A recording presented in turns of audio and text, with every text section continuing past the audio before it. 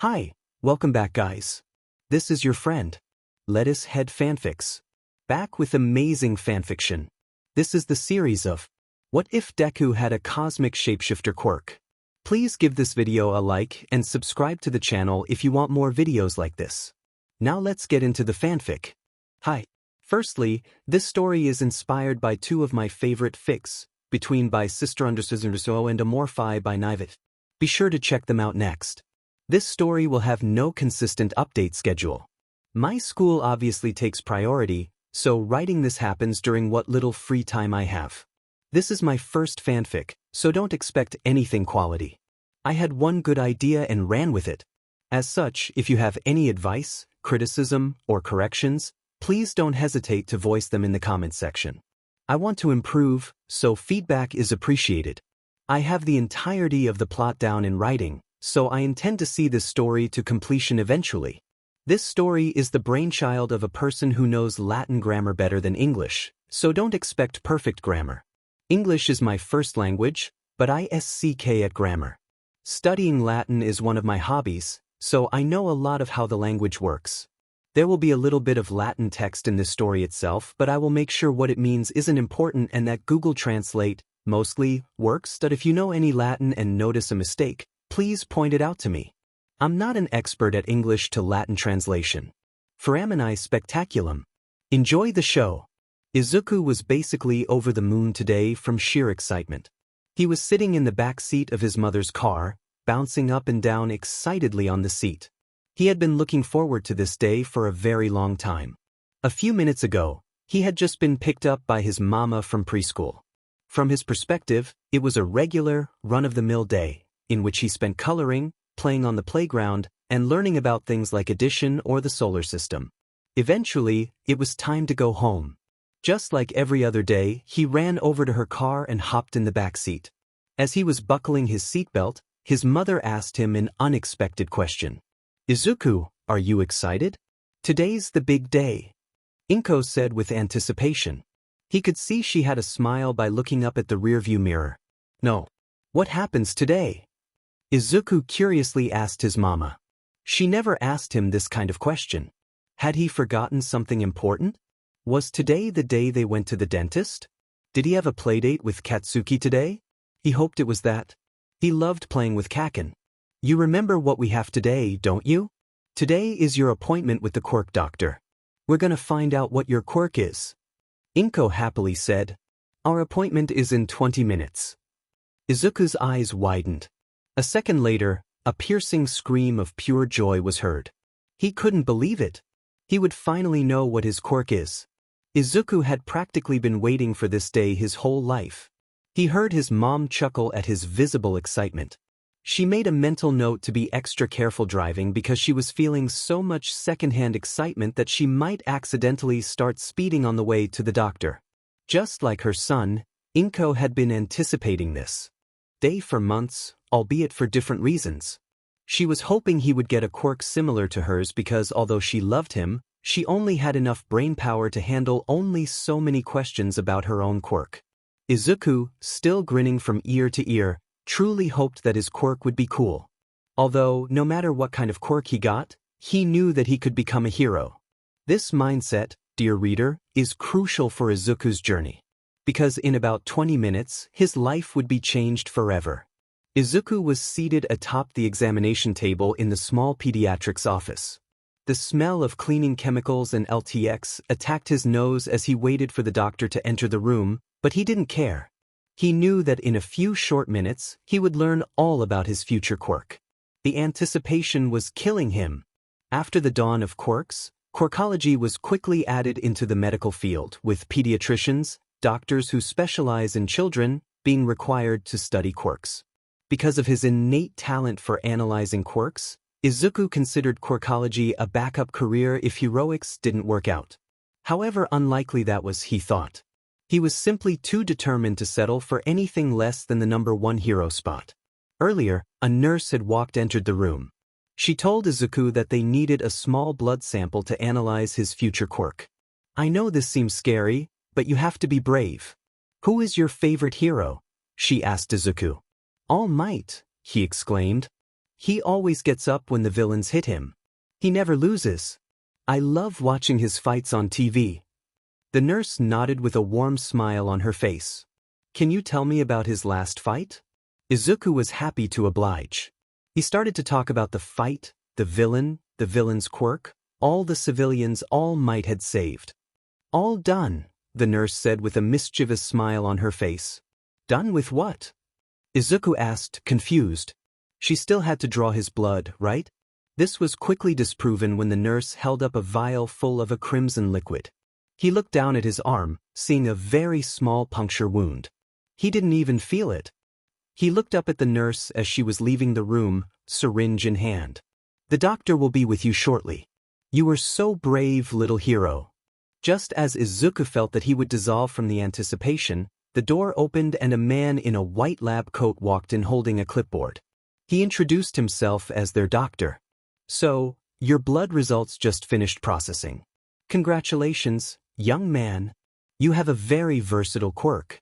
We can tell that it is transformation type, but it won't fully manifest until later in your life. Usually around the ages of 12, however, you still have some mutation traits right now. How can you tell all of that from one vial of blood? I thought quirkology was mostly guesswork, Inko said, with a look of confusion on her face.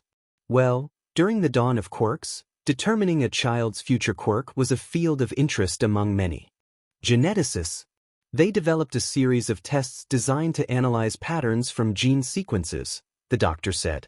It would just be unrealistic for the progression of technology to stagnate after the dawn. Quirks greatly enable the pursuit of science, especially the medical field. Yeah, I can't imagine that happening. How unrealistic, said Inko with a chuckle. The doctor turned toward Izuku. Well, little buddy, your blood doesn't match any known blood types. It's also darker in color than other types of blood. In fact, it has a completely different structure than regular blood. Most blood is made up of cells, but yours is a chemical fluid that you will get to name. Izuku stared at him, wide-eyed and excited. Part of what I can tell of your quirk is that you have a healing factor. That means that because of your unique blood, you can heal from wounds faster than most people, the doctor informed. Izuku glanced down at his arm, where the nurse had drawn his blood. To his surprise, the tiny puncture had already returned completely back to normal. I also detected some mutations with your senses. If you'll follow me, I can determine what else you can do. The next day, Izuku returned to his preschool. He was so excited to tell Kaken all about his new quirk. When some of his older classmates had gotten their quirks, they had come into the classroom with proud eyes and metaphorical guns blazing as they gladly demonstrated their newfound powers to anyone who would listen. Izuku intended to do the opposite and only show his quirk to his friends. He was a little worried about demonstrating it, though. He had thought long and hard about how he would show it to Kaken. He couldn't just heal on command, he needed to be injured first. Just in case, he had snuck a needle from his mom's sewing kit. He knew that she would be angry with him if she found out, so Izuku just would make sure she never found out. Simple. As soon as he caught sight of Kaken in the classroom, he made a beeline toward him and pulled up a chair. Leaning in, he quietly whispered in his best friend's ear, Kaken, I got my quirk. It's really strong. He said this with a wide grin across his face, excited about his future in heroics. Kaken looked back at him with eager eyes and a small grin on his face. Meet me at recess. Later that day, Izuku and Katsuki, along with their classmates, ran out to the playground. All the other kids hurried to the playground, swing set, sandbox, or whatever they could get their hands on. Izuku and Katsuki, however, went to the far corner of the playground, where no one else could overhear their conversation if they kept their voices down. Izuku was nearly vibrating with glee. He could barely contain himself. He was about to get to show his brand new quirk to his best friend. Zuku, calm down already, I'm not going anywhere. What does a healing factor mean? Katsuki said with a confused expression. It means I can heal really quickly. Look, watch this. Keen-eyed readers will remember Izuku had stolen a needle from his mother. He had taken care to not snap it or blunt it as it waited in his pocket all day. It was finally time for the needle to complete its true purpose in life. Stabbing a little kid. With that said, Izuku pulled out the needle from his pocket with a gleam in his eye. He raised it up in his right hand, preparing to drive it down into his left palm. Izuku, wait. You don't need to prove it to me. One of these extras could tell a teacher and get us in trouble. Unfortunately, it was already too late. Shink. Dear readers, you may have already come to the conclusion that stabbing oneself with a needle is generally a bad idea. However, for our favorite green child, this is not the case. Previously, you may have come to the conclusion that the reason why Izuku didn't feel the syringe as his blood was drawn is because the nurse was distracting him. In a normal story, this would be the case. However, my dear readers, this is not a normal story. See, Kaken. I'm fine, Izuku said with a smug look on his face. He quickly pulled the needle out of his left hand. The two boys watched starry-eyed as the hole quickly closed up. This, my dear readers, is the beginning of a wondrous journey. As many of you may have deduced, there is more to our favorite green-headed child's quirk. This, however, must wait until a later day. Illi paulo temporis abis durunt. Literally, they will be being absent for a little of time. Naturally, they will be gone for a little while. Chapter text. Illi paulo temporis abis furunt. Literally, they have been being absent for a little of time. Naturally, they have been gone for a little while. Several years later. Izuku is now in 8th grade, 13 years old. Izuku was having a good day. He was walking home after a long day of school. The algebra test he had taken a few hours ago was a breeze, and his physics teacher had assigned 2 pages of homework. It was a pretty normal day. Overall, school wasn't challenging for Izuku because of all the time he spends studying. He wouldn't have it any other way, because a UA hopeful needed top-notch grades to even be considered. Normally, he walks home with his best friend Katsuki because they live near each other, but today Katsuki was staying after school for a little while, so Izuku was walking alone. It was broad daylight out and he was on a busy street, so he wasn't worried about muggers or kidnappers. His walk to and from school was so routine he could practically do it in his sleep. Any student will agree that this is usually a good thing, because after a long day of school, it is better to simply put your brain in battery saver mode until you can get home and relax. Izuku was thinking about his quirk. Or rather, the lack thereof, because it had still yet to properly manifest. He still had his healing factor, but it hadn't gotten any faster. His quirk doctor said it would come in around the age of 12 to 13, but he had heard nothing from his non-existent, powerful transformation type. He anxiously waited for it to come in every day, but he was steadily growing more worried that the test was a fluke and it wasn't going to come. He knew it was impossible for him to be a hero without a quirk. Firstly, passing the entrance exam of any hero school would be near impossible without a physical ability.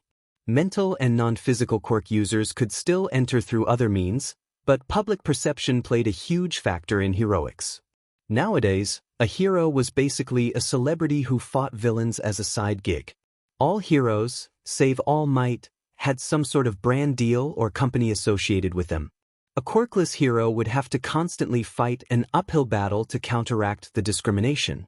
Since he didn't have Katsuki to keep him company and distract him, the doubt continued to fester the whole way home. A few minutes later, he arrived at his house. As he was walking through his house to return to his room, he passed his mom in the kitchen making dinner. "Hey sweetie, how was school today?" Inko happily asked. She always makes a point of asking Izuku how his day went as soon as he comes home from school. Her love for him was evident, so Izuku made sure to return it. "It went good, Mom. I'm pretty sure I aced my math test. I have a little bit of physics homework though, so I'll do that later today," he replied. "I expected nothing less with how hard you've been working. I'm making katsudon for dinner, so that may lighten the blow from the homework," said his mom with a smirk.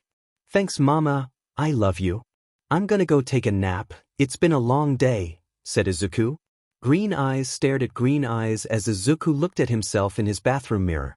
He firmly grasped the edge of the counter. The headache that had pained him all day started to swell. Izuku had been patient his whole life. Him and Katsuki had spent hours theorizing on what Izuku's healing factor might evolve into when the whole quirk awakens. Although now, it seems like that may never happen. His headache began to crescendo. Izuku squeezed his eyes shut. Maybe his quirk doctor's test was a false positive. Maybe the doctor had just not wanted to crush the dreams of a kid with a weak quirk. Maybe his quirk had already evolved and it was just so weak he hadn't noticed. His headache continued to crescendo. I'm sorry, Kaken, he thought to himself. Their promise to become heroes together would have to wait until the next life. His headache's crescendo intensified, as if the great cosmic orchestra, directed by God himself, was playing directly into his skull. Dear reader, this may seem like an odd comparison. In most cases, I might agree with you. However, as I have previously stated, this is no ordinary story. It's about to get a lot less ordinary. Izuku continued to squeeze his eyes shut in an attempt to stifle out all his senses. All his ears could hear was static. There was a strange feeling on his face. He could barely feel the bathroom floor on his bare feet. Wait a minute. What was on his face? He definitely wasn't crying, and this strange semi-liquid wasn't warm like tears normally are. Izuku opened his eyes and looked at himself again in the mirror. Instead of green eyes meeting green eyes, a molten white scara met a molten white scara. Instead of tears streaming down his face, his eyes seemingly began to dissolve and drip out of his sockets. Izuku, ironically, couldn't believe what he was seeing. Was this his quirk? Was it finally evolving? He wondered what good would melty eyes do him for heroics. His headache began to lessen, little by little. He blinks at himself in the mirror, expecting this strange sight to go away, as if it was an apparition caused by his stress or lack of sleep. However, instead of the ice slime disappearing, the rest of the world around him seemed to disappear. Everything began to disintegrate and dissipate around him as if he had just hit a loading screen in a video game. In response to this, Izuku had but one word. Whoa! Izuku's eyes were now completely dissolved. His bathroom, his house, Earth, all of reality had vanished, leaving Izuku floating in the void of space. Now that his human eyes were gone, he could now see the void for what it really was. It felt cold and wet on his skin, as if he had jumped in a murky lake and sank to the bottom. Trillions of stars winked into existence near him. Every single one burning with enough energy to vaporize the universe with one supernova. As he spun around to observe the vast sea of stars around him, Izuku noticed a few start to grow brighter. Although his headache was starting to fade, it suddenly spiked into an excruciating migraine. He could feel something in the front of his head shifting. He squeezed his eyes shut again to help with the pain. My eyes must be growing back. What kind of crazy quirk is this? He thought. What kind of quirk melted its user's eyes? He had heard of bizarre quirk awakenings, but never any like this. After what felt like an eternity, but in reality was a handful of seconds, Izuku was finally able to open his eyes. The sky was now completely empty. Izuku blinked. Maybe his new eyes just needed a few seconds to dilate their pupils. The world reappeared back around him. There, right in front of Izuku, was his bathroom counter. There, a few steps to his right, was his shower. There, immediately on his left, was the door to his closet. Green eyes met green eyes in the mirror. However, dear reader, these green eyes didn't stay green for long. Just like the diagram of cell division his biology teacher had shown him last year, his iris seemed to stretch, then split into two irises, each one a different color. Izuku watched with a sense of wonder as this process continued until his 4 irises became countless more. While he was watching his eyes, he also noticed that he doesn't have white sclera anymore. Instead, they were pitch black almost. Transparent with tiny bright flecks on them. Wait, no. Those weren't flecks. Those are stars, Izuku thought with amazement. Looking into his eyes was like looking through a window into a night sky filled with stars. It was as if every star that had disappeared in the sky now resided in his eyes. Dear reader, I am probably correct in assuming that none of you have ever had your eyes melt out of your heads before. Speaking from my own personal experience, it is a very tiring venture. As such, Izuku's reaction is definitely warranted. His knees buckled and he passed out. Hic residential iter mirum erit. Literally, this thing will be a journey of extraordinary. Naturally, this will be an extraordinary journey chapter text. HMO alias rem tibi narrabit.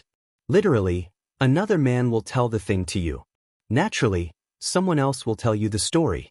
Izuku Midoriya was having a good day. Izuku should be coming home from school any minute now. She always looked forward to this part of the day for that particular reason. He always had some good news to share about his day, whether it be his performance on a test or him seeing a particularly interesting quirk on the way home from school. On the subject of quirks, Inko was beginning to worry about Izuku. Ever since that fateful day at the quirk doctor 9 years ago, Izuku had waited patiently for his quirk to come in. Ever since that day, Inko had installed combination locks on every drawer that contained a potentially dangerous item because Izuku always would try to test the limits of his healing factor. He had yet to retain a permanent injury from anything, but Inko didn't want to take her chances. He was her one and only son after all.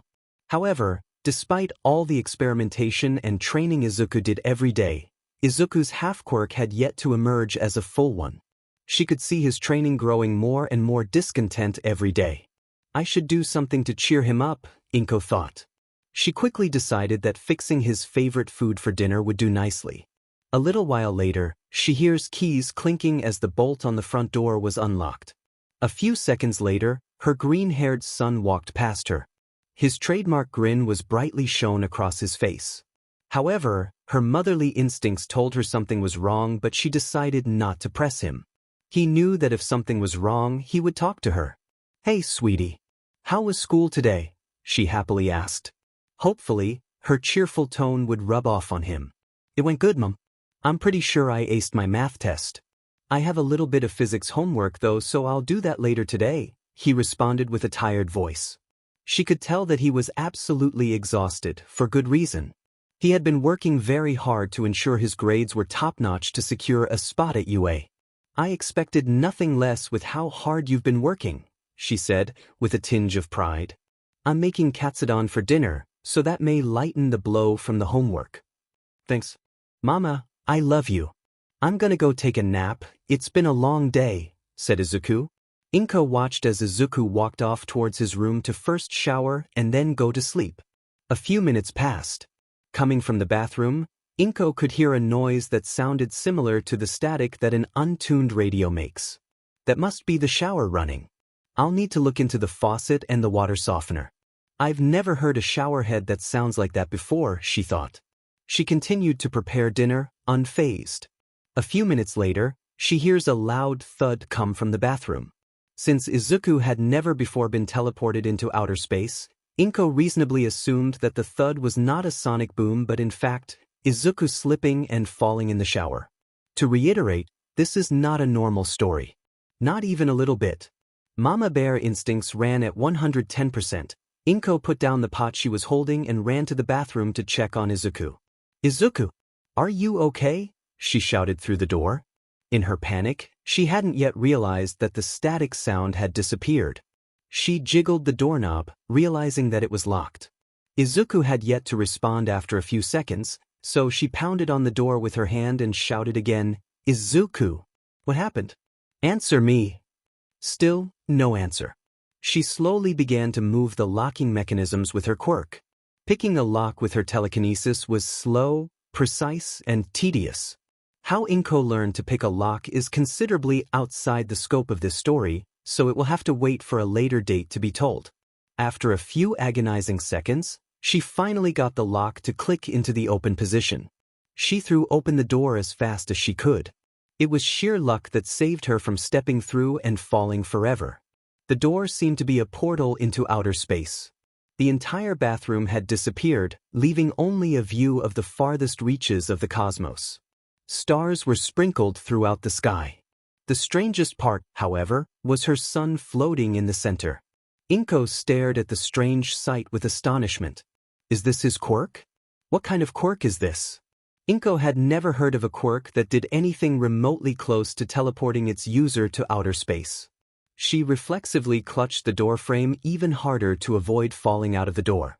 Slowly, the stars in the sky began to wink out, but their light seemed to travel toward Izuku. His body absorbed it and began to glow with a blinding light. As this happened, Inko's head exploded with a migraine the likes of which she had never experienced before. She unintentionally took 2 steps back, with the door swinging itself shut behind her. By this point, Inko's motherly panic had flooded her body with so much adrenaline that she could barely even feel the headache at all. All that mattered to her was making sure her son was all right. She was nearly in hysterics from how unexpected and confusing this was. She stepped forward and opened the door again. Instead of seeing the view of outer space, Inko saw the ordinary bathroom, just as it has always been. One small issue though. Izuku was currently slumped, unconscious, on the floor. Inko called to men, omnia liquidarit. However, everything will be all right.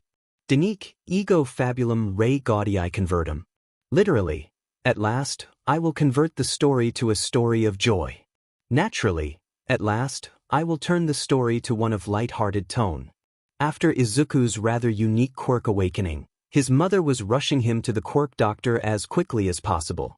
Since their hospital of choice doubled as both a regular hospital and a quirk doctor, they only had to head to one place. Inko loaded Izuku into the back of her small car.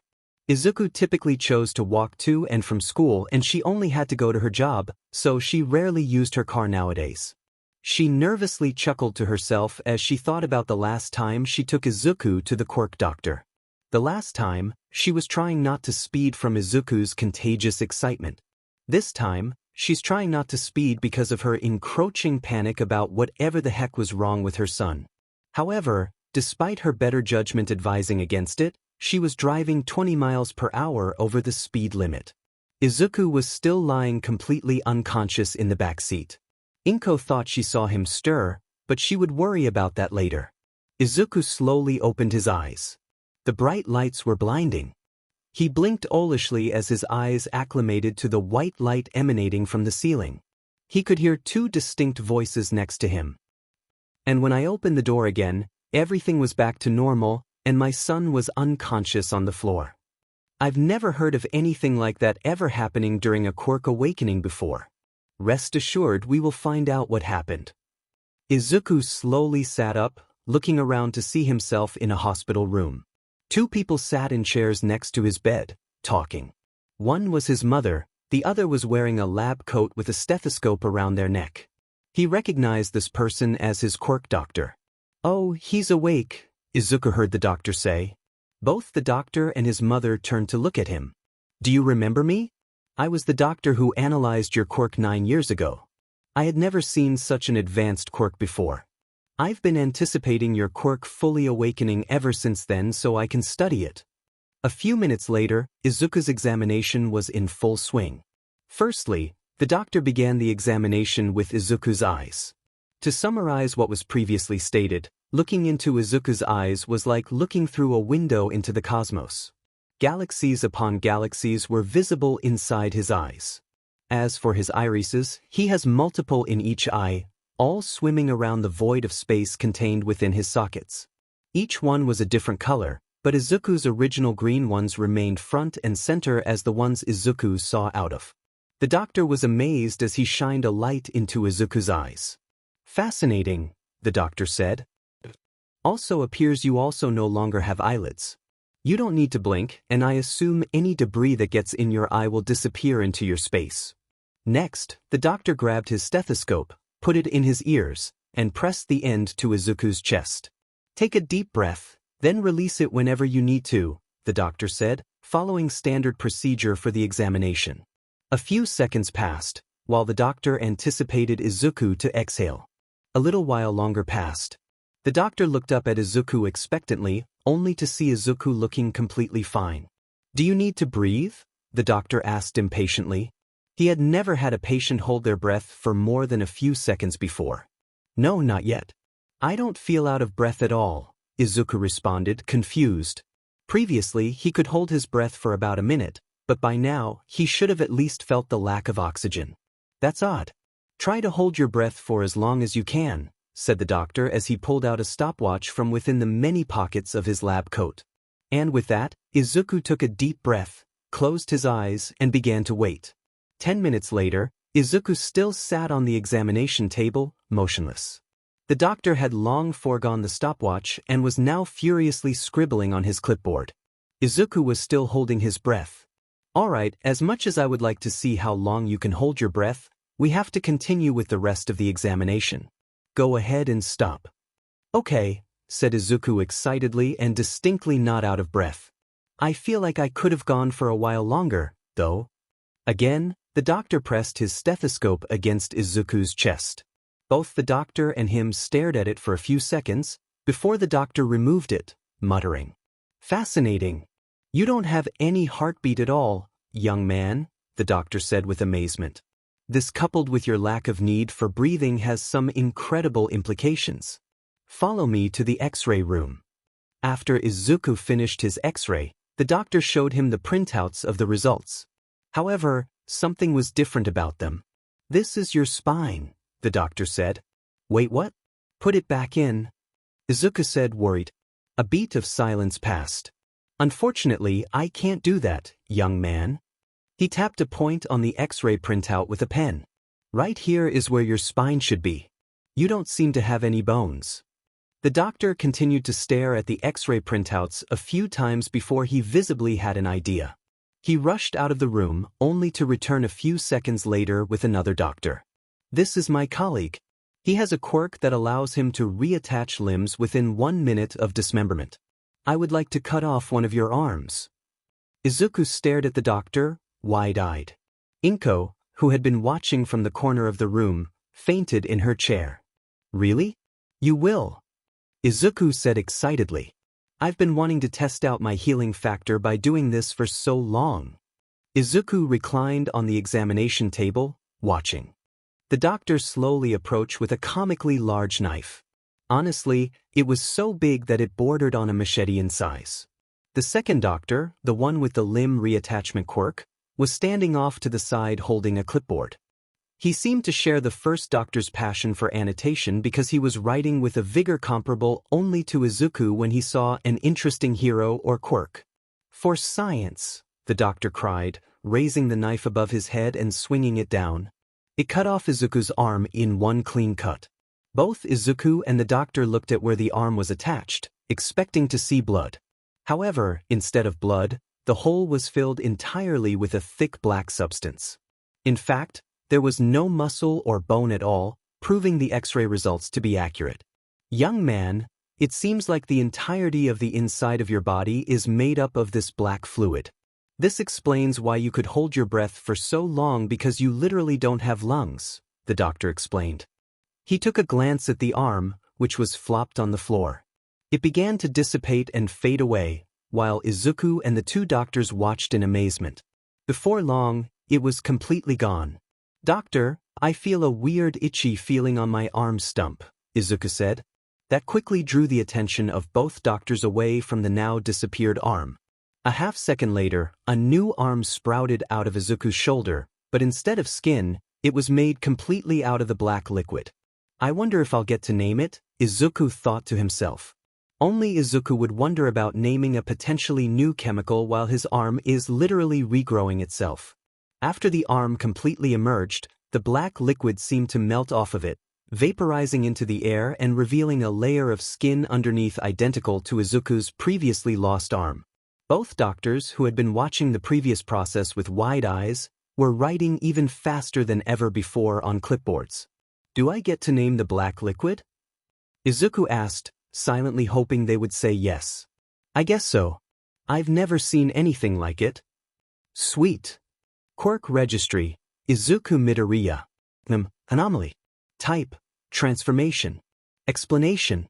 The user has various properties that would be considered liminal or anomalous. The user's abilities are including but not limited to limb regeneration. The user has a powerful healing factor that can even regenerate lost limbs. Lack of bodily internals. The user has no organs, muscles, or bones. Instead, the user's body is comprised of a black, formless liquid. This also results in them not showing up on X-rays or thermal cameras. Addendum. The user has decided this liquid should be called nihilium. Starry eyes. The user does not have eyes. Instead, the user's eye sockets seem to be a window into outer space. The user also has an uncounted number of multicolored irises in each eye. Doctor's note. We honestly have no actual idea what the hell this kid's entire quirk is and how the hell it mutated from his parents. We're just making something up. Sorry in advance to any future employers looking at his Quirk records. Is aliquid oblitus est. Literally, something has been forgotten by him. Naturally, he forgot something. Izuku was exhausted.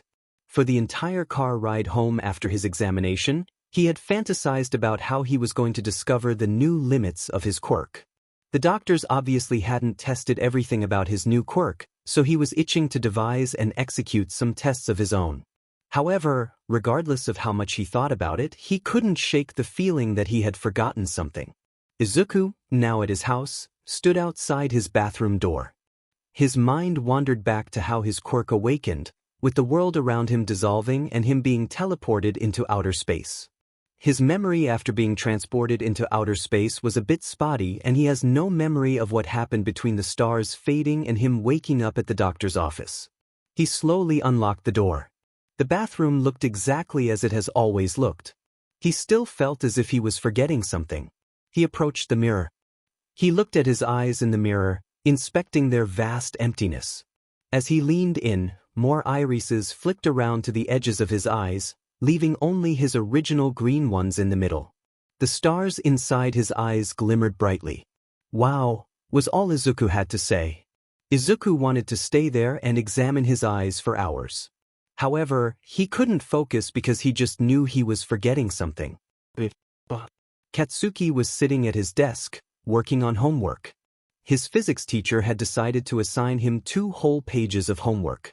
The keys on Katsuki's calculator clicked as he tapped away to solve the equations, finding velocities, accelerations, and distance traveled. A few minutes later, his concentration was broken by his phone vibrating. He flipped it over to see an incoming call from Izuku. Katsuki hesitantly tapped the accept call button. Hello. Kaken, guess what? My quirk evolved. Izuku's voice came in crystal clear through the phone. Katsuki was astonished. What? You better not be pranking me again, Zuku, he responded, annoyed. Have you done the physics homework yet? No, it's real, I promise. Meet me at the usual spot in 15 minutes. Katsuki sat motionless for a few seconds in complete disbelief at his friend.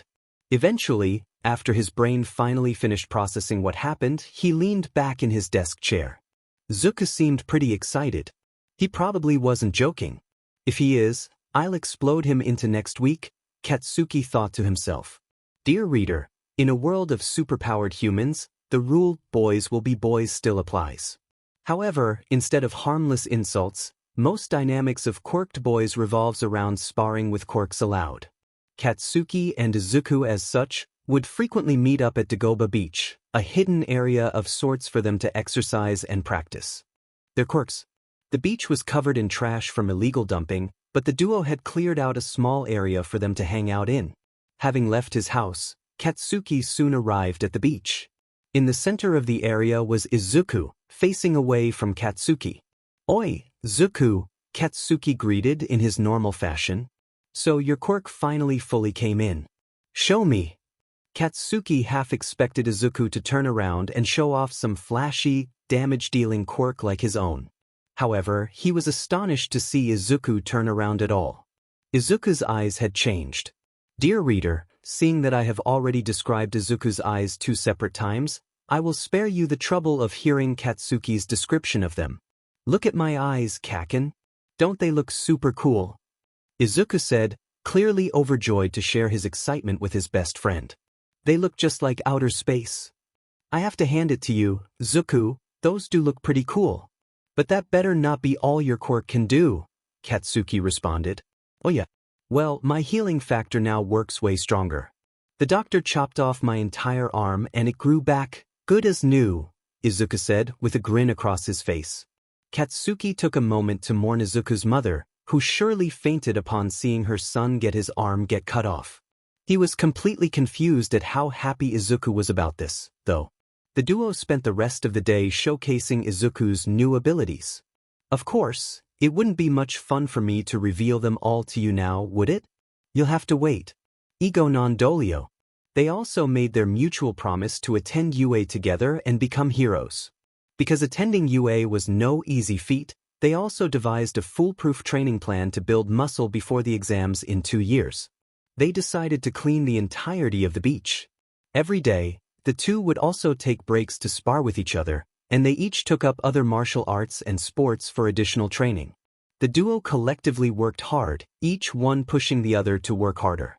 The UA entrance exams are 2 years away. Izuku and Katsuki would make every second count. Iti sic, iter quorum progredier copit. Literally, and thus, the journey of them is beginning to advance. Naturally, and so, their journey is beginning chapter text. Juvenibus somnium progressento, multi-residential illis exciderant. Literally, with the boys progressing their dream, to them many affairs happened. Naturally, while the boys were achieving their dream, much happened to them. Ever since that day, Izuku and Katsuki committed themselves to becoming students at UA and achieving their shared dream of becoming heroes. However, they were currently middle schoolers. Because of this, they were unable to legally get jobs to pay for a gym membership to train. However, they didn't let this stop them. They were simply too determined. "Zuku, help me with this car door. I can't get a good grip on it," called Katsuki. Both boys were currently out on Dagoba Beach cleaning up the larger pieces of scrap and trash. They would grab a piece out of a pile, haul it to a conveniently placed nearby dumpster, and repeat. "One is a C." Izuku called back, from the other side of the mountain. "I just have to finish with this microwave." The mountain was the massive pile of trash situated in the middle of the beach. Standing at about 20 feet, 6 meters, tall with a width to match, it was so large that neither boy could see each other from the other side. Complete with hundreds of rusty hunks of scrap metal, dozens of kitchen appliances and tin and aluminum cans sprinkled throughout it like a massive ice cream sundae, but with rust instead of chocolate. It even had an entire refrigerator on top, like a cherry. After Izuku lugged his broken microwave to the dumpster, he returned to Katsuki to help him with the car door. One notable aspect of Izuku's quirk is immunity to infections such as tetanus. Tetanus, which spreads via bacteria, targets the muscles, causing spasms. However, because Izuku's entire body is comprised of nihilium, there's nowhere for the bacteria to target and spread. Instead of multiplying, it just floats around harmlessly until it dies. As such, this allowed Izuku to touch rust without worrying about it. The two both grabbed onto the car door. "On 3, we yank it out." "Okay," said Katsuki. Izuku nodded in agreement. 1, 2, 3. They both grunted as they tugged in unison. The car door dislodged without a hitch. They heard the mountain groan as the trash shifted, but nothing fell. Now that the car door was free, the two began to drag it off to the dumpster. They made a great team. In addition to cleaning the beach, they both took up sports to gain additional muscle. They each picked their own sport because neither could agree on one to do together. Because they were both brothers in all but blood, they still fought as siblings do. Izuku loved the rhythm of swimming. As the sound of the water splashing rang in his ears, Izuku swung his arms in strokes with practiced precision. He was currently at a public pool, swimming freestyle up and down repeatedly. There was something about the rhythm of swimming that allowed Izuku to completely shut off his brain and let his muscle memory carry him across the pool. His legs continued to kick up and down behind him. As Izuku reached the wall of the pool, he tucked and turned to do a flip turn. His knees bent on the wall, and like a spring, he shot forward. With his arms held above his head in streamline, Izuku crossed a section of the pool underwater before falling back into the rhythm. While his brain was absorbed, not a single thought crossed his head. Swimming was one of the few ways that Izuku relaxed nowadays. Izuku loved swimming. Katsuki loved the rhythm of boxing. As the sound of his fists striking the punching bag echoed off the walls, he swung his arms in blows with practiced precision. He was in his garage at home, using his dad's old punching bag and gloves. There was something about the rhythm of fighting an imaginary opponent that allowed Katsuki to completely lose himself and let his muscle memory lead him through his set. He ducked and weaved around blows from his imaginary opponent. As a bead of sweat dripped down his forehead, he stepped back for a moment to wipe himself off. Grabbing his towel, he dried the sweat off his face as best he could. Because of his quirk, getting too sweaty was dangerous for Katsuki. After his break was over, Katsuki returned to the bag and returned to the rhythm. While his brain was absorbed, not a single thought crossed his head. Boxing was one of the few ways that Katsuki relaxed nowadays. Katsuki loved boxing. One day, while the sun beat down on the two boys cleaning the beach, an unidentified stranger came across them. He was thin, with two long tufts of blonde hair laying limp in front of his face. Since it was close to the end of their session, Izuku and Katsuki were finishing up their work. Their voices echoed off of the piles of trash, reaching the eavesdropping man. "Man Kaken, we're really improving. At this rate, the beach will be completely clean in a few more months. Yeah. Those two spots at UA's hero course have our names written all over them." The stranger chuckled to himself. He'd have his successor before the month was over. One particular morning, Izuku and Katsuki had just finished their run. The two got up at the crack of dawn, put on workout clothes, and hit the streets. Besides swimming and boxing, it's one of the best ways for them to train on the cheap. After their run, they stopped at a breakfast place to get something to eat. Since both had eaten almost nothing before the run, they were both extremely hungry. The place was almost completely empty, so they ordered immediately. Izuku ordered a stack of pancakes and Katsuki ordered scrambled eggs. They both went to sit down at their table. A little while after they reached their table, a rather suspicious man walked in. He was wearing a trench coat fully buttoned up and his dark hair was barely visible beneath his hat. He clearly stuck out inside the room. However, Izuku and Katsuki's attention was quickly brought away from him as their food arrived at the table, prompting them both to start to eat as fast as possible. The man dramatically tore off his trench coat to reveal two machine guns concealed beneath. Interestingly enough, he didn't seem to have arms to hold up the guns. Because of his quirk, the man had two machine guns instead of arms, complete with an ammunition belt hanging from each one. "People, do not be alarmed. You are being held hostage," the man shouted loudly, quickly drawing the attention of Izuku and Katsuki. Notably, the underpaid employee dressed in bright colors stared at the villain, uncaring. They pressed a button. Underneath the counter, labeled "Villain." Though, the label on the button was almost completely worn off due to the sheer amount of times it was pressed. "I'm not here to rob you. I just want revenge," he exclaimed, even louder. Dear reader, you have probably heard the saying villains aren't born, they're made, before. For this particular villain, this isn't the case. He was in fact born into villainy. "It all began on the day of my birth. Both of my parents failed to show up, and the nurse had to take care of me," the villain said, with a tear running down his face. She proceeded to take her lunch break at this very breakfast diner. After she finished eating, she forgot about me and left me behind at the table. Ever since that day, I strove to be a menacing villain so that I could take my revenge on this diner. As you have probably figured out by now, the villain was incredibly absorbed in his monologue. So absorbed, in fact, that Izuku and Katsuki were able to duck behind a booth to formulate a plan. The man continued to spout out more monologue about his tragic backstory and whatnot.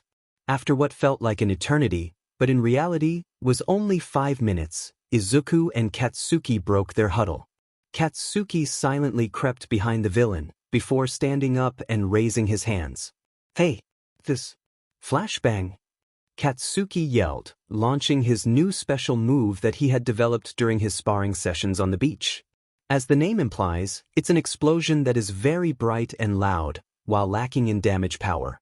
The man stumbled back, blinded by the flashbang. Unfortunately, due to having a gun mutation, the man had a natural resistance to concussive sounds. He swung around to face Katsuki, raising his gun arms and preparing to fire. However, he failed to realize that Katsuki was only one half of a greater whole. Just before the first bullet was launched from the chamber, Izuku ran from his cover, straight toward the villain. He swung his fist, punching the gunman directly on the back of the head. With this, the gunman dropped like a sack of rocks, completely unconscious. Izuku and Katsuki stared at each other. The underpaid cashiers still continued to zone out. They hadn't seemed to notice anything out of the ordinary, as if villain fights were an everyday occurrence inside this diner. Katsuki shrugged, then the two walked back to their table. Something was different. A plate was broken. Izuku and Katsuki's heads snapped back up to stare at each other, wide-eyed with fear. "What do we do?" Izuku asked, panicked. "I've never broken a plate at a restaurant before." "Me neither," responded Katsuki. "Let's get out of here before we find out what they do to people who break plates." "Okay," Izuku said, his worry evident from his tone. As someone who has broken a plate multiple times at a restaurant, it honestly is not that bad of an experience.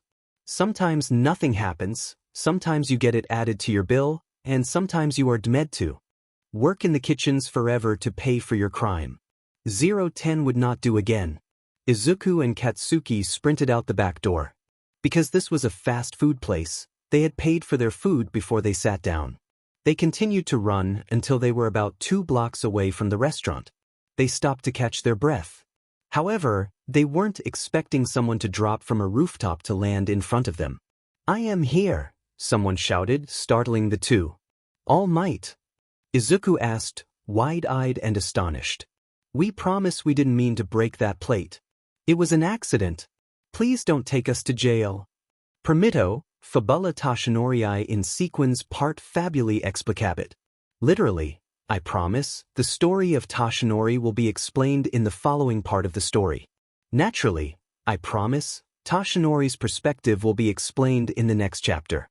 Yagi Tashinori, also known as the number 1 pro hero All Might, was out on patrol. He also had a secret. After a particularly fierce battle with his nemesis, he suffered a debilitating wound on his side.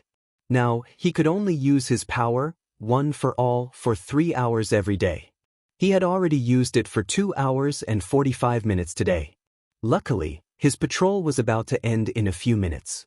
One notable aspect of One for All was its innate ability to be transferred to another person.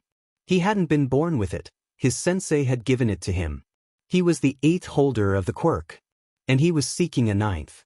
Because of his wound, the urgency of finding a proper successor was becoming more urgent by the day. His former sidekick, Sir Night-Eye, had been grooming a successor, Mirio, for him. However, Tashinori didn't think Mirio was the best candidate. His earpiece crackled to life and began to relay information about a hostage situation at a nearby diner. The police were already on the scene, but no heroes, save Tashinori, could get there quickly enough. Tashinori grinned. It's time to save some citizens, he thought, before breaking out into a sprint.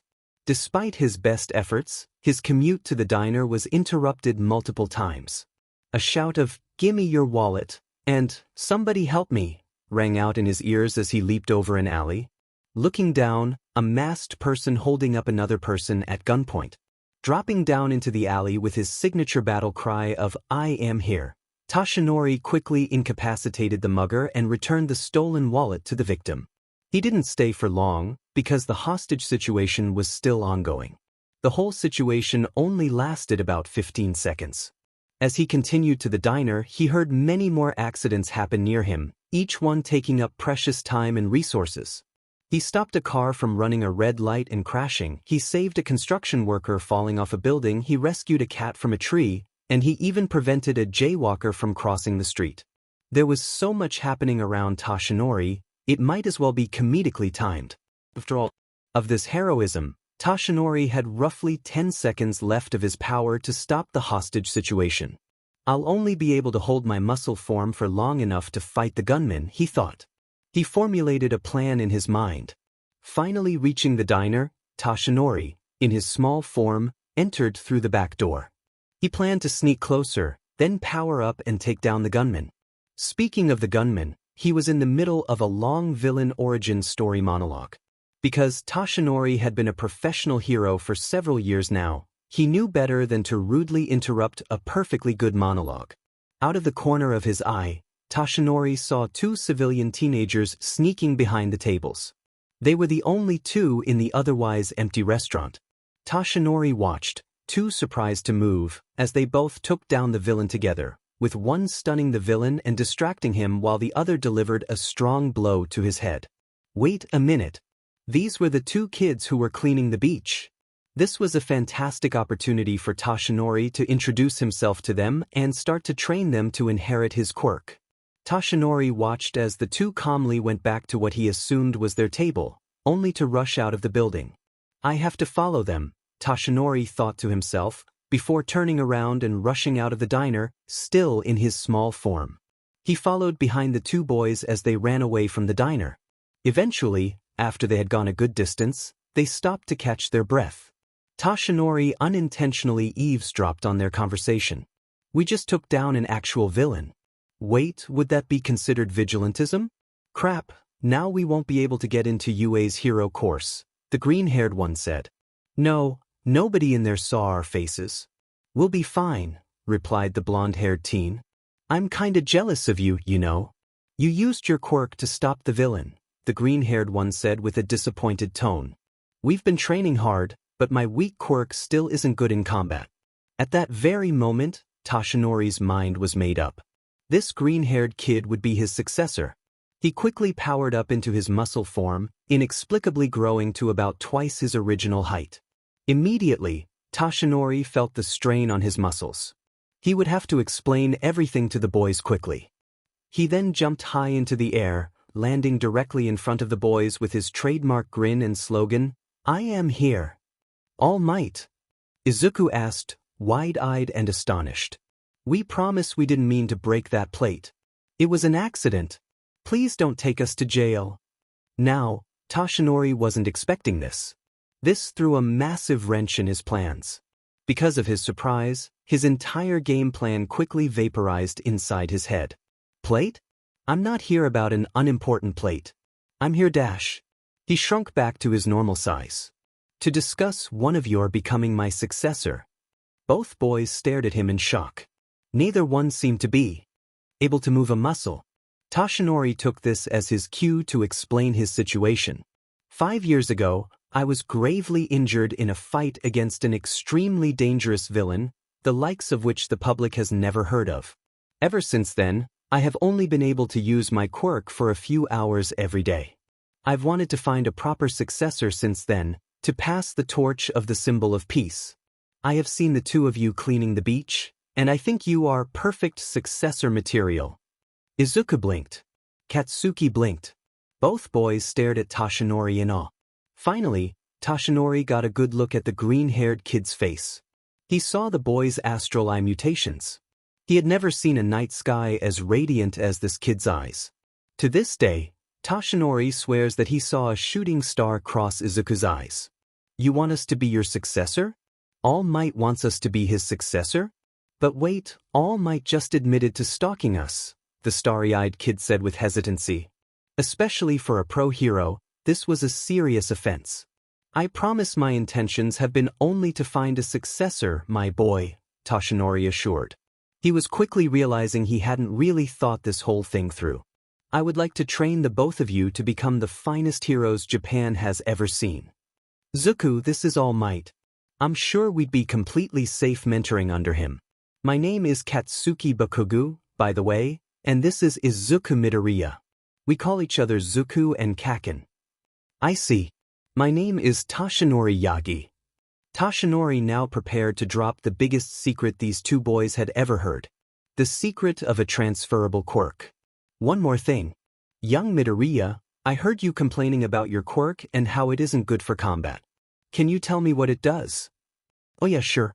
In addition to my eyes, my quirk is that the inside of my body is made up of a black fluid I call nihilium. It lets me heal pretty fast from wounds, but it's useless on the offensive. Well, I have one more secret that can help with that. You see, my quirk, One for All, is transferable. I inherited it from my sensei, she inherited it from hers, and so on back until the dawn of quirks centuries ago. I would like to make you the 9th holder. Silence. The rustling of paper is faintly heard, alongside faint cursing. I was so close, Izuku muttered under his breath, now holding a notebook he got from who knows where. I almost guessed All Might's quirk. I never considered that it's a transferable stockpile quirk. After the conversation was finished, Toshinori, Katsuki, and Izuku all exchanged phone numbers and agreed to meet on the beach the next morning. After the two latter were sworn to never reveal the secrets they had just been told, they each then departed for their respective homes. On his way home, Toshinori was carefully creating the torture workout plan he would put those boys through. "I'll make spectacular heroes out of you yet, just wait and see," he said under his breath. End of act. Hic Toshinorinum non elegens unis favoris ius vidir possumus. Literally, here we are able to see Toshinori not choosing the one of the favor of him. Naturally, here we can see Toshinori not choosing a favorite. Iocum naro, unis favoris ius est Izuku. Literally, I am telling a joke, the one of the favor of him is Izuku. Naturally, just kidding, his favorite is Izuku. This chapter used to have everything in a bulleted list, but that made it impossible to read on mobile, so the bullets have been removed and the formatting has been reorganized. The following is an excerpt from Izuku's hero analysis for the future notebooks. Kaken Katsuki Kaken. Quirk, explosion, allows him to secrete nitroglycerin from his hands. Chemical compound actually nitro? C3 compound of nitroglycerin. Maybe something similar but still explosive? Unable to test WO expensive chemistry equipment. Also can create sparks from his palms resulting in explosions. Why can he control the size of his explosions? The size of the spark doesn't matter, only the volume of combustible material. Because his sweat is what explodes, their size should be determined by their frequency. This has been disproven by testing. His explosions are probably him simultaneously creating an explosion and releasing the necessary amount of sweat from his glands. This explanation makes the normal function of sweat, cooling the body, impossible. Potential additional moves. Flashbang? Flashbangs are a mix of magnesium and nitrate. If he takes magnesium supplements, it should be possible. Focus shot? His hands have increased durability and rough skin to resist explosions. He could clasp his hands and create a powerful explosion, with the force all coming out a hole like a gun barrel. Could also launch a projectile like a bullet. Quirk, small object attraction, allows her to telekinetically attract small objects directly toward her. What defines a small object? Not likely, as she can lift relatively heavy objects with the same speed and control as light ones. Size? Also not likely, as she can control light but large objects such as a roll of paper towels. Cognition? Most likely, her limit depends on what she sees as a small object. She can lift me with her quirk as she sees me as her little baby, regardless of my size. Potential for evolution. General telekinesis. Repel objects. Attract larger objects. Needs further testing. Bracerhead. My favorite hero. Quirk, erasure. Allows him to erase quirks of others by looking at them. Works on emitters and transformers, but not mutants. Basically allows him to fight quirkless. Typically specializes in ambushes and solo takedowns, but can still fight against a group. I think he has some kind of binding cloth from the few pictures I have dug up of him. His quirk is cancelled if he blinks. He already uses eye drops to lengthen his erasures. He uses goggles with a slit in them. Potential support item, humidifying goggles. Goggles made of a clear material, glass, plexiglass, plastic. Also automatically release water vapor on the inside to moisturize his eyes, rather than eye drops.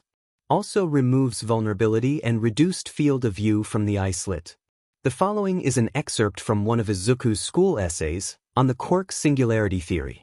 Additionally, the Quirk singularity theory is false because quirks automatically adapt to grant their users additional control over them. For example, the flame hero, Endeavor, is naturally resistant to his flames, even his flaming beard.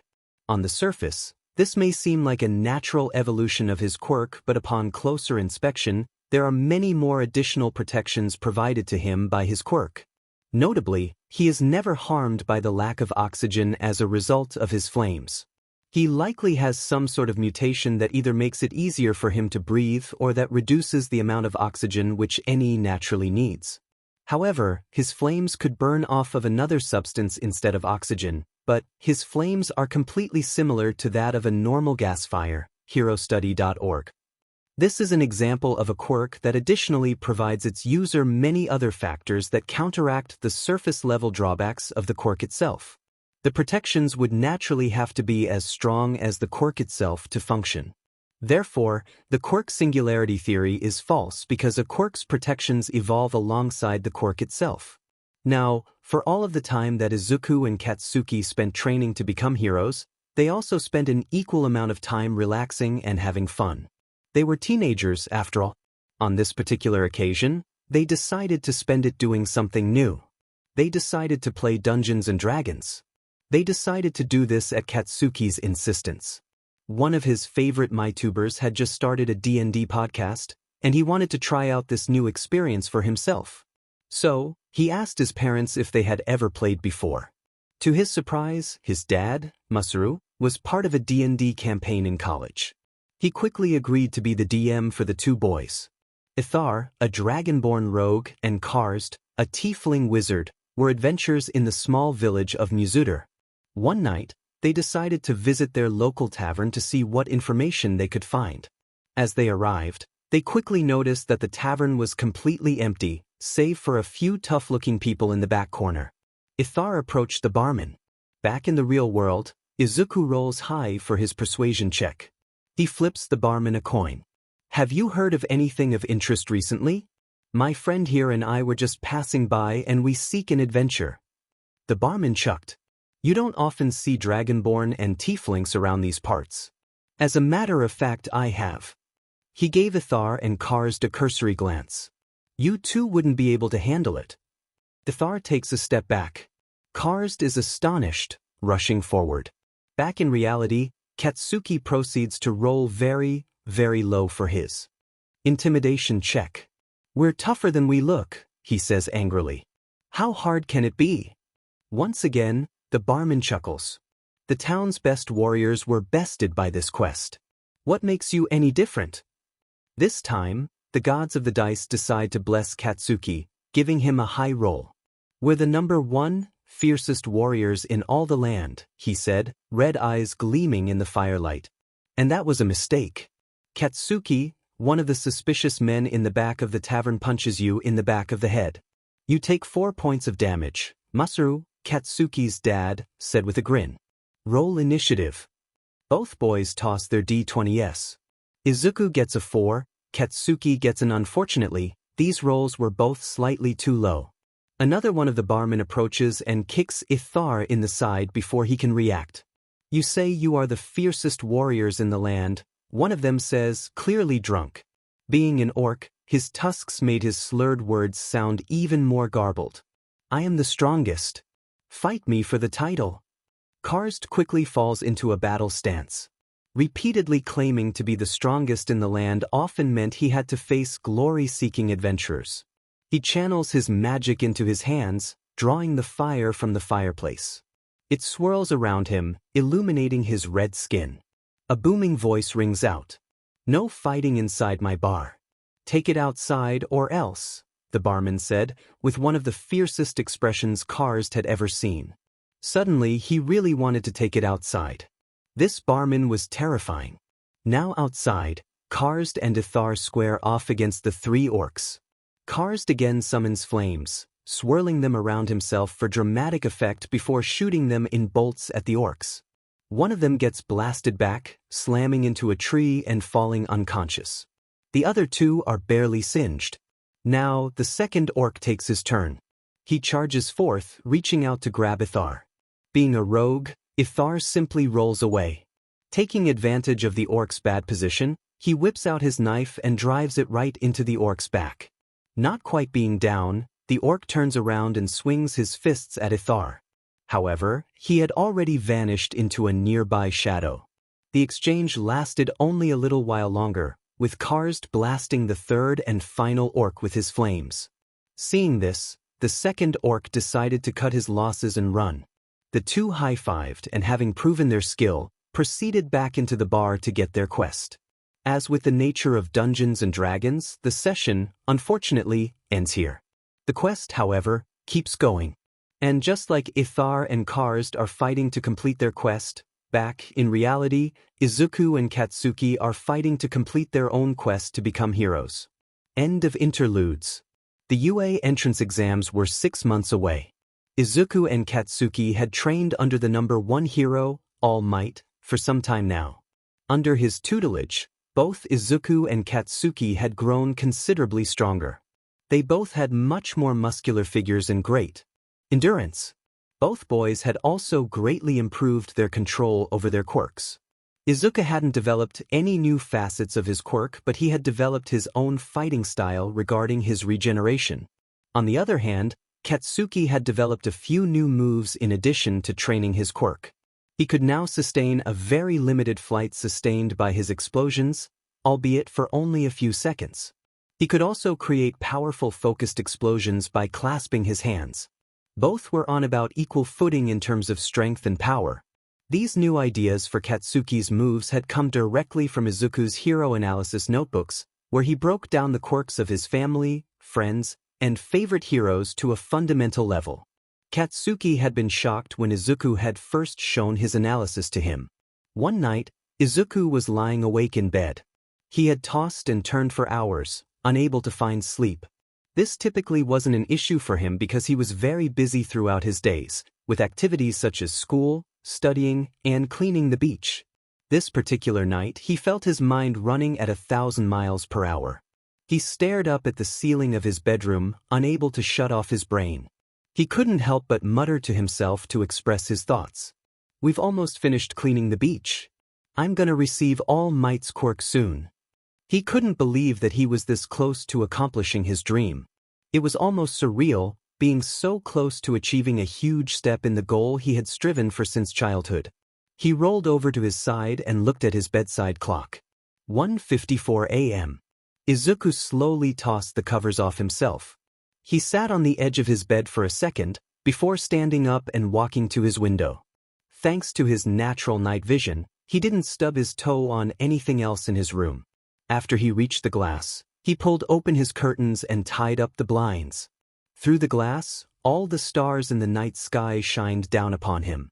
The night sky was a sight that he didn't often get to see because he and Katsuki had very careful sleep schedules that they followed carefully.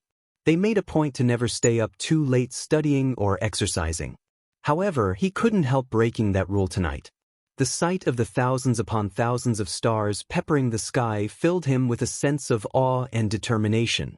Of course, seeing himself compared to the trillions of stars made him feel small, like a speck of dust compared to a skyscraper. "Universe, I may be small compared to you, but watch me make a difference. Watch me change history." He bent down and picked up his phone from the charger and called a very familiar number. After a few rings, it picked up. "Oi, Zuku, it's 2 a.m. What do you want?" Dear reader, do you ever get that sudden feeling of motivation in the middle of the night? The feeling to leap out of bed, run to your desk, and work on whatever hobby or projects you may have. Well, Izuku is no different. Today, however, the feeling was particularly strong. 20 minutes later, having snuck out of his house, Izuku arrived on the beach. There was only a little bit of trash remaining. The full moon shined brightly on the waves of the water, illuminating the beach barely enough for him to see. A little bit later, Katsuki arrived as well. "Hey, let's finish this DMN beach."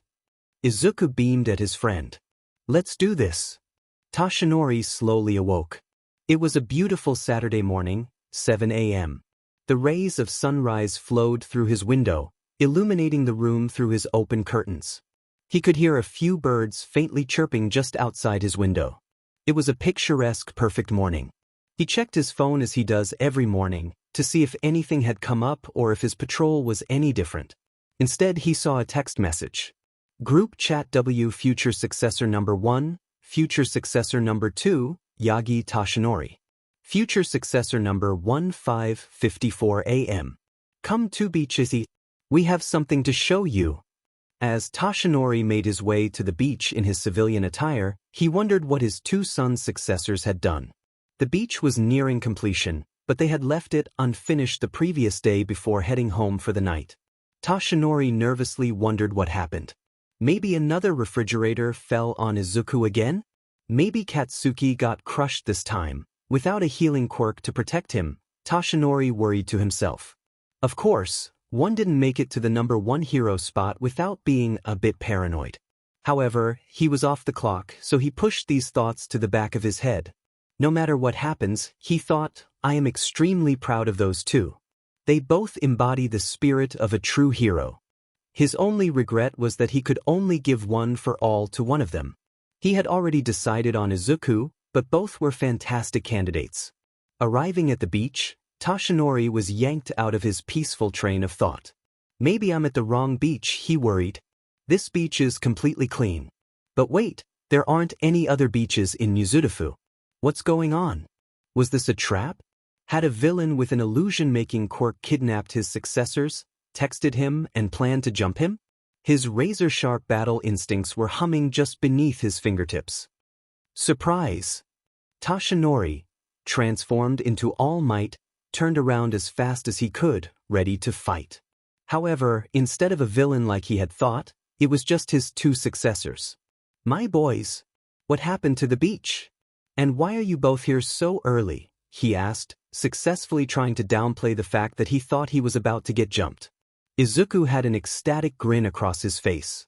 He was basically vibrating with excitement, staring at Toshinori with his iconic galaxy eyes.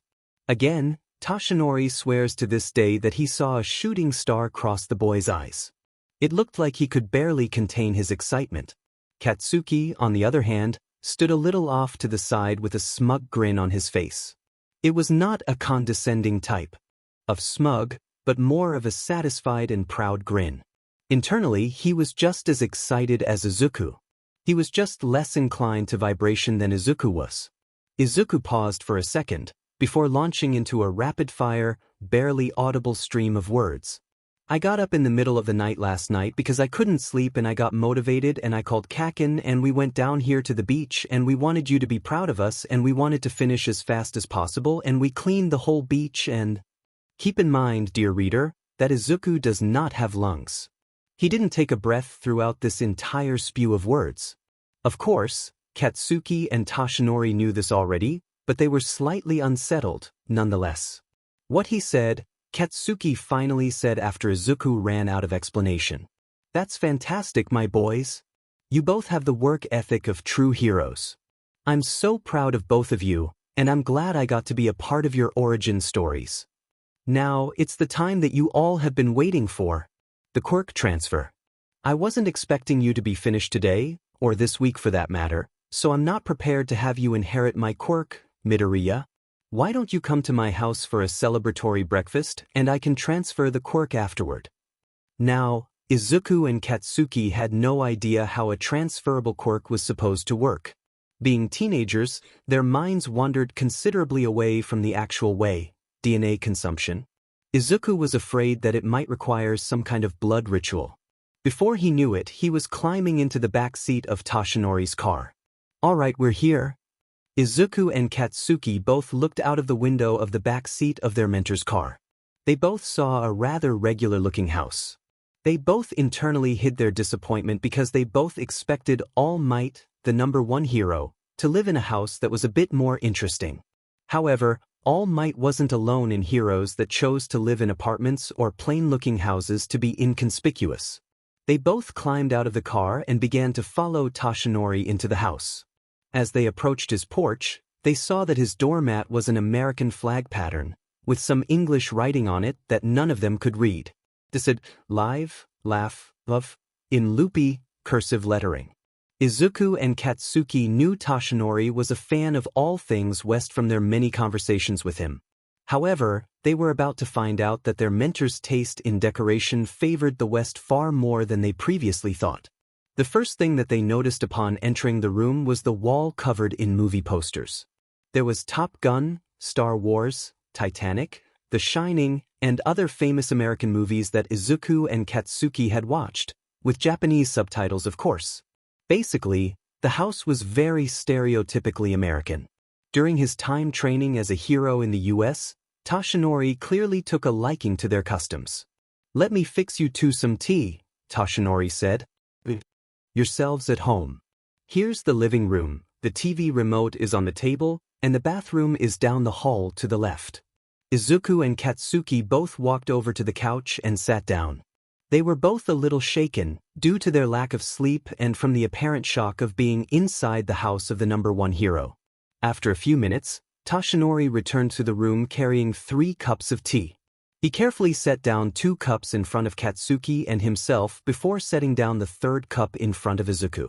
The cup was clearly hot, with a plume of smoke coming off of it. He slowly raised the cup to his lips before taking a sip, noting its unexpected bitter taste. So my boys, the UA entrance exam is in 6 months. Midoriya, you'll be challenged to learn an entirely new quirk in such a short time, but I am an excellent teacher. You'll be throwing Detroit smashes in no time. I'm excited, Mr. Yagi. I'm excited to finally make good on my promise to be a hero. One thing I've been wondering, how exactly is One for All transferred? Well, previously, you may remember Izuku and Katsuki's prank on Toshinori on the beach.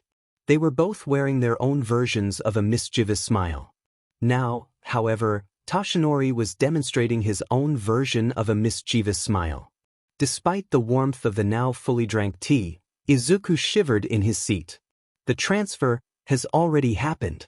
Big reveal, massive payoff. What? Since Izuku and Katsuki were clearly speechless, Toshinori began to explain. My boy, the transfer is done through the consumption of DNA. Since the only easy ways to get DNA are through hair and blood, I wanted to make the process as painless as possible. I boiled a few strands of my hair inside your cup of tea. One for all is yours.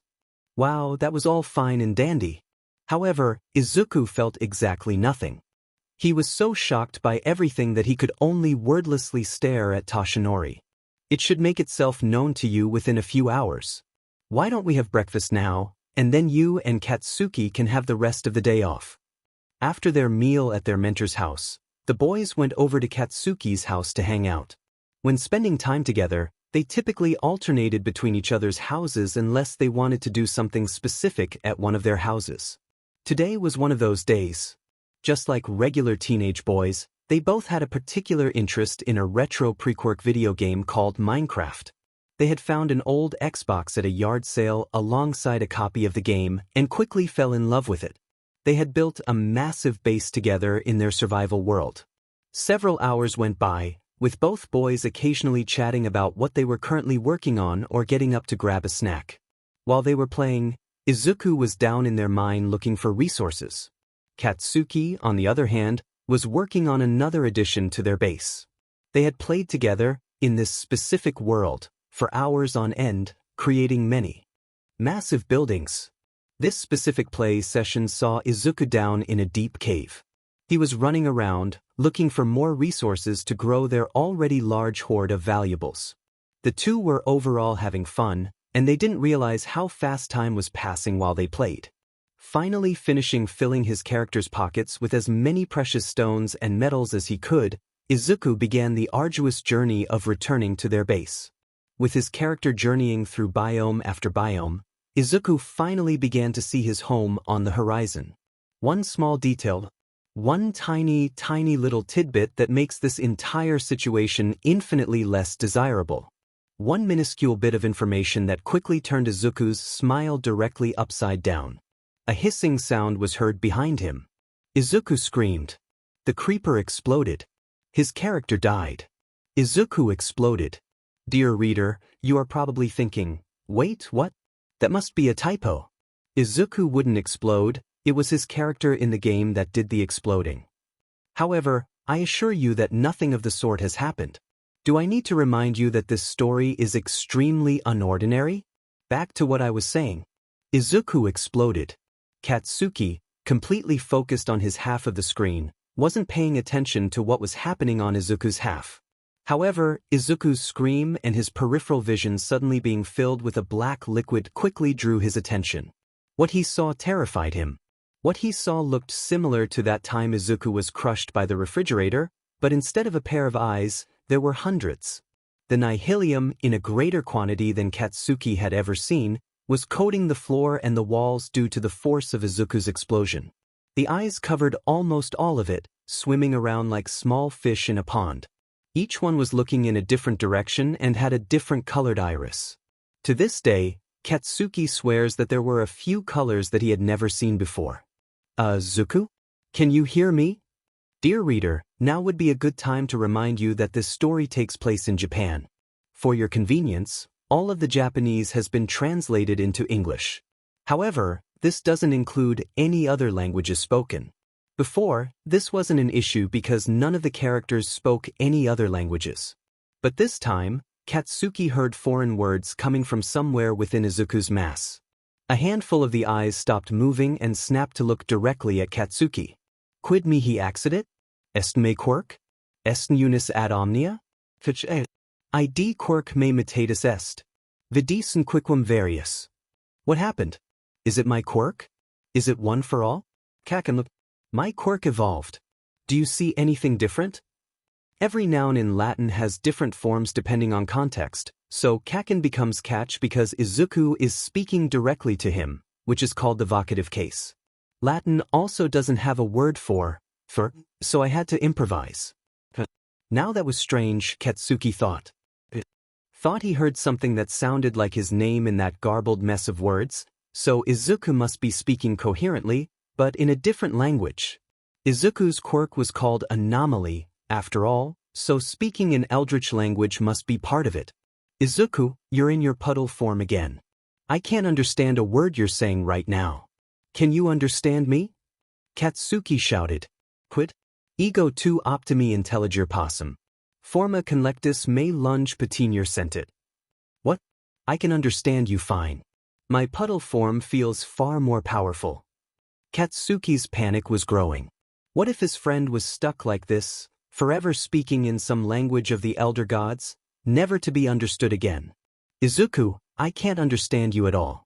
Try to calm down and focus on speaking Japanese, Katsuki said with a calm tone, as if he was speaking to a small child having a tantrum. Izuku, I can't understand you at all. Try to calm down and focus on speaking Japanese. Izuku could do that. He closed his many eyes and began to concentrate on speaking Japanese. Ego Dysons in Latine desistim. Ego Dysons in Japanese commit team. I will stop speaking in Latin. I will start speaking in Japanese. He repeated this in his head a few times, before opening his hundreds of eyes and carefully sounding out a few words. Can you understand me now? He said, with a hint of caution in his words. Yes, thank goodness Zuku. I thought you were going to be stuck talking like that forever. Katsuki said frustratedly. Now let's focus on getting your body back. Simple enough. Izuku pictured the first body part that came to his mind. His hand. Slowly, a hand began to emerge from the inky depths of the nihilium. It was reaching straight up, like movie characters drowning in quicksand. It was still pitch black, but forming skin on top would have to wait until later. Katsuki leaned forward and grabbed the hand and pulled on it. As he pulled, the nihilium all over the room seemed to magnetize toward the base of the hand. An arm soon emerged attached to the hand, with a shoulder to follow. Before long, all of the nihilium was condensed back into a body. A body covered with eyes, but a body nonetheless. Izuku quickly realized this and began to focus on closing all of his eyes except for two on his face. His body quickly complied. He then focused on reforming his skin and hair, causing his body to immediately revert to exactly how it looked before. Izuku and Katsuki locked eyes. It was Katsuki who broke the silence. He turned to the TV and picked up his controller. Well, Zuku, that creeper explosion hole isn't going to fill itself. Inko awoke to another beautiful Saturday morning. She checked her clock on her bedside table to find that it was 7. The sunlight from the rising sun was barely peeking through the small crack between her bedroom curtains. Inko slowly stood up out of bed to begin her morning routine. Although today was Saturday, Izuku had training with his mentor Toshinori. So she wanted to catch him before he left the house that morning. She walked into the kitchen, expecting to see him cooking or eating breakfast. However, all the lights were off and the kitchen was empty. The sink was empty too, so there was no sign of him even eating breakfast. That's not too strange, Inko thought. He probably slept through his alarm. She walked over to his bedroom, expecting to see her son calmly asleep in his bed. However, this is not what she saw. Instead, she saw an empty bed. Slightly panicking, Inko entered the room. She threw off the covers, only to find absolutely nothing beneath them. "Izuku, where are you?" she shouted, expecting an answer from somewhere else in the house. Dead silence was her reply. As she turned around to leave the room, her eye caught on something. She saw Izuku's curtains were pulled back and the window was wide open. "You can't scare me like that. Don't sneak out of the house ever again, young man. Next time it happens, you're grounded for a month straight," Inko shouted into her phone. After about 5 minutes of panicking, she finally had the rational thought to call her son. To her luck, he answered. He was currently in the car with Katsuki and his mentor Toshinori. Apparently, he had snuck out to finish cleaning the beach and Toshinori was going to make them breakfast to celebrate. "I'm also planning on going over to Kaken's house afterward to hang out," Izuku said through the phone. "Oh, how fun. I haven't seen Mitsuki in a while," Inko replied, leaving no room for argument. Despite how chaotic her son was, she needed to remind him who was in charge every so often. And after the stunt he had just pulled, Inko knew she would have to start reminding him more often. "Anyways, Inko, what do you think about their dream to be heroes?" "I'm a bit worried about my son. Heroics can be a dangerous business, you know. They spend all day fighting dangerous villains." Inko was sitting in the Bakugo family's living room, chatting with Mitsuki, her friend.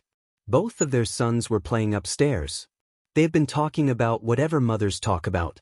After she found out about Izuku's sneaking out, she had leisurely gone to Mitsuki's house to drop in.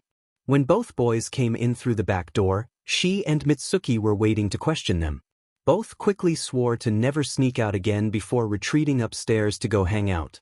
Both moms had been hanging out for about a few hours now, discussing whatever moms typically do. Occasionally they heard a shout from upstairs coming from one of the two boys, but their conversation was otherwise undeterred. "Oh yeah, I totally agree. I always worry about my baby going and picking a fight with a villain that's too strong for him," Inko said with a nervous tone. As a matter of fact, she was underselling the amount of stress Izuku's dream gave her. She often lost sleep wondering about what dangers he would face. "You don't have to worry about Izuku. I think it would take a very dangerous villain to permanently hurt him. It's my son that I'm worried about. With his anger tendencies, I'm worried about him pissing off a villain and getting into a fight he can't win." Later, Katsuki's loud nature manifested in the form of incoherent shouting coming from upstairs. It seemed like both boys were involved in it too because Inko could barely pick out Izuku's voice, but she couldn't tell what he was saying. Inko began to sit up to go glance in on the room where they were playing, only to be stopped by Mitsuki. "Don't worry about it, they're just being boys. Izuku can't get hurt and Katsuki needs to learn to take a hit," she said nonchalantly. However, this did nothing to settle the small amount of mama bear instinct budding in Inko's chest. "I guess you're right. What were you saying?" Inko asked, trying to distract herself from worrying. Mitsuki nods and continues the story "Yeah, so all of a sudden his brake lights flash on, and I'm giving him plenty of distance so I'm able to slow down in time, but the moron behind me, he's been tailgating me for 2 exits now by the way." Explosion. Even louder screaming. Suddenly, all of Inko's budding stress exploded like Vesuvius on Pompeii. All of her rationality was buried under a sea of ash as her volcano of mama bear instincts caused her to immediately stand up and rush upstairs. She takes the stairs 2 at a time, trying to see what happened to both of her children, her son. "You know what, screw it," Inko thought. "Katsuki is basically my son in everything but blood, and Izuku already basically considers him a brother. Anyways." Reaching the doorway and out of breath from the sudden movement, Inko saw both of her sons. Well, only one of them. The other was a puddle of black darkness on the floor. What? Dear reader, having witnessed a situation like the one Inko is in several times myself, I can personally attest that her reaction is completely warranted. She stared on in shock, unable to comprehend what was happening. Not even a single thought crossed her mind as she stared forward at the black puddle that is her biological son. "Izuku, I can't understand you at all. Try to calm down and focus on speaking Japanese," she heard Katsuki say. Some strange sounds issued forth from Izuku, completely foreign to her. Then, she heard both boys speaking Japanese, but not a word actually registered in her mind. Slowly, a hand, then an arm began to form from the puddle. It all seemed to coalesce into a body that soon after was covered in tan skin and sprouted green hair. Inko knew that hair anywhere. Her son's green hair. She watched as her baby boy slowly stood up and blinked slowly. His galaxy eyes were just as starry as they always have been. More English that simply slides right off her brain that is currently trying to process everything that just happened. By now, Mitsuki is standing behind her, just as shocked. Both boys sit back down on the couch and pick up their controllers. The sheer absurdity of it all knocks Inko back into reality. Dear reader, Inko, being a mom, has an extremely strict filter on the type of language she uses. Ever since the birth of her son, she hasn't said anything that could remotely be considered a swear word. Obviously, being high schoolers, Izuku and Katsuki had been exposed eventually, so Inko chose not to worry too much about what happens next. She still looks back and gets embarrassed. Her no-swearing streak finally broke. About 3 months ago. Now under the tutelage of the #1 pro hero, All Might, Izuku and Katsuki trained hard. Previously, their routines were challenging. Now, however, their routine was supercharged by All Might's infectious enthusiasm and their collective determination. Examining their current routine, All Might decided to make some small changes. I like the idea of cleaning the beach, he said, voice booming. It will help build muscle as well as teach you the importance of public service. As such, the duo continued to clean the beach, which was currently just under halfway done. The other changes will be discussed later. Absolutely not. There is no way I'm hitting you with a Detroit smash so you can test out your healing factor, young man. All Might stared at Izuku shocked. His new pupil had just asked to be hit by one of the strongest super moves to ever be performed on Earth. In fact, based on his ecstatic expression, he was excited to do so. But it's for science, Izuku shouted. Ever since his quirk, and by extension his healing factor, had evolved, he had theorized of thousands of ways in which to test out its limits. So far, he had yet to find said limit. This was part of the reason why Izuku kept his hair as unkempt as it was. He physically could not cut it. Every time he tried, the clippings would dissolve into nihilium and evaporate. His hair would then regrow exactly how it was before. It was a miracle his hair decided to stop growing where it was, or his hair would easily be to his ankles by now. Needless to say, Izuku never got All Might, nor anyone else of note, to hit him with a powerful enough super move to kill him. Sweat dripped down Izuku's forehead. Since they had begun, the great monument had shrunk about 5 feet, leaving only 15 feet, 4.5 meters, of trash. Because all the biggest trash was stacked on the outside, they were about halfway through with the mountain itself. The giant refrigerator on top still rested ominously. Izuku was currently in the middle of rolling a massive truck tire to the dumpster. His hands were covered in grease and his face was caked in sweat and sand. He was wearing a tank top and shorts, which he had specifically bought for working out here on the beach. Heaving the tire into the dumpster, he rejoined Katsuki and Toshinori back at the trash pile. Toshinori was supervising the two as they chipped away at the massive pile. He was currently occupied in giving Katsuki advice on proper form to lift. A washing machine. Now that Izuku's hands were free, he wordlessly approached the other side of the washing machine and lifted with practiced form. Since both boys had been working on this beach for about a year now, they were in such complete sync that they didn't need to communicate anything, they just knew what to do. As such, they carried the washing machine over to the dumpster to be properly disposed of. Now that all of the trash was being moved slowly to a recycling center, it could be properly disposed of, instead of ruining the beach. The two, both utterly exhausted, wordlessly walked back to the pile again. Because it was the middle of summer, and the sun was swelteringly hot, neither boy's mind was firing on all cylinders at that particular moment. As such, they were considerably more likely to make decisions not entirely based on thought. And do that they did. Running completely on autopilot, Izuku forgot to check the structural integrity of the microwave he decided to pluck from the mountain. As previously mentioned, the mountain was growing smaller. However, since both boys were only removing trash from its base, its balance was growing steadily worse, day by day. They had noticed it wobbling from time to time, but no one decided to take any kind of precautions. However, today that poor decision would come back around to bite them. Izuku tugged on the microwave, dislodging it from its position in the mountain. Now that it was gone, it let out its loudest groan yet as its massive weight shifted. This time, its center of mass was a little too far to the side, so the massive refrigerator on the top began to lose its purchase. Izuku looked up, expecting to see the mountain not having moved. He was quickly proven wrong as the refrigerator fell toward him in the blink of an eye, growing faster by the second. Toshinori's head snapped up whenever he heard the sound of the mountain creaking ominously. Normally, he would have paid it no heed, but this time it was way louder than he had ever heard it before. He quickly began looking for Izuku and Katsuki nearby, when his eyes were drawn to motion at the top of the mountain. The refrigerator was falling.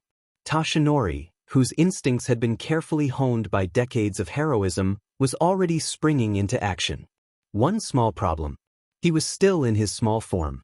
Since he knew the refrigerator would be heavy, he decided to take the time to transform into his strong form. After he reached the other side, he saw Izuku standing there, astonished and looking straight up. The refrigerator was falling straight for him. Unfortunately, Toshinori wasn't fast enough to jump and catch the refrigerator. Splat, splat. Katsuki heard a comically loud splat sound ring out a few seconds after he watched the refrigerator fall to the opposite side of the mountain. Sand shouldn't make that sound, he thought.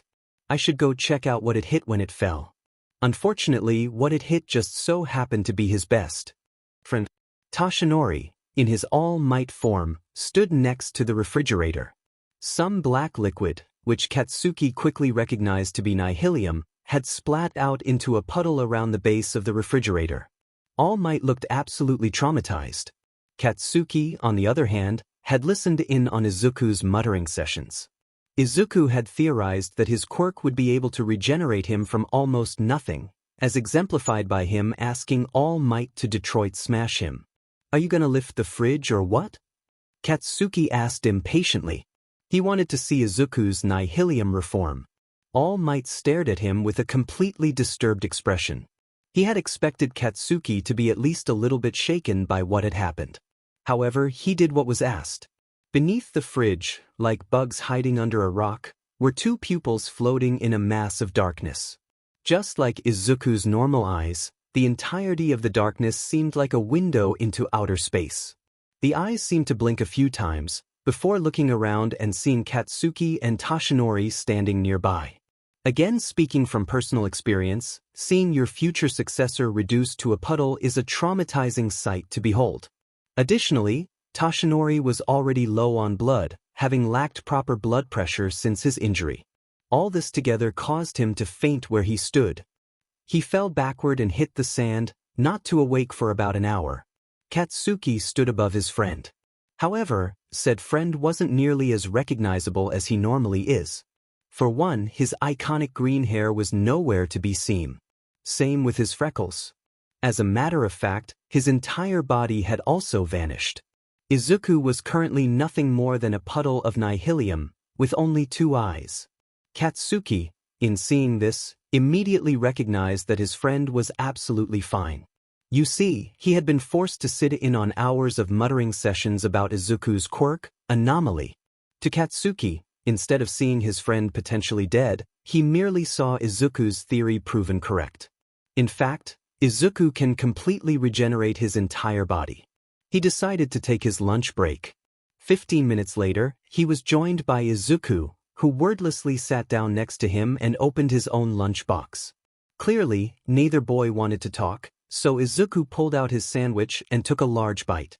Regenerating one's own body takes a considerable amount of calories, after all. Almost an hour has passed. Toshinori slowly began to regain consciousness. He felt a sharp headache as he slowly sat up and looked around. He saw a refrigerator off to his side. This quickly jogged his memory as to what had happened that caused him to faint. His future successor had been crushed by a refrigerator and was reduced to a black puddle of eyes. Now, Toshinori was no stranger to weird quirks. He saves civilians every day who have weird quirks, not to mention all of the villains he has apprehended across his career who also had weird quirks. However, now that he had seen the full extent of his future successor's quirk, he was pretty sure that it trumps all of them. However, there was one small problem. Where were both of his successors? He slowly stood up and walked around, trying to find Katsuki. He was only out for a few minutes. How far could he have gone? Luckily, Katsuki wasn't very far. And next to him sat Izuku, completely fine. They were sitting down, silently eating their food. A little voice in the back of Toshinori's mind questioned his choice of successor. However, he knew that despite his successor's strangeness, he couldn't have picked a successor with more passion and drive for heroics. Present day. 15 minutes after Izuku's quirk awakened. Izuku stood alongside Katsuki in his backyard after receiving a scolding from both his actual mom and Katsuki's mom, who was his mom in all but blood by this point. Since this particular time neither boy had broken any rules, they were both able to get off without any punishment. But Mom, exploding into a mass of eldritch darkness isn't explicitly against your rules. Yeah, what he said. Zuku and I technically did nothing wrong. Well boys, if heroics fails you, at least you both have potential careers in law. They were, however, banished to the backyard so their mothers could cool off. This was basically a blessing, because both boys wanted to experiment with Izuku's new powered-up quirk now. Izuku's body quickly disappeared before reappearing just as fast. Katsuki stood slightly off to the side, watching the process. They had found that Izuku can dissolve and reform his entire body into nihilium extremely fast. This also led them to the assumption that Izuku's healing factor accelerated in turn, which they were correct in but had no means of currently testing. Izuku wanted to practice this in case it became useful in combat. All he had to do was picture his body changing into its puddle form, and it happened. His skin darkened, alongside his hair and strangely enough, his clothes. They became completely pitch black in about a quarter of a second, before melting down into a puddle. Just like before, Izuku's eyes floated in the puddle. Just like up in the game room, Izuku pictured his normal body in his mind, and a second later, it was completely reformed, clothes and all. I wonder why I keep reforming my clothes, Izuku pondered aloud.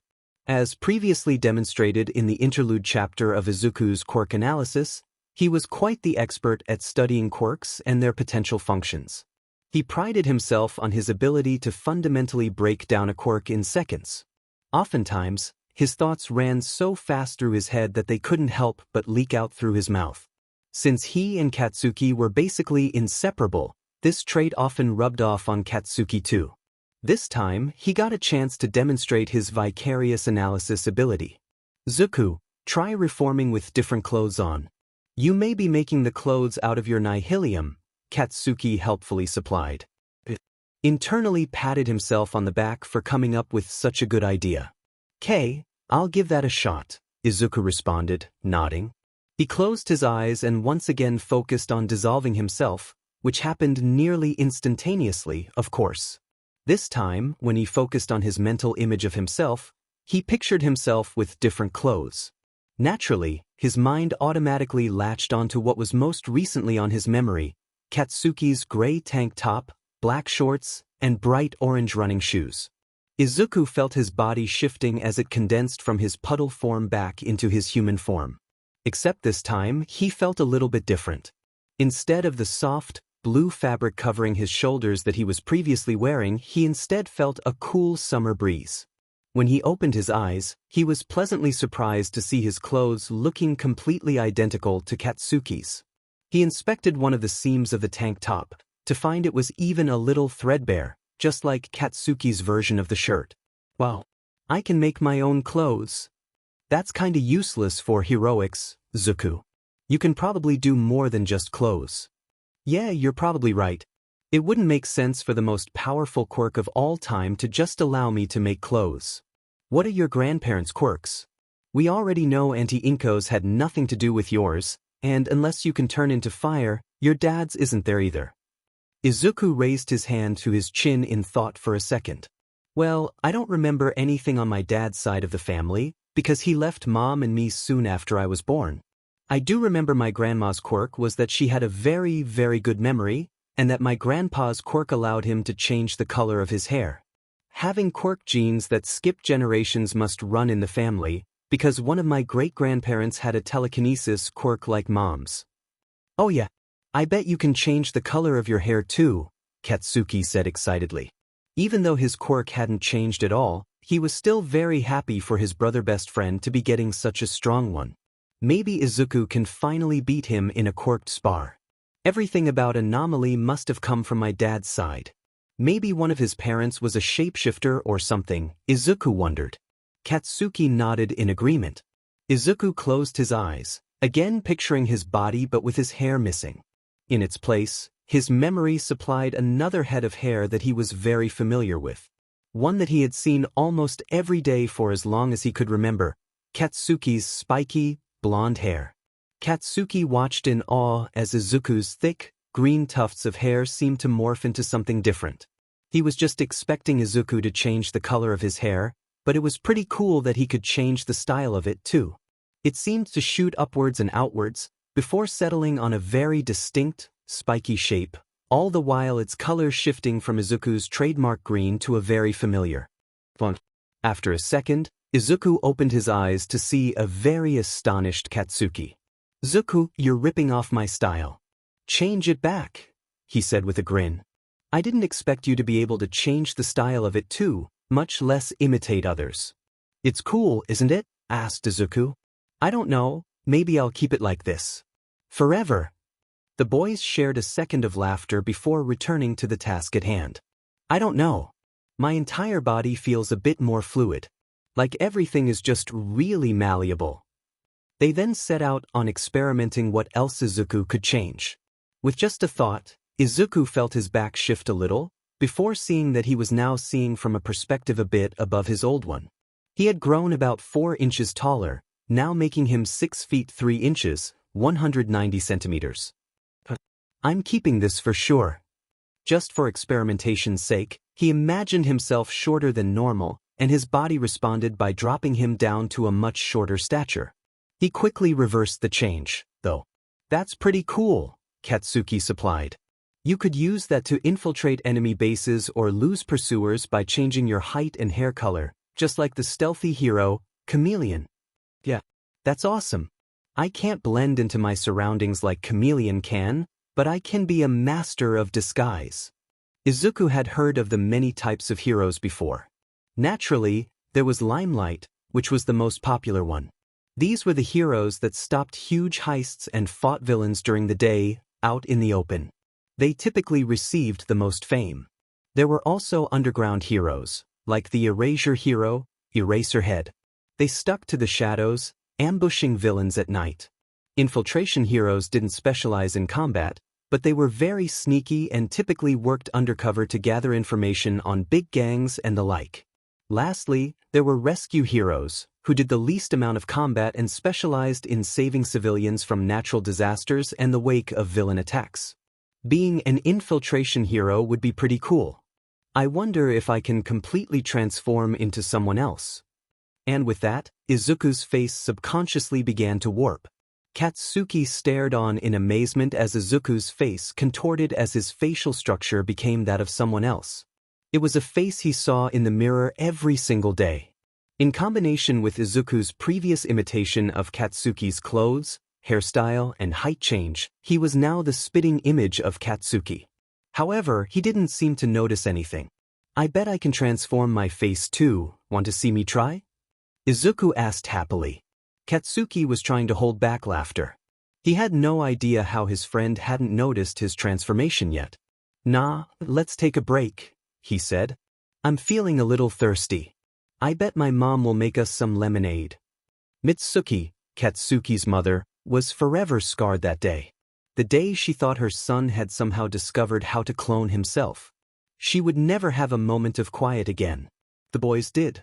Later revealed to her Izuku's new shape-shifting power, but the fear of seeing 2 of her son walk into the kitchen has never left her. The boys continued to make minor discoveries regarding Izuku's awakened quirk. Firstly, he couldn't copy the quirks of the people he transformed into.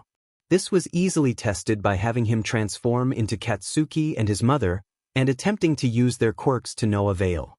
Even though he knew exactly how Katsuki's quirk worked, no amount of concentration would allow him to be able to secrete Katsuki's nitroglycerin-like substance or create sparks from his hands. Second, he wasn't limited by what he has previously seen before. He discovered this by trying to shift his hair to a darker shade of green. Izuku didn't picture anyone's specific hair in his mind, just the color. He decided to keep his hair at this dark forest green, but then added a streak of purple across the front as his new permanent hairstyle. Both boys agreed it looked extremely cool. His mom probably wouldn't like it, but she would absolutely come around eventually. Kaken, I could probably shapeshift myself into having a tattoo. Mom would really flip if she saw that. Bro, that's hilarious. Try it right now. What should I get? A massive skull right on your face. That way she's sure to notice it. Izuku Midoriya saw her son walk past the living room, where she was sitting. He was probably headed for the kitchen or the bathroom. However, she was a little unnerved by the black skull shape present on his face. Say, Mitsuki, do you have any temporary tattoos? No, why? And now, Mitsuki wasn't the only one traumatized by their children's antics. Now satisfied with their experiments, the boys decided to go play something else. Hey Katsuki, I bet we could convince your dad to do our next D&D session. Want to go do that? You may remember the second interlude chapter, where the duo played Dungeons and Dragons and went on an adventure. If you skip the chapter, the actual story of the session doesn't matter, you just have to know that they played D&D and their characters were a Dragonborn and an Infernal. Yeah, that sounds fun. I'll ask him if he's free, you go grab some snacks. I'll start getting into character. Dear reader, I anticipate the author is planning something, senses are going off right now. They are absolutely correct. I am up to no good. Masaru, Katsuki's dad, sat down at his coffee table. In front of him were his plans for the D&D session he was giving his two sons' son and his best friend. Both boys were seated in front of him, holding their special dice. Previously, he was doing work for his job at his computer. When his son had walked in and asked to play, he dropped work and went to go prepare the session. Masaru loved spending time with his sons. Now, with his plans in front of him, they began the session. Okay boys, he said. Roll for initiative. One of Izuku's favorite parts of playing a role-playing game such as D&D was getting into character. When he sat down at the table, held his 20-sided dice, and looked at his character sheet, in his mind he no longer was Izuku the human. He was Ithar the Dragonborn rogue. Today was no different. After all of the excitement from his quirk awakening and the subsequent experimentation, he just wanted to chill. He pictured his character in his mind, just like he had always done at every prior session. In his mind's eye, he saw his character's dragonborn form, forest green scales, black horns, and a long tail that trailed behind him. Okay boys, he said. Roll for initiative. As previously established, Izuku's quirk almost has a comedic factor to it, subconsciously transforming him into a form that would set him up for a joke. For him, simply the act of getting into character was enough for that part of his quirk factor to light up into overdrive. Izuku felt a slight itch along his skin, like the pins and needles feeling you get after a long car trip. He ignored it. He tossed his dice, not noticing that his hand looked completely different. Okay Izuku, you gotta the enemy attacks first, dealing. Katsuki's father's speech slowly trailed off as he looked up from his booklet to make eye contact with Izuku. Instead of standard green eyes, Masaru's gaze was met with scarlet slitted eyes. What? Am I that unlucky? How much damage do I take? Izuku asked, oblivious. Fascinating. So Izuku's quirk allows him to even turn into non-human forms. He can probably even mimic mutant types. We should test the limits of this, said Masaru. Both boys nodded to this. Izuku still in his dragonborn form. Having a tail was just too much fun for him to give up. So, the dragonborn race seems to have a natural increase in strength, according to this version of the rulebook. Since you subconsciously turned into one, see if you are any stronger. Izuku nodded again. He had been feeling a bit stronger in his new form. He walked over to Katsuki, wrapped his arms around his waist, and promptly lifted him up. This was a feat that he previously would have struggled to do, but this time he barely broke a sweat. Whoa, at least warn me next time. Sorry Kaken, you were closest. Masaru then turned a few pages in the rulebook. Here are some other races from this rulebook. This is the one that Katsuki's character is, the Infernal. "K, let me try that," Izuku said, looking at the picture of a red-skinned man with long horns and a thin tail with a spade point on the end. He felt his body shift just like before. The three continued to test Izuku's transformation abilities on the various fantasy races listed throughout the rulebook. Each time, Izuku seemed to inherit the special traits of each one. When he turned into an Infernal, he could see in the dark. When he turned into a fairy, he could hover for a very short time with his wings. Curiously, his previous Dragonborn form also had wings, but that wasn't listed in the rulebook. The three decided to ignore this because of how cool it was for Izuku to fly around like a dragon. Lastly, he turned into one of the new races introduced in that edition of the rulebook, the Catkin. It was basically a normal human, but with cat ears, a tail, and slitted eyes that could see in the dark. It granted him great mobility and flexibility, as demonstrated by Izuku climbing up the side of Katsuki's house onto the roof. "Hey Kaken, I see the frisbee we lost up here last week. Want me to get it down?" "Yeah." "Do you see the tennis ball up there too?" Now having successfully removed all the ball, toys, and other assorted items from the Bakuga's roof, Izuku jumped down and landed smoothly on his feet. His catkin form melted, turning back into his human form. "Oh my god! What's that on the floor?" Izuku spun around, quickly looking down at the grass beneath him, to try to see what Katsuki was pointing at. "What is it?" he said anxiously. "I don't see anything." "There look. Your shadow." "What about my shadow?" "It's on the floor. Your floor shadowing." The next day, Izuku's form vanished in front of Toshinori's eyes, before reappearing as a 7-foot-tall dragon-like creature with dark green scales, horns, and wings. Toshinori watched, dumbfounded, as his pupil now matched him in height. "That's impressive, my boy. One for All has been known to boost its holder's quirk, just as it did for my sensei. Now then, go ahead and try the strength aspect of One for All." Izuku nodded and shifted back to his human form.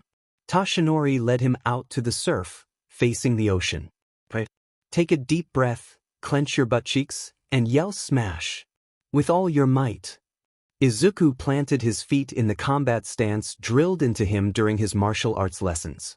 He faced the ocean, feeling the sea air wash against his face and ruffle his hair. He closed his eyes and let the world fade around him as he began to concentrate. Just like how he felt the nihilium envelop his body when he wanted to shapeshift, he felt the immense, earth-shattering power of One for All settle over his arm. It felt almost like a weighted blanket, but if the blanket weighed hundreds of tons and was also on fire.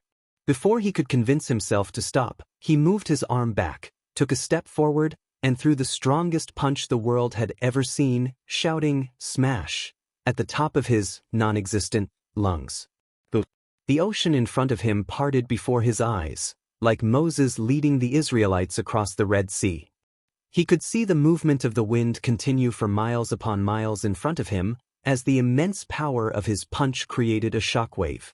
One small problem, though. He looked down at his arm. Or rather, where his arm should have been.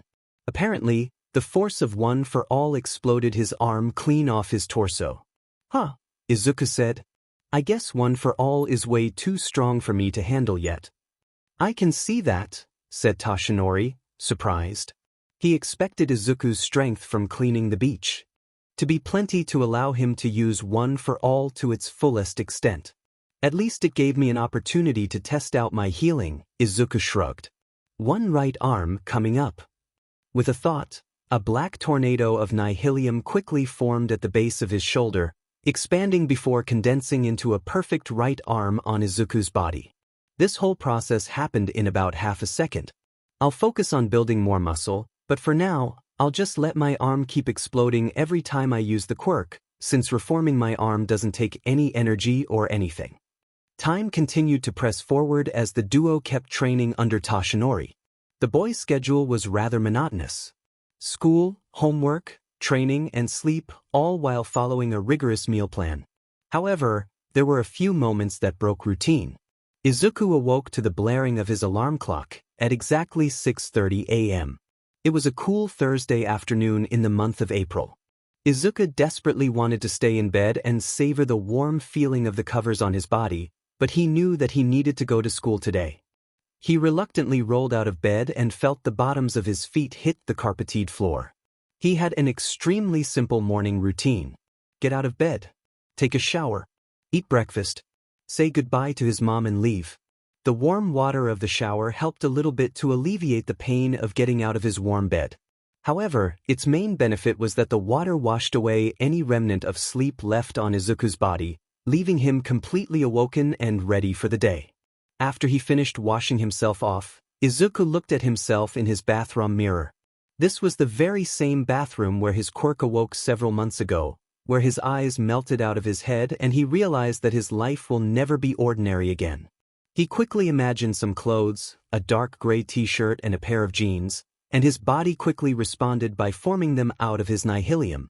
Just like that, he was fully clothed. He also didn't have to worry about brushing his teeth, as he just imagined his teeth being pristine white and cavity-free. The news of his new quirk spread like wildfire at his school. He wasn't sure how it originated, but within a day of the weekend ending and Izuku returning to school, almost everyone knew something had happened to him. Changing my hair color probably isn't doing me any favors, Izuku thought to himself. No one knew the full nature of his quirk yet, that being his newfound ability to shapeshift. Katsuki and him had decided to keep it an informal secret until the day of the entrance exam. Are you sure you don't want to tell anyone about your quirk? Katsuki asked. Pretty sure. If everyone finds out, I won't be able to go a day without anyone asking me to turn into something for them. That's true. I guess it would be pretty annoying for you to have to demonstrate your quirk constantly. I'm glad everyone got that out of their systems back in kindergarten when everyone first manifested their quirks. Later that day, Izuku was sitting inside his math classroom. He was taking a test, and he had already studied plenty on this particular subject. His hand was flying across his paper, barely able to keep up with the speed of his brain. He coasted through the front side of the test, being the first one in the class to flip their paper to the backside. Katsuki was second to do so, but Izuku still beat him by about a minute. On the backside of the test was but a single problem. Usually when this happens, it's just an easy problem with a word problem twist or really long numbers to make the math harder. Wait a minute. What was that formula again? I don't remember it. Izuku could barely believe it. He was doing so well on the test, only to be bested by one problem. He stared at the problem in vain for a few minutes, hoping that the formula would emerge from the depths of his brain. He heard the person sitting behind him turn his paper over and begin to write. If only I had eyes on the back of my head, Izuku thought.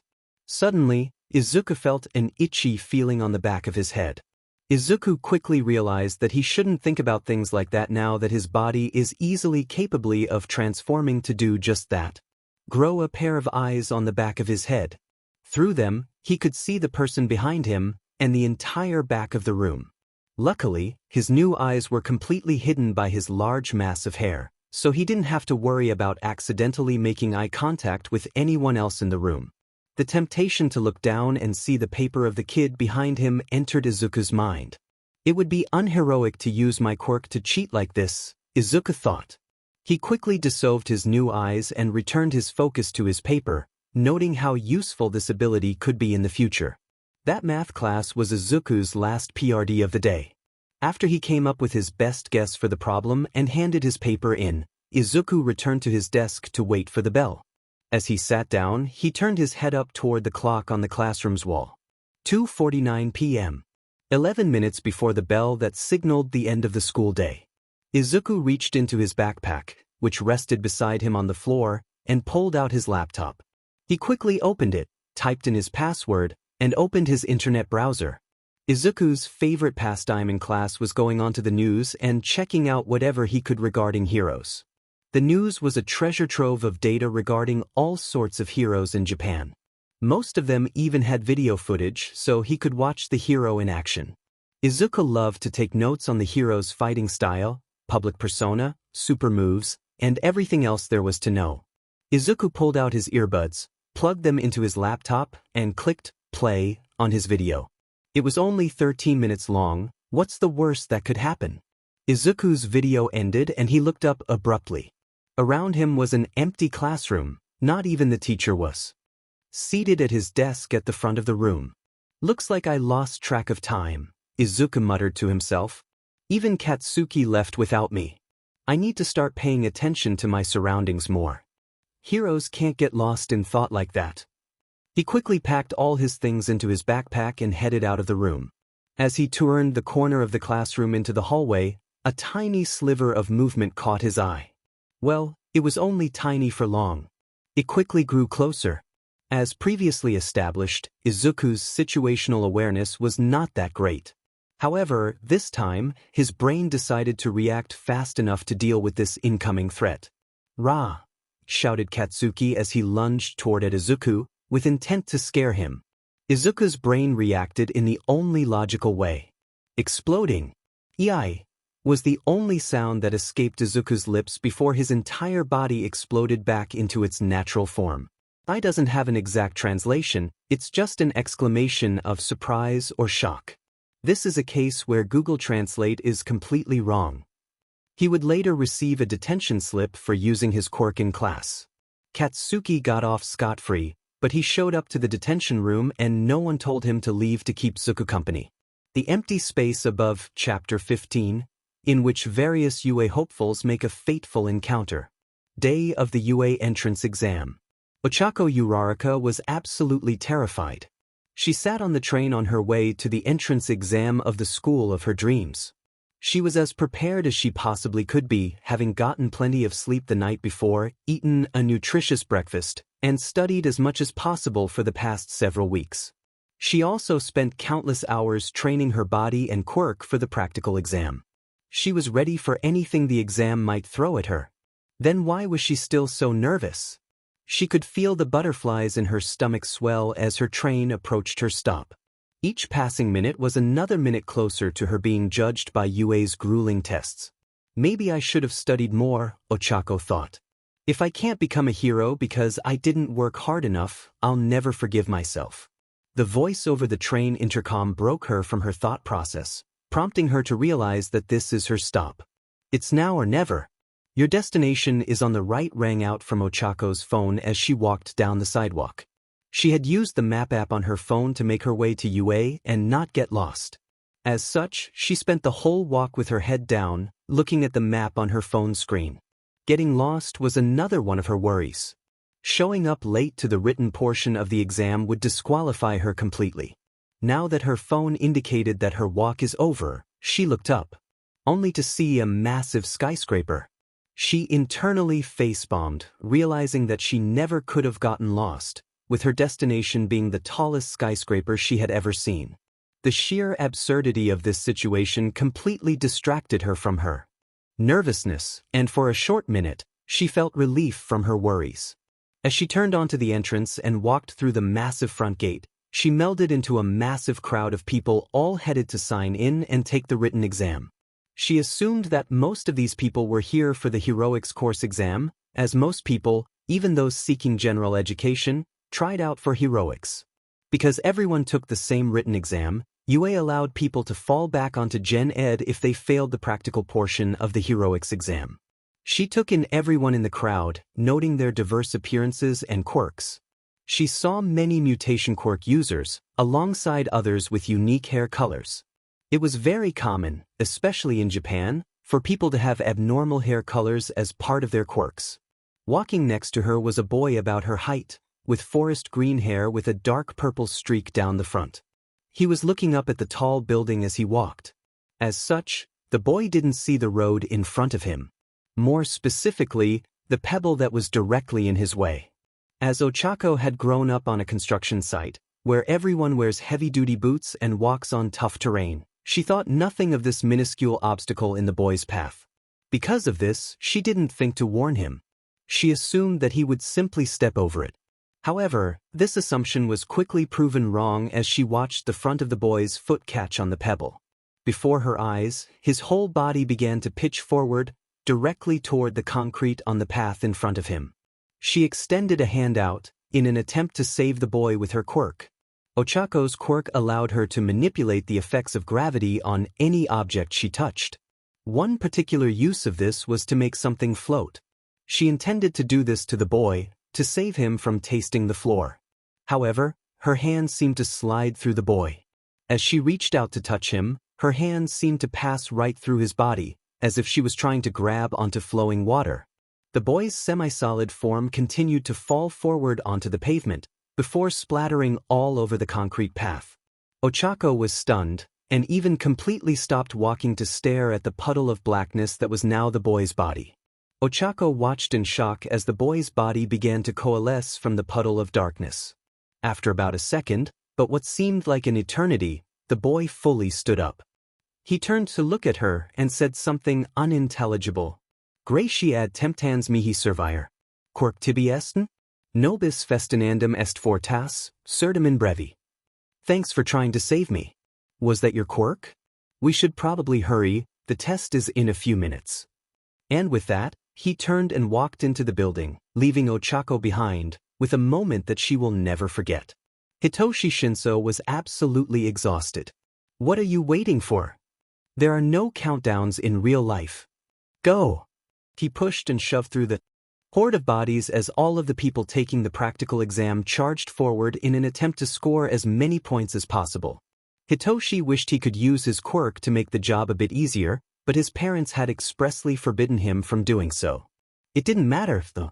Hitoshi didn't need it. You see, his quirk was rather simple. It was called Siren, and it allowed him to mimic voices and other sounds. On its own, that barely gave him any advantage in combat whatsoever, but that wasn't all it could do. Anyone who verbally responded to Hitoshi's sounds would be hypnotized into following his orders. I'm sure you can imagine what challenges this may cause for him. But back to the present. Hitoshi bolted forward, now moving ahead of the crowd. His mental quirk may initially seem like a curse, but he liked to look at it as a blessing. Instead of leaning on his quirk like a crutch, Hitoshi learned to be versatile and not depend on his quirk for combat. As such, due to his extensive training, he had more than enough muscle to pull ahead of the crowd and reach the first wave of robots before anyone else. He made the split-second decision to pass the group of robots at the front end of the examination zone because he was very likely to get his kills stolen by others. As he rounded a corner, he noticed a particular robot standing in front of him. This was a three-pointer robot. Guess how many points he would get if he took it down. Anyways, the robot hadn't noticed him yet. It was facing away from him, giving him a perfect window of opportunity to destroy the integral components on the robot's back. Of course, Hitoshi thought. UA would obviously leave weak spots on all of the robots so they could be taken down easier. This is just an entrance exam. Regardless, he still made sure to tread quietly so that he wouldn't have to waste his energy fighting it. Hitoshi quietly crept closer, the natural noise of combat helping to mask the few sounds he did make. However, right before he was about to reach the robot's back, it suddenly began to whir and turned around to face him. The green LED lights on its face quickly changed to red. Did you really think you could sneak up on me? It asked in a monotonous voice. Shinso sighed. Yes. He readied his fists. Only a few seconds have passed. Hitoshi is now looking for another robot. A bit later on in the exam, Hitoshi is liking his chances of passing. He's ahead of the pace he set for himself, having obtained a total of 47 points so far. However, he has no idea where the threshold for points is for admittance into UA, so he continues to scrounge for every last point that he can. Running around a corner, he caught sight of a robot down the road. Just like every other robot he had fought, it also had a number painted on it, signifying how many points it awarded when defeated. This one had 4 written on the back. Unlike its peers, the 4-pointer had massive treads instead of feet beneath it. Bottom half seemed to be built closer to that of a tank rather than a humanoid shape. There was one more major difference. Instead of arms, it had Gatling guns. Hitoshi's eyes widened to the size of dinner plates. At that moment, it never occurred to him that there was absolutely no way UA would ever give actual bullets to their robots. Not only would that be very illegal, but tedious to clean up after each exam. Trust me, if cleaning blood out of a city landscape is anything like getting it out of a shirt, then it's harder than it looks. Especially when it's from different sources, none of which are your own. As the robot's Gatling guns started to spin, Hitoshi could only stand petrified. None of his previous training had ever prepared him for this moment. None of the martial arts he had learned would help him against the rapid-fire bullets that were soon to be speeding toward him. Just like last time and all the previous times, the green LED on the robot's face turned red. Hitoshi closed his eyes, expecting to hear the booming of the guns letting loose. However, this is not what he heard. Hitoshi warily opened his eyes, only to see something completely different than the four-pointers staring him down. Instead, he saw a 7-foot-tall humanoid dragon standing over the wreckage of the robot. The dragon seemed to be smiling triumphantly over his kill. Hitoshi had seen all sorts of people with mutation quirks throughout his life. He had seen people with each color of the rainbow as their hair or skin color, with a few people having the entire rainbow. He had seen people with 4 arms, 2 heads, and all sorts of other special traits. But he had never seen someone with such extreme mutations as this. In fact, the only thing that defined the draconic person as human was that he was bipedal. The dragon turned to face Hitoshi and looked straight at him. He saw the dragon's jade-green eyes. "Sorry for stealing your kill, bro. Here, I'll fly up and look for another robot for ya." He certainly didn't expect the dragon to say that. He could barely muster up a nod before the dragon spread its mighty wings and launched itself upward. Eijiro Kirishima was absolutely hyped. Covered in sweat, he sat on the bus about to head away from the UA testing site back to the locker rooms. Overall, Eijiro was very happy with his performance on the practical exam. While the written exam didn't exactly go perfectly, he was still holding on to his hope of riding his good performance on the practical. Well, he hoped it was good. He certainly destroyed what he thought were enough robots to get him a spot. He even got to help out a few of his fellow examinees by weakening a robot for them or distracting one so they could take it out easier. Eijiro knew that technically enabling his competition was a bad thing to do, but his burning heroic spirit just couldn't resist helping others. He could feel the lactic acid in his muscles beginning to settle in, and he anticipated the soreness he was going to feel tomorrow. Also, his quirk was just as exhausted as his body from the extreme overuse he put it through.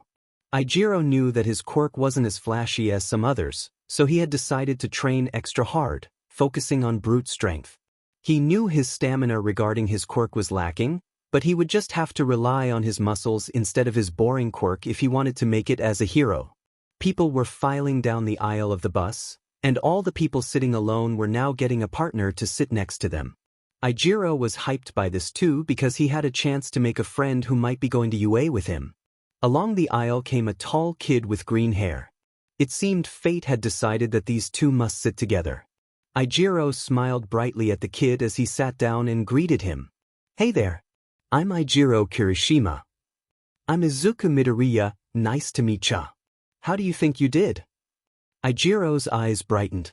This new person sounded like friend material already. "Yeah, I did great. I think I got about 40 points, mostly from one-pointers though. What about you?" The boy, now having been introduced as Midoriya, said, "Nice man. I lost count at around 50, but I probably ended up at about 60 or 70 at the end. I did occasionally stop to help some people out." "I did the same thing. But you really got that many points? Your quirk must be crazy strong." "Yeah, I guess it is. If you don't mind me asking, what's your quirk?" "Oh, I don't mind," Eijiro said. "My quirk allows me to harden my skin like a rock. It's not great on offense, but I can take plenty of hits. I even blocked rubber bullets from the four-pointers." "Big mistake there, Eijiro." Of course, having just seen Izuku for the first time, Eijiro has no idea what he's getting into by telling him about his quirk. Midoriya's eyes lit up like stars. No way. That quirk is so cool. And this right here was the moment Izuku decided that Midoriya would be his best friend. He could feel the levels of hype radiating off of him, and Izuku loved being around people that were passionate about things and not afraid to show it. Midoriya continued, "You probably can't show me a demonstration right now because of the exam. Have you ever tried to harden specific parts of your body? How do you fare on the Mohs scale of hardness? Does your density increase? What happens when you shatter?" Izuku grinned even wider. Now this was hype. Later, after a lengthy discussion on the potential mechanics of Izuku's quirk, and a lot of deflected questions about Midoriya's, Izuku swapped phone numbers with Midoriya and promised to hang out some other time. As he stepped off the bus and said goodbye to his new friend, Izuku couldn't help but smile and think forward to all the fun he might have at UA. Shota Izawa was absolutely ready. He stood over the smoldering wreckage of the zero-pointer. It had several dents that looked like they were caused by a nuclear missile. Because of their size and the flames around them, Shota had a tradition of sorts during the start of the school year at UA. Just like how some people like to avoid learning who won the Super Bowl, an American football game, for months after, Shota liked to avoid watching any footage or reading any files regarding the students. He told people that it was so that he could properly judge their skill for himself, but he secretly really liked the chaos it caused in his life. Because what's life without a little chaos? Because of this, he had no idea that a 7-foot-tall dragon shapeshifter was the cause of the zero-pointer's current condition. He was left guessing about what exactly caused it, and knowing his boss, that agent of mass destruction would end up in his class. Shota smiled. He turned on his heel and began to walk away, with a smirk sharper than a razor blade hidden beneath his scarf. This year was going to be fun. Shota Izawa was a simple man, who enjoyed a simple life. He enjoys the little things, like spending time with his husband, petting his cats, and beating up thugs in back alleys at nighttime. You know, the normal, simple, everyday pleasures in life. Well, there was one more. Among his peers, Shota was said to be sustained by chaos. His default tired demeanor quickly vanished in the face of some good shenanigans, trickery, or miscellaneous tomfoolery. He could physically feel the sleep deprivation leave his body as soon as the opportunity to cause chaos presented itself. This is why the beginning of the school year was Shota's favorite time. The time when 20 fresh, bright-eyed students were delivered right to his classroom, ready to be the butt of his jokes. And that time was right now. Shota sat on the roof rafters above his classroom. His feet dangled down above the 15-foot drop to the floor below. He never really questioned why all the ceilings at UA were so tall, but he wasn't about to complain. Today was orientation day, basically a template day where the students came to learn their way around campus before actual classes started. As such, none of the students had moved into the dorms just yet. He slightly shifted to check his watch. It was 1 minute until the doors opened.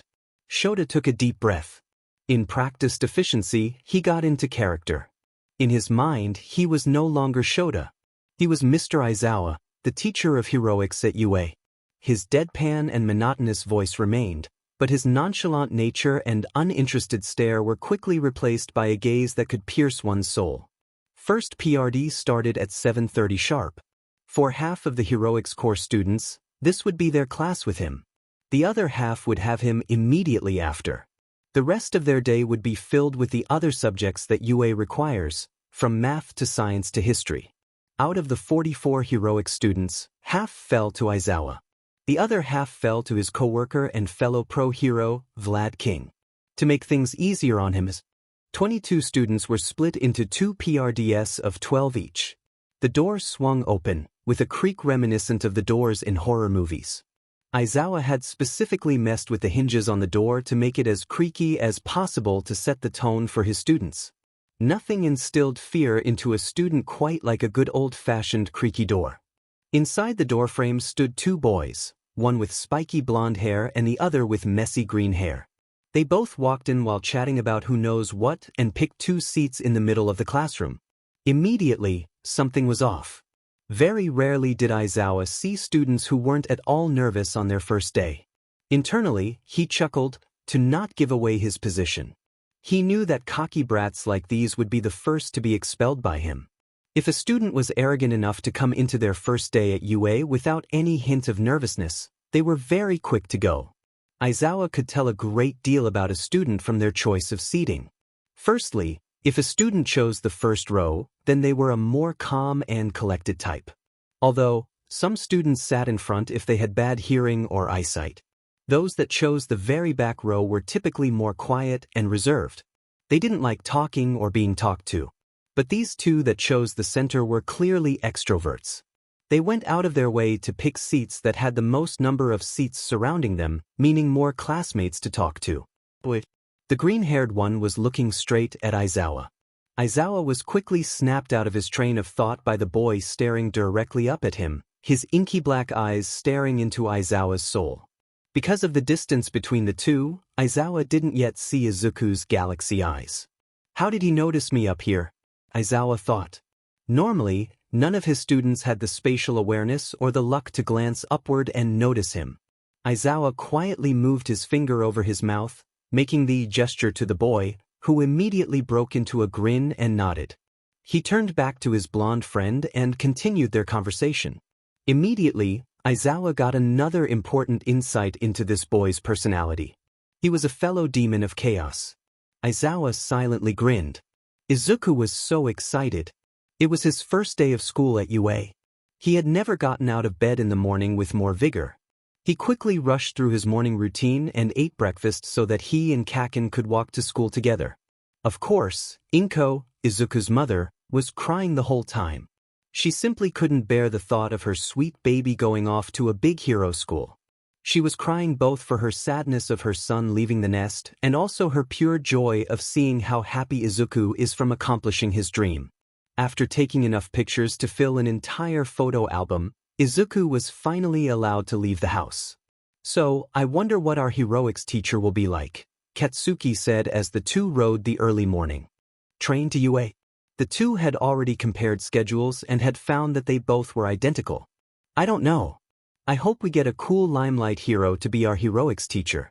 It'd be sick to learn how to fight from a professional, Izuku responded happily. No way, an underground hero would be way cooler, Katsuki disagreed. We'll learn stealth fighting like a ninja.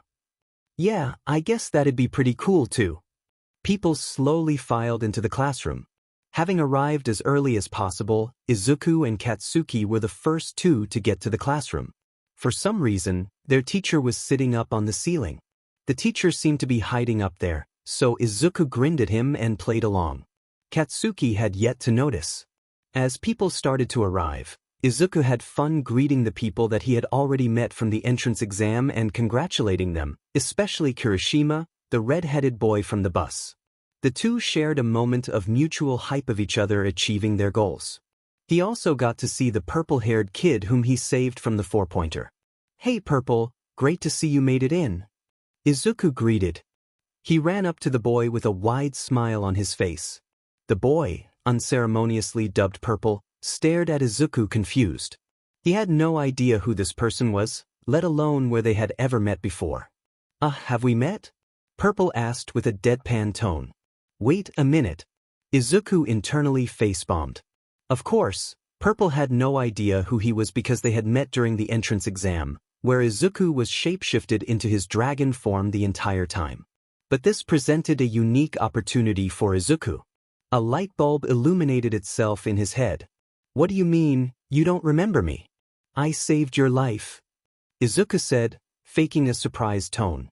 He was trying to convey as much hurt as possible, however, he wasn't the best actor.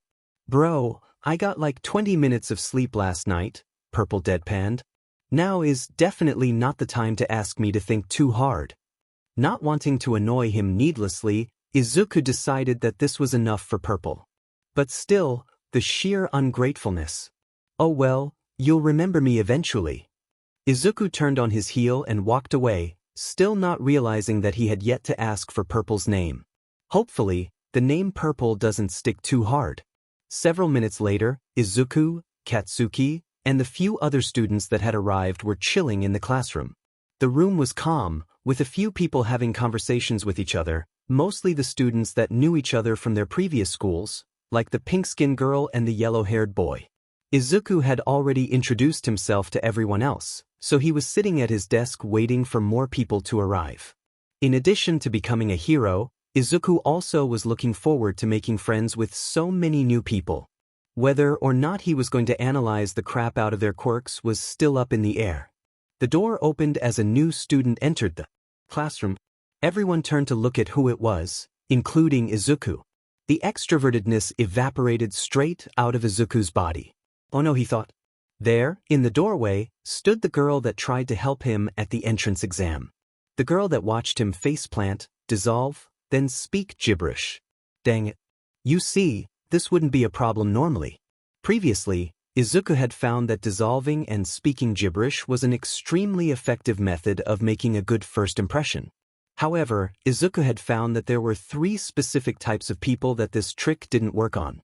Fast food cashiers, traffic cops, and girls that he has a crush on. Dang it. Just like his physical form, Izuku's extroverted personality quickly dissolves when he is faced with any kind of nervousness. Naturally, embarrassing himself as hard as he did brings a lot of nervousness. He quickly turned around so that she wouldn't recognize his face or something. Honestly, he was kinda panicking right now. Not too much, but just enough to throw off his rhythm. He took a quick glance up at where his teacher was hiding.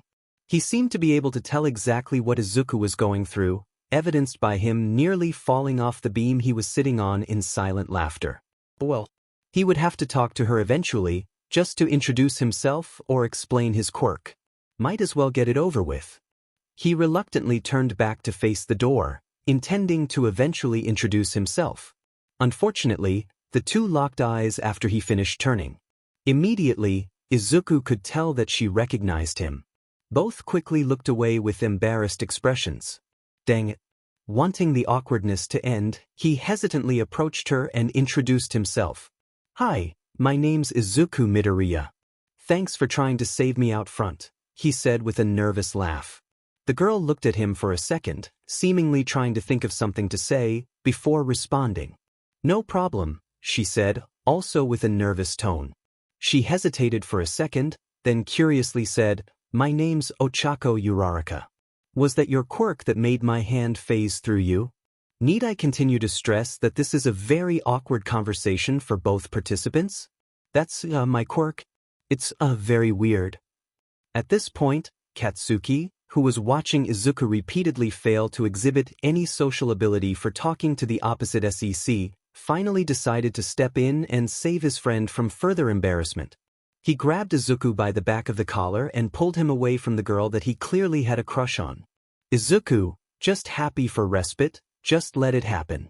A few minutes later, after everyone had enough conversation, they all found their way to their seats. Katsuki leaned over to whisper to Izuku. When do you think our teacher will get here? He's, like, 15 minutes late. Just as Izuku was about to lean over to reply, he saw a purple-headed girl startle and slowly turn around in her desk, seemingly to check something behind her. Normally, Izuku would pay this no heed, but he was pretty sure that her quirk, which gave her headphone jacks for ears, also gave her sharper hearing. But before he could turn around to check what she was looking at, a deep voice rang out. He got here before all of you, and nobody save one noticed him. Izuku, alongside the other 10 students, all turned around to see who said that. As he expected, it was the teacher that he had seen hiding up in the ceiling earlier. He took silent satisfaction that he was the only one. The teacher was dressed extremely casually, wearing jeans and a black hoodie. I'm Shota Aizawa, your heroics teacher. It is my job to make your lives a living hell for the next 2 semesters. In the locker rooms are gym clothes for all of you. Meet me out on the field in 10 minutes or you're expelled.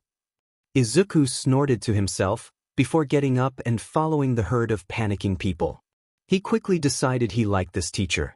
He could already tell that Mr. Aizawa wasn't the type to mince words. Of course, Izuku didn't actually need the gym clothes he found in the locker room inside the locker with his name on it. Curiously, it had a fingerprint scanner that was already calibrated to his exact fingerprint. What made it so strange was that he had never given his prints to Yue. However, he still made sure to hide his shapeshifting. Even though he could have perfectly mimicked the clothes after a passing glance, he still pulled the shirt and shorts on. Heading back out onto the field, he saw a small crowd of the students that he had met back in the classroom. The few that were already there were seemingly preparing for something, judging by their stretching and warming up. After everyone had come out, Mr. Izawa spoke up again. This will be a quirk apprehension test for you all. Since you were never allowed to use your quirks for previous athletic tests, UA gets no data on your actual abilities. First, we will be doing a 100-meter sprint. Don't get last. It could about anywhere else in the US, but I've only ever seen track events listed in metric. I just mean one straight on the track. Izawa's words of, "don't get last," stuck with everyone. Of course, they would try to win, but hearing this implanted the fear of punishment or penalty for whoever gets last. Every student felt a bead of sweat fall down their backs in fear and anticipation. Izuku, Katsuki, and two others lined up at the starting line. The blue-haired boy with engines for legs, introduced as Ida, and the green-haired girl, introduced as Tsu, crouched down on the starting blocks. Izuku could hear Ida's engines revving, and Tsu's starting stance looked extremely unusual. Izuku, immediately after being told about the apprehension test, began formulating plans for as many tests as he could think of. Luckily, he managed to prepare one for the 100-meter sprint. Previously, Izuku had walked over to the finish line of the track. He wasn't set to go for another few rounds, so he had plenty of time. He willed small droplets of nihilium to drip down from his hand as he walked across the finish line. Each one was so small that they were basically imperceptible. Luckily, no one saw him do this. Izuku closed his eyes and mentally reached out. There, just at the finish line, he could feel the small puddles of nihilium on the floor. He opened his eyes again. Izawa, off to the side, began to count down to start the race. Just as he said, "Go," Izuku willed his body to dispel and reform at the end of the track, using the small droplet as a base. He felt his stomach lurch during the brief second when his physical body didn't exist. It was extremely disorienting to go from having 7 octillion atoms in his body all the way down to just a few thousand. However, his quirk in combination with One for All equipped him perfectly. This all resulted in him seemingly teleporting from one end of the track to another in exactly 0.84 seconds. To the outside observer, Izuku's body began to rapidly melt while a new one simultaneously grew from the ground at the end of the track. He turned around to see Ida, Katsuki, and Tsu barreling toward him. He could already see the furious sneer on Katsuki's face. Next was a grip strength test. One by one, each student would approach a machine and grip a handle on it as hard as they could. So far, the record fell to the kid with a bizarre mutation, named Shoji. He had 6 arms with strange nubs at the end of each one, with webbing in between each arm. His expressions were hard for Izuku to judge because he was wearing a mask, for some reason. Izuku hereby made it a goal to find out why Shoji was wearing that mask. After watching Katsuki desperately attempt to use his quirk to bolster his score to no avail, it was Izuku's turn. He stepped up to the machine and let his form dissolve. He heard everyone audibly gasp as his body quickly dissolved. Where it was now stood a 7-foot-tall dragon. "Midoriya, is that you?" "Whoa, I thought his quirk was teleportation. He's so big." Izuku heard exclamations of surprise arise from the crowd of his peers. He turned around and grinned happily at them, notably taking in the speechless expression of Shinso, the purple-haired kid he helped at the entrance exam. With that, Izuku turned back around and grabbed the machine's handle. With his dragon form's naturally stronger build and almost indestructible scales, channeling about 10% of One for All's power was a piece of cake. Just using one hand, he squeezed as hard as he could. Crunch. That day, Katsuki, Izawa, Shinso, and the rest of the class quickly learned exactly what a dragon's face looks like surprised. "Oops, sorry," Izuku said sheepishly. "I didn't think it would break." Don't worry about it," Izawa sighed. "UA has a comically large amount of money anyways." Next up was the long jump. Izuku knew he totally could just ask Uraraka to use her quirk on him, but his flair for dramatics kept him from doing so. He was randomly picked to be first for this one, so he once again let his form dissolve. A half second later, where he was hovered a fairy, just like Izuku remembered seeing in Masaru's book. Naturally, with wings and the endurance to fly for miles, Izuku just flew over the sand pit. At the end, still not touching the ground, he shot a mischievous grin toward his teacher. "At least I didn't break this one, right?" Now it was time to do a flexibility test. Aizawa instructed his students to sit down and touch their toes. He wanted to make sure that he wasn't just measuring the students' strength but their other capabilities too, such as flexibility. Izuku, having done a few warm-up stretches, prepared to sit down. He just had one more stretch to do. He planted his feet and twisted his upper body to the right as far as it would go. Normally, this specific stretch is good for stretching the spine and popping the back. However, for Izuku, who can simply choose to not have bones, this stretch did a lot more for him. His back twisted fully around 10 times over, looking like a wet rag getting wrung out. He looked Aizawa, who looked very tired, right in the eye, before letting himself straighten back out. Izuku's upper body spun 10 times around again, before snapping back into normal place like a rubber band. Aizawa sighed and gave Izuku an obligatory score of infinity for that exercise. Finally came the ball throw test. For some reason, Izuku's name hadn't been called yet while all of his peers took turns throwing the ball. Some, mostly those with non-physical quirks, only got an average distance of about 20 to 30 meters. Izuku looked up just in time to see a baseball, tossed underhanded to him by Aizawa. He raised his arm to catch it. "Midoriya, you've got first place in every test so far. Let's see if you can beat everyone else." Now Izuku realized what was happening. He had fallen victim to one of the classic blunders. If he didn't take first place here, he would look like an arrogant fool in front of all his peers. Truly one of the most dastardly schemes of the generation. He nervously stepped up to the plate, doing arm circles to warm up. He closed his eyes and decided to experiment on the fly with a form that he had little training with. Again, he felt his form melt and be replaced with another familiar one. Instead of the green scales of his dragon form, he instead now had scarlet bulging muscles. He was now an infernal, basically a demon. This time, he chose it against his dragon form because it seemingly was stronger. For choosing each one, there was a trade-off. His dragon form had wings and tougher skin, but his demon form was about twice as strong. Like this, he was basically a glass cannon. Again, he heard the class gasp behind him. He was trying to concentrate, so he didn't react. Despite his best efforts, his tail still happily flicked behind him. A bead of sweat dripped down his forehead. It took a step back, feeling the power of one for all flow through him. Just like a pitcher at a baseball game, Izuku wound up his arm behind him. He took a bounding step forward and flung the ball with all his might. Aizawa had a plan from the very moment that he called Midoriya up first to do the ball throw. You see, Aizawa's quirk was called Erasure. It allowed him to nullify the quirks of anyone in his field of view.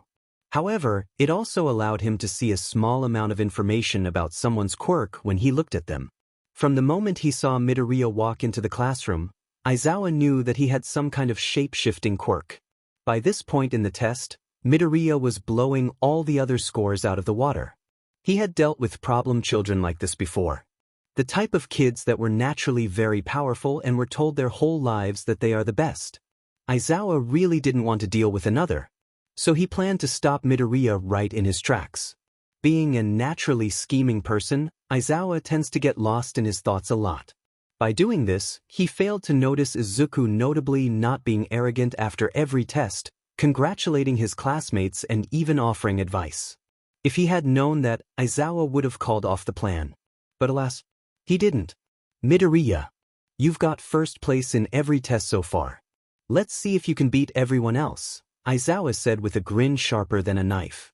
A bead of sweat dripped down Midoriya's forehead. He took a step back, feeling the power of one for all flow through him. Just like a pitcher at a baseball game, Izuku wound up his arm behind him. He took a bounding step forward and flung the ball with all his might. Right before he saw Midoriya throw the ball, Aizawa activated Erasure and focused it directly onto Midoriya. Normally, when people had their quirks erased, they panicked or otherwise reacted with fear. If you have had your quirk for your whole life, getting it erased is like having a limb chopped off. But Midoriya didn't react like that at all. He didn't even react. The massive red-skinned monster flung the ball, leaving a deafening boom echoing through everyone's ears. The ball soared on, getting farther and farther, smaller and smaller, before it disappeared as a speck on the horizon. Aizawa stood, bewildered. How had Midoriya, clearly a transformation-type user, still used his quirk? The demon turned towards Aizawa with a wide grin. How'd I do? I'd say that probably puts me in the top 5. But how'd I manage to beat Uraraka's score? Izuku asked, confused. The challenge was clear: get first place or suffer the consequences. His teacher was more than happy to reply. When you think about it, it's not that odd. When you apply force to an object not affected by gravity, it still is slowed down by wind resistance and the natural air pressure of the atmosphere. As such, it is highly unlikely that it ever actually left the Earth's atmosphere. The ball will eventually return to rest and hover until Uraraka releases her quirk. Oh, that makes sense. It's basic physics. It should. After a long day of meeting their teachers and learning their schedules, a small group of students walked back to the dorm to get settled in. Man, Midoriya, said Kirishima, I knew you were strong, but not that strong.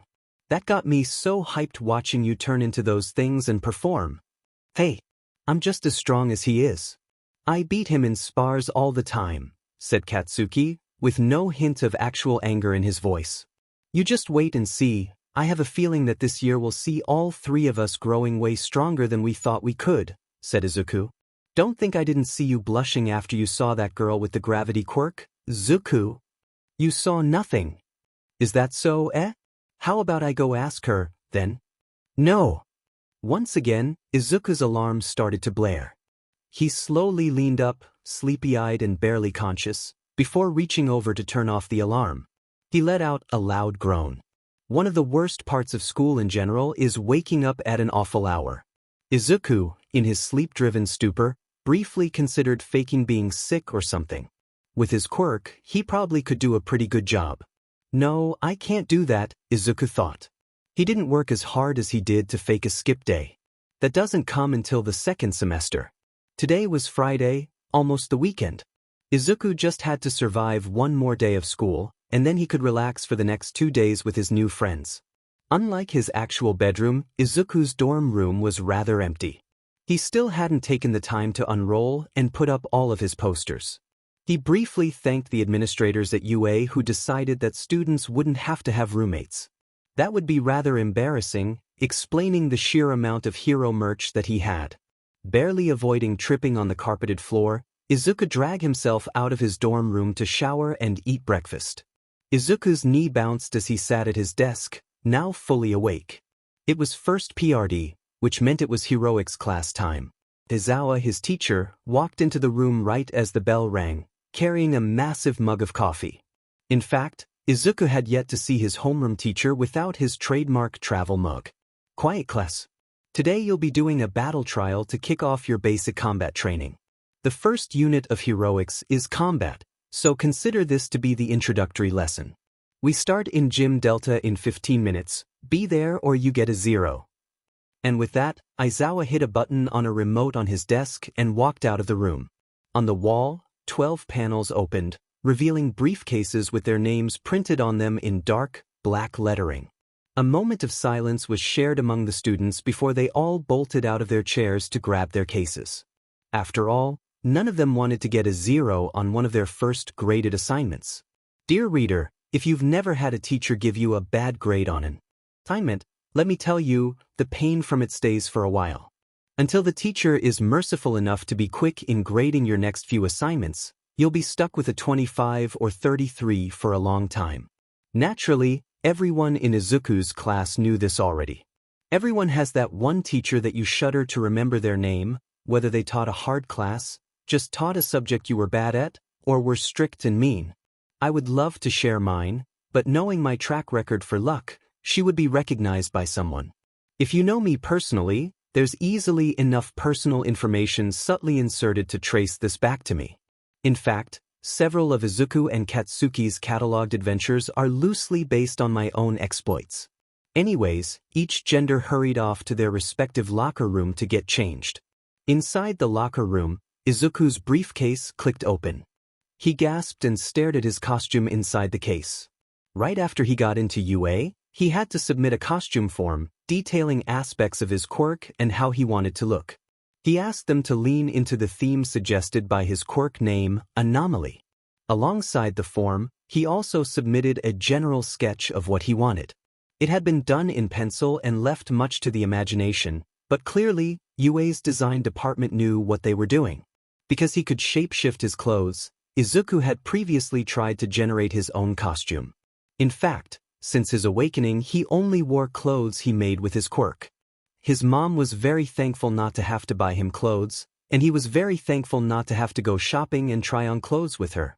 When he tried to generate a costume, he found that his quirk is rather limited in generating costumes. It got the general outfit right, but it completely skipped all of the accessories he wanted. It also didn't generate the fabric like he wanted it in his costume, being reinforced, fireproof, etc.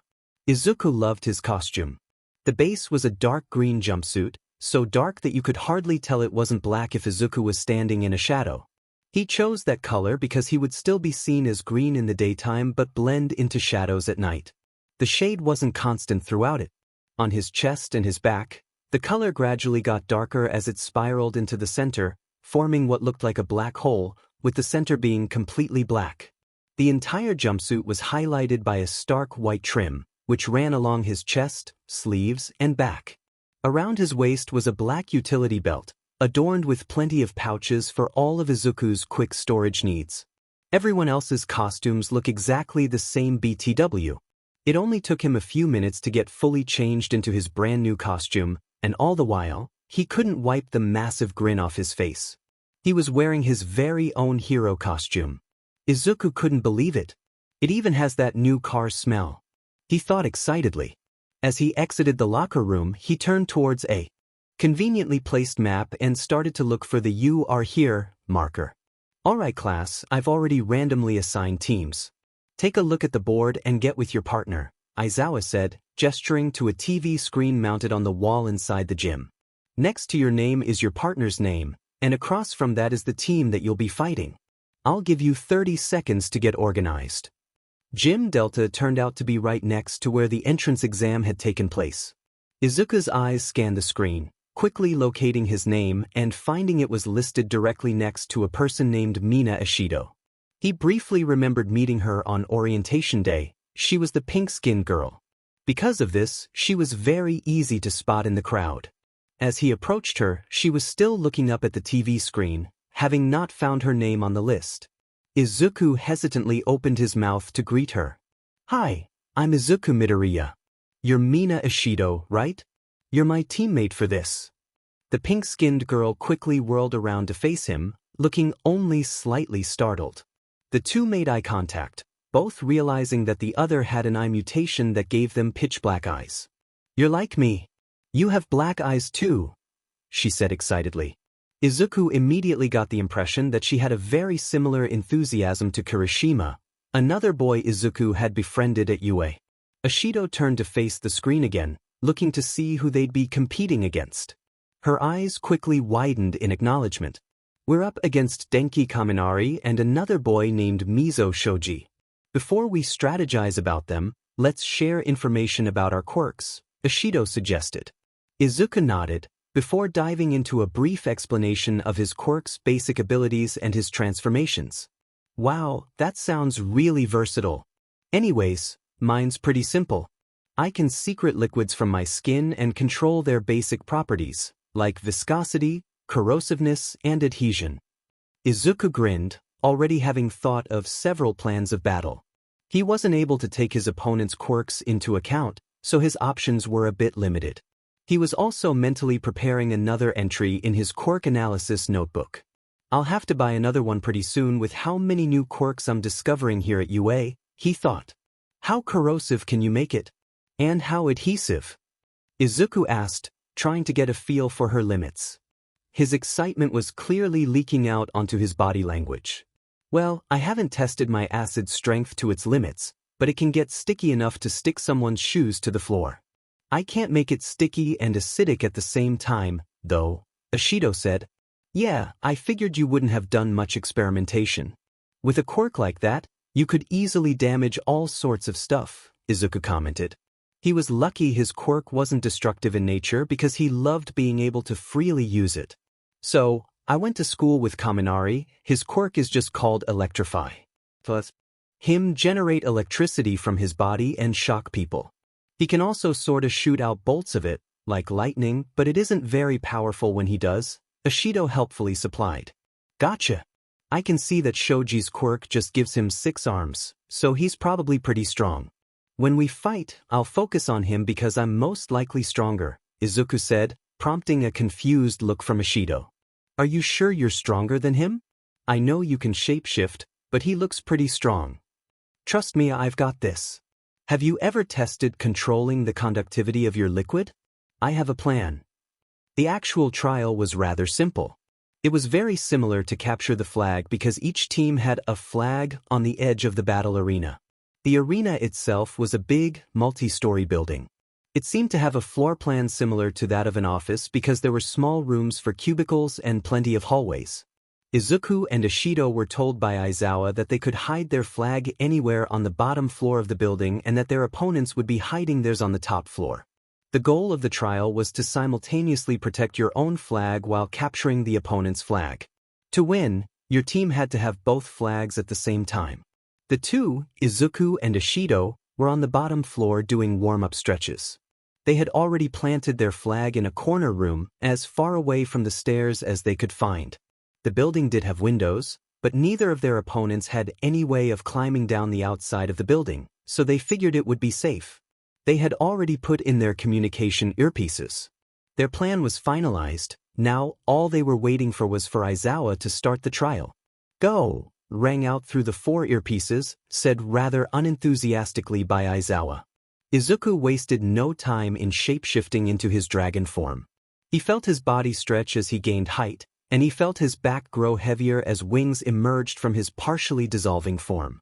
Ishido, having briefly forgotten her part of the plan in favor of staring in shock at Izuku's complete transformation, quickly snapped herself out and ran towards the stairs. Similarly, Izuku ran toward where he was planning on ascending the building. It wasn't the stairs. Dear reader, you might have ascertained by now that Izuku, and similarly Katsuki, function on a ask for forgiveness rather than permission mindset. If Izuku had asked Aizawa if he was allowed to break any windows, it would have immediately given away his plan to his opponents. He just hoped that the shock of him breaking the window with one smooth kick would wear off when Aizawa was grading them. Not really worrying about the glass, Izuku climbed through the window. Any small pricks he got were immediately closed and smoothed over by his nihilium body.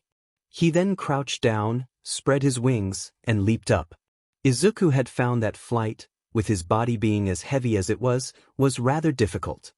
Mostly, he tended to focus on gliding, only flapping when he needed altitude or speed. However, he was trying to fly directly upwards, up to the roof of the building. The exertion of constantly flapping made his head spin and his shoulders ache. Dang it, he was gonna be sore tomorrow. At least it was Friday. He was so close to the weekend. The flight upwards took about 30 seconds, which ended unceremoniously as Izuku rolled over the lip of the roof of the building. He sat and caught his breath for a second, before radioing Ishido to signal that he was in position. Code Dark Orange, over. The eagle has reached the nest, over. A faint laugh was heard from the other side of the comm before Ishido composed herself and responded by simply saying, copy. If the stairwell is on the east side of the building, they probably hid the flag on the side opposite it, Izuku thought. That was their plan, to have Ishido distract Kaminari while Izuku snuck in and stole their flag. Shoji, being an unknown variable, had been disregarded. Taking flight once again, Izuku found a window on the west side of the building. Here goes nothing, he shouted before beginning to fly directly toward it. Izuku tumbled through the window, landing in a forward roll. He quickly got to his feet before looking around the room. Why wasn't the flag here? That was his last thought before a force like a truck slammed into Izuku's side. "Faex" was the only sound that escaped his lips before he was tackled through the wall. Latin pretty much has no curse words. The Romans just got really creative with their insults. I'm not gonna do that because most break the content rating of this FIC, so enjoy me trying to make up Latin curse words that roughly translate to English. Izuku looked up, seeing the massive body of Shoji pinning him to the ground. The six-armed boy's 6 arms seemingly were twice as long as they were before. Izuku watched in awe as the fist on the end of one contorted, twisting until it turned into a mouth. "Nice try," it said in a deep voice. A wave of understanding struck Izuku harder than Shoji had. He could shapeshift his arms, explaining his ridiculous strength. Assuming he could form ears on his arms as well, it also explained how Shoji had heard Izuku coming. While he hadn't been loud flying up the building, someone with enhanced hearing would have had no trouble hearing him coming. Izuku grit his teeth, before feeling a small fraction of one for all release throughout his body. Only 5% was the limit he was comfortable using so close to another person, but Izuku didn't feel like now was a good time to risk it.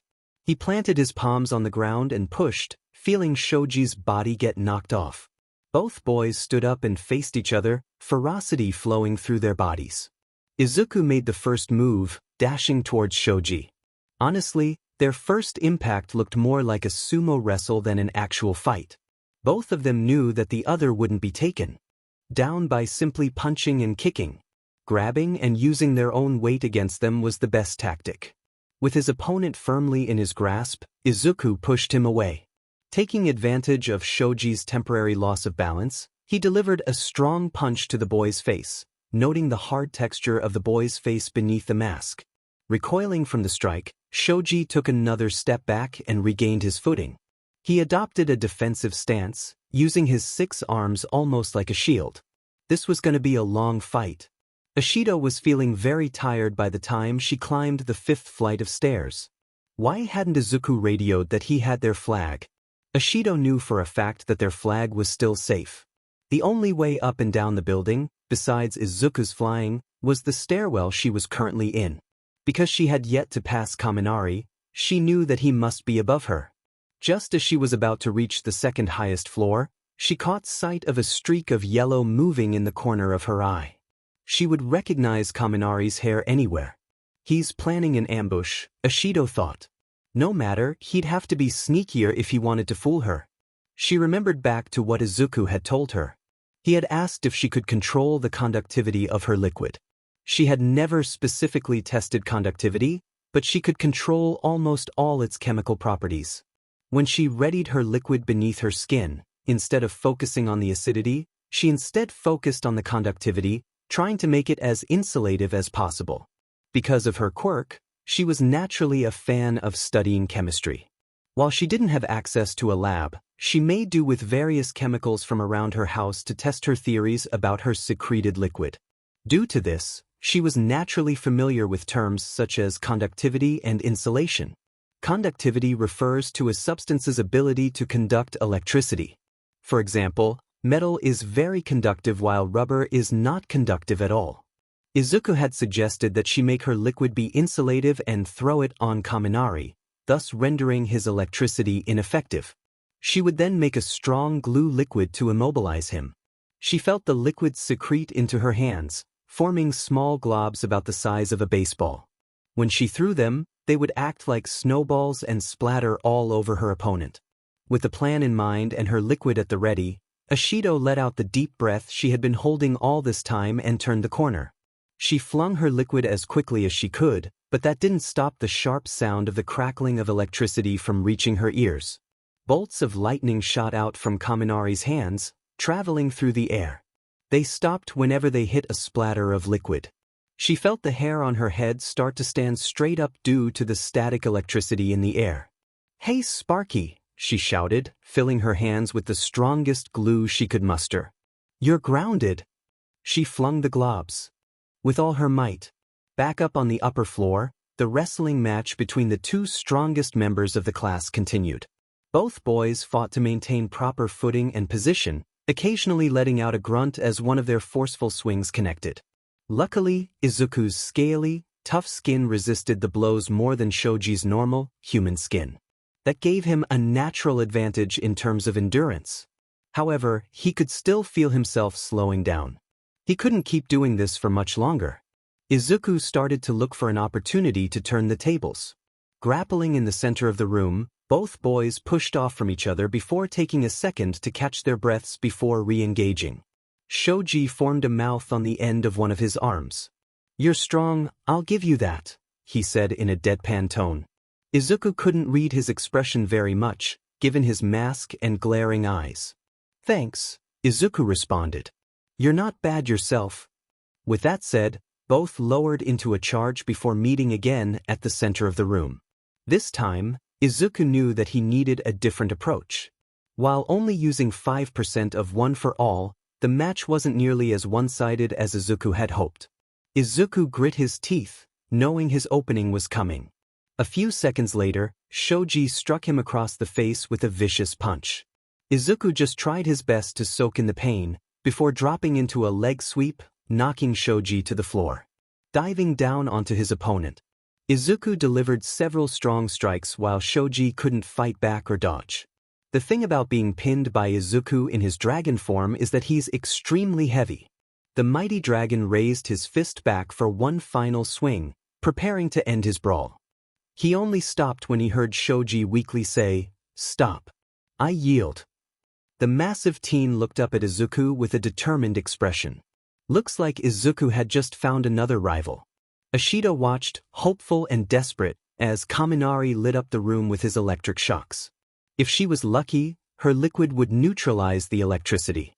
Already, she was feeling tingly all over her body from the small amount of electricity arcing at her. The sound of the bolts was nearly deafening. If Kaminari was using this much of his charge, he was definitely about to short himself out. She held up her hands to shield her eyes from the bright light given off by her opponent. She could barely see his silhouette with all the electricity arcing from his body. Wait a minute, was he getting brighter? The only thing that hit Ashido harder than that realization was the actual shock, flowing through her excruciatingly. Her muscles seized up and she stumbled and leaned against the wall. She had been hit by Kaminari's electric shocks before, mainly him accidentally shocking her when they bumped into each other. But she had never felt electricity like this. And just as quick as it came, it was gone. Ashido slowly felt her tensed muscles relax, while the noise and light in the room.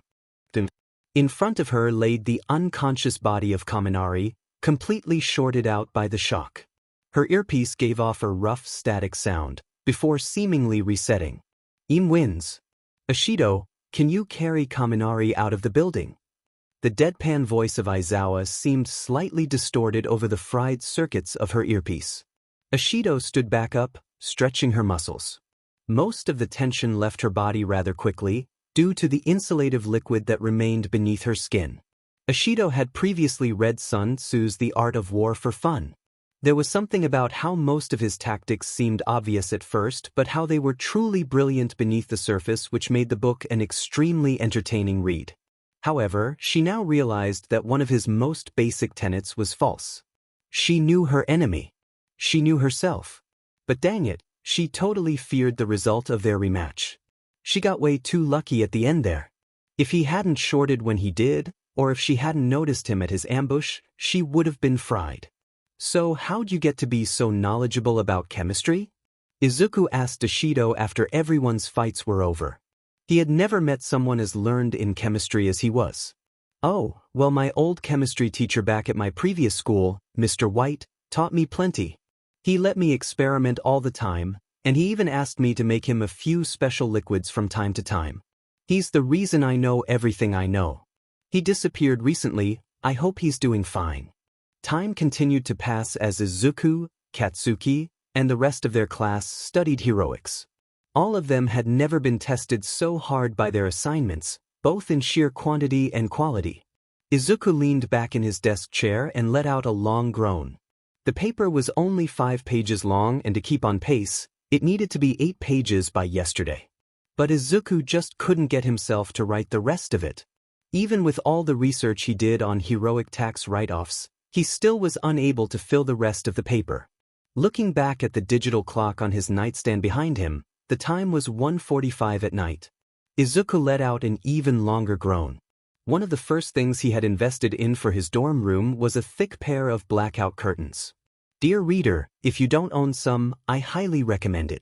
Sleeping in until 11:30 on a weekend with your room still pitch black is one of the coziest feelings in the world. Maybe a midnight snack will help me focus, Izuku thought as he slowly stood up. For a normal person, sitting down for as long as Izuku did would have at least merited some stretching. However, due to his lack of bones and muscles, Izuku just stood up and walked off. Being careful not to disturb any of the other sleeping students, he tiptoed over to the stairwell and down into the common room. However, when he approached the bottom floor of the building, he could see some light streaming in through the doorframe. I guess someone's already having a snack, Izuku thought. Not wanting to scare them, he began to intentionally walk louder so that whoever was in the kitchen would hear him coming. The clinking of a spoon inside a glass bowl could faintly be heard, so Izuku assumed whoever was up is eating cereal.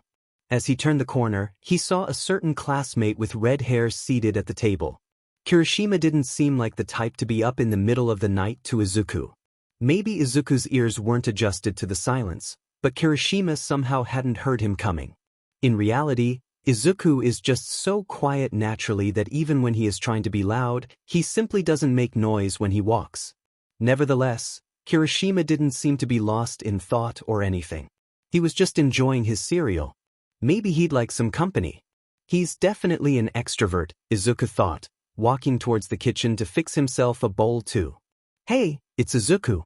Want some company? He whispered, keeping his voice silent to not jump-scare Kirishima or wake up anyone in the dorm. Kirishima's head quickly turned, not fast enough to indicate surprise, but still fast. He still looked rather calm, so Izuku gave him a small smile. Sure, you can join me, Kirishima responded, equally as quietly. He reached over and pulled out the chair next to him. The cereal's in the second cabinet from the left. Thanks, Izuku calmly responded. Soon, he was carrying a bowl full of cereal over to the table to sit down. He took a bite and dang, that was good. There's something about the middle of the night that makes cereal taste delicious. Some time passed. Both boys just sat in silence, slowly eating. They were both in a rather awkward situation, with neither wanting to break the silence. There wasn't much to talk about anyways, with there being no major combat trials as of late. Their last major test grade in heroics class was the battle trial, which took place about a month ago. Already, all of Izuku's class felt like they could blow their previous scores out of the water with the training and lessons they had been put through. The Kirishima I met back on the bus after the entrance exam wouldn't stay quiet this long, Izuku thought. In fact, there were several situations in class where Kirishima had gone out of his way to break the silence. No, something was definitely bothering him right now. So, Izuku bit the bullet and said, So, how'd you think you're improving? Like with your quirk in heroics class, I mean. Kirishima turned to look at him with an expression that looked way too neutral. Oh, I'm doing fine, I guess. I'm definitely catching up to everyone else. What do you mean, catching up? You're already pretty far ahead of everyone else, Izuku asked, trying not to press too hard. No, I don't mean it like that. I just mean that I'm trying to pass everyone's leg up on me, with their flashy, offensive quirks, like yours and Bakugo's, he said, with a mild hint of sadness in his voice. There it is, Izuku thought. He gestured for Kirishima to continue, wanting to know more of what was bothering him. You know all about my quirk by now. It lets me harden my skin, which is easily the weakest and least complicated of our whole class.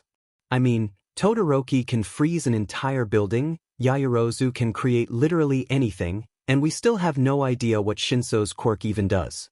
But here I am, already trying to catch up. He sighed and took another bite of his cereal, signifying that he was done talking. Izuku thought for a moment, then said, Yeah, your quirk is totally one of the least flashy in our class, but that doesn't mean it's weak at all. Take it from me, one transformation type user to another, it's easy to think that everyone else's quirk is way stronger than yours. Before mine awoke to its shape-shifting abilities, all I could do was heal myself. For you, you shouldn't compare yourself to them at all. He thought back to an old quirk theory research paper he read a while ago, discussing the potential of quirk awakenings. Transformation types, at face value, tend to be the weakest of the three types. However, they are the most prone to changing when you inevitably have a quirk awakening, Izuku said matter-of-factly. Also, because transforming functions like a muscle, it's the easiest to train. You may start out behind, but you'll quickly pass everyone else, and then some. Just wait and see, trust me, Izuku said with a grin. Kirishima turned to him and smiled. You really mean that? I didn't realize that quirk types had differences like that. Yeah, I do mean that truly. If you ever need any more advice on how to use your quirk, just ask, Izuku said. He turned to take another bite of his cereal, only for his spoon to come back empty. Well, I'm out of cereal, so I'm gonna go to bed now. Good night, he said, standing up to put his bowl in the sink. I'm about done with mine too, good night, Kirishima responded, giving one of his trademark grins. That's more like it, Izuku thought. There's the Kirishima I know. The school year was passing nicely for Izuku's class. Alongside their normal classes, they got to experience tons of fun stuff with heroics. Their schedule was fairly balanced, with heroics as the first class in the morning and their core classes spread throughout the week. For the first year at UA, classes were fixed. Everyone was required to take math, Japanese literature, social studies, English, and chemistry. Only for their second and third years could they branch off and take elective courses, like underground heroics or rescue heroics, to specialize in a type of hero to be. For first years, heroics class was a mix of all the types, so they got an even spread of combat, stealth, reconnaissance, and rescue. Izuku's class even got to go to the USJ, short for the Unforeseen Simulation Joint, to practice rescuing civilians from various disasters. While they were there, they got to meet 13, a hero that specializes in rescue.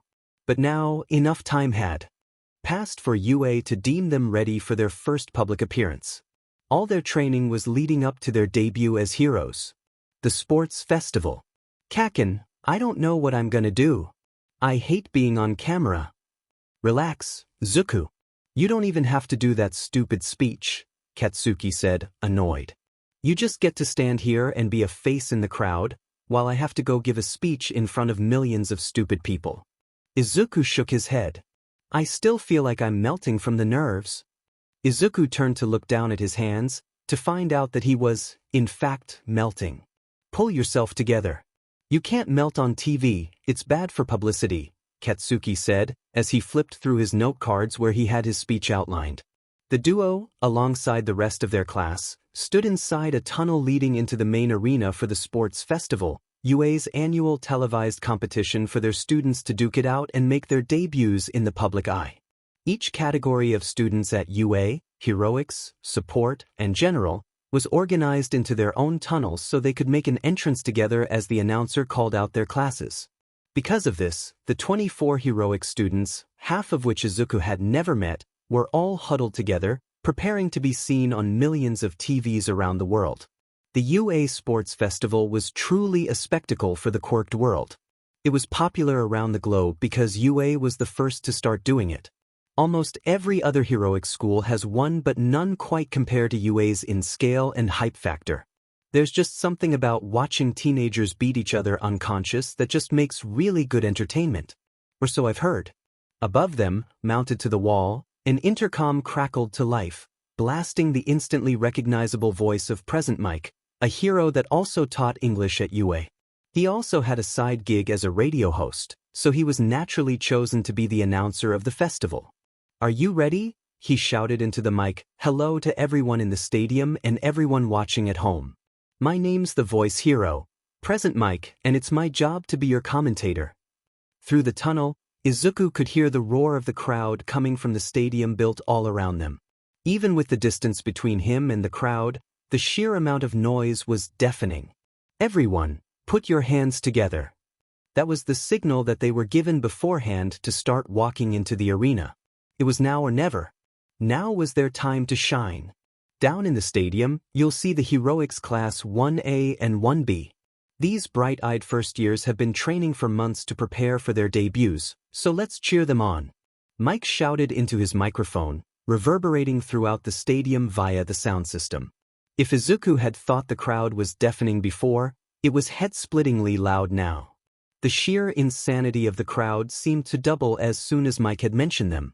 Mike then went on to introduce the remaining classes at UA, the support and general education students, who would be competing too.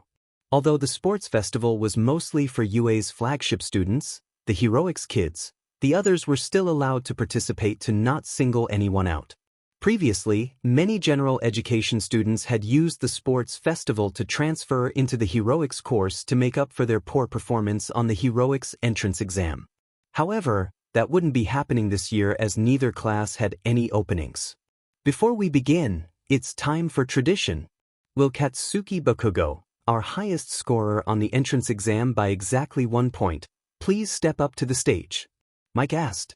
All the way up in the stadium, a single voice could be heard shouting louder than the rest. One Mitsuki Bakugo, Katsuki's mother, was currently cheering for her son so loud that everyone around her thought that she had some kind of voice amplification quirk. She doesn't, she's just so proud of her son to have made it so far. Izuku watched, nervous, as Katsuki slowly ascended the steps. He approached the microphone already set up on the stage and tapped it a few times to test that it was working. He closed his eyes and took a deep breath. Let me say this first. Zuku, I win that bet we made years ago about who would get a higher score in the entrance exam. You owe me 100 yen. He paused for a second while the crowd laughed at what he said, then continued. To everyone else that I'll be competing against, I don't know if I'll win, but I'm going to try harder than all of you combined. Lastly, to all the people watching who want to be heroes, remember to be born with a strong quirk. That makes the whole process way easier. Thank you. And with that he bowed and stepped off the stage. Calling out my own hypocrisy here, for writing an underdog story about someone who currently possesses 2 of the most powerful quirks in existence. The first event of the festival had been decided, an obstacle course. Everyone, including the students, knew that the first few rounds only served to thin the herd down to a reasonable number for the one-on-one battles at the climax of the festival. Each type of student, heroics, support, and general, had 2 classes of 12 each, so there were 72 students in total. Traditionally, the 1v1s only took 16 people. For the first event, the number was trimmed down to the second event, then halved this number down to because the first event was an obstacle course. Only the first 32 competitors to cross the finish line would qualify for the next round, leaving the remaining 40 behind. Shortly after the speech, all the students were led out of the stadium into one of UA's many battlegrounds. Their competition would be recorded via drones and streamed back to the main stadium. When the students entered the battleground, they found another massive model city, much like the one in which they took the entrance exam. However, there was one key difference. Instead of a wide, square arena, the city was only one street lined by buildings on each side. Ahead, many obstacles could be seen, such as a massive pileup of smoking cars. As the students arranged themselves in front of the starting line, each was making a mental plan on how to best traverse the terrain. Izuku was no different, already concocting a perfect plan. All right, listen up. All 72 heads snapped toward the source of the noise, that being one of their teachers, the pro hero Midnight. She stood on a small podium so that everyone could hear her better. Additionally, she wore a small wire headset microphone, probably so that her voice could be broadcast back to the main stadium for the crowd to hear. The rules for the first event are simple. Make it to the end of the course. The first 32 students to pass the finish line will advance to the next round, and any remaining will be eliminated from the competition. Anything goes, apart from directly or intentionally harming one of your opponents, Midnight announced with an enthusiastic tone. The competitors began to whisper amongst themselves, each student turning to a nearby friend to hopefully come up with a plan at the last second. Oh, and one more thing, Midnight said, looking right at a few particular students. I'd advise against flying over the course. Oh, that's just easy. Izuku sighed to himself. There goes his easy way out. He did notice that she never explicitly said that it was against the rules, but knowing Yue, there was definitely something dangerous patrolling the skies to ground any flying students that thought they could just take the easy way out. Nevertheless, he still had a plan. Now that Plan A was dead, he still had 25 more letters worth of plans left. Standing before the starting line, Izuku felt his power flow beneath his skin. The exhilarating feeling that he always felt, right before he was about to change. On your marks. He closed his eyes, not feeling the need to look at the course ahead of him. Get set. The familiar chill of his body turning to nihilium began to flow through him. It almost felt like he was calmly sinking into a cold swimming pool, just there to float for eternity and be slightly moved by the small waves. Go! All at once, the stampede of students shot forward, each one desperate to place as high as possible. Present Mike immediately began giving his play-by-play of the action, loudly announcing everything as it happens. And they're off. Shoto Todoroki of Heroics immediately begins by creating a glacier. Katsuki Bakugo responds by exploding a hole through it. He continued to commentate as the students began to pick up the pace, not noticing that there were only 71 students on the track. Wait a minute, what's that on the rooftops of the fake buildings? Present Mike asked, sounding genuinely confused. Izuku grinned. Plan H was working flawlessly. Immediately after the event had started, he had shifted into one of his forms that he had discovered the day one for. All manifested in him, the catkin form. He hadn't really used it until now because his dragon form handled strength and flight perfectly. This time, he needed speed and agility. In terms of looks, he looked sort of similar to his old self, but with green cat ears and a tail poking out. He also had claws on the tips of his fingers and toes, which had, of course, shredded his 17th pair of shoes this month. All of this rapid shapeshifting tends to do that. He was about half a foot taller, in addition to digitigrade legs that made running and jumping far easier. He also had greatly increased balance in this form. All in all, it was perfect for acrobatics and stealth. Dear reader, let me tell you, it's impossible to find a pair of shoes that fit properly when in a situation similar to Izuku's. He knew that the buildings were fake, but UA even went so far as to add window railings and fire escapes to the sides of them, so he assumed that they had regular rooftops as well. Thus, he wasted no time in scaling the side of the nearby building and rolling onto the roof. It was far slower than simply using his dragon form to fly up the side, but he didn't want to risk taking off for fear of Midnight's warning. Feeling his claws slice straight through the concrete and make a firm hold, he began to climb. Already, he was scaling the wall way faster than he anticipated. Maybe shape-shifting into this form also changes my brain to give me some of its instincts, Izuku thought. Wait, no, that can't be it. I don't have a brain. Briefly shaking his head to regain his train of thought, he found that he was already at the lip of the roof of the building. Pulling himself over, he barely felt any of the strain on his body that he should be feeling. He hit the ground running, immediately sizing the gap between the two buildings. His quick footsteps gradually turned into long bounds, before he crouched and leaped as long as he could. While he was soaring through the air, his new sensitive ears picked up the whirring of a nearby drone. The sound was a bit annoying, but he could deal with it for a short time. He decided to risk a glance towards it, to find that its camera was pointed straight at him. He flashed it the biggest grin he could, before turning his eyes back toward the rooftops in front of him. He could still hear the whirring of the drone's propellers following him, so it must be keeping watch on specifically him. Maybe it's time to show off a little bit, Izuku thought. After all, the sports festival only served to introduce the hero students to the world and help scouts find them for internships and work-study offers. On this next rooftop jump, he aimed for more height as he took the jump, pulling off a double backflip as he sailed from rooftop to rooftop. Below him back down on the street, the loud sound of the competitors' quirks combined to form loud background noise. Izuku was glad that he was up here and that they were down there. Emerging from the noise was the telltale and familiar sound of explosions. Izuku sighed to himself, knowing that his victory won't be as easy as he thought it would be. Of course, Katsuki would be keeping pace with him.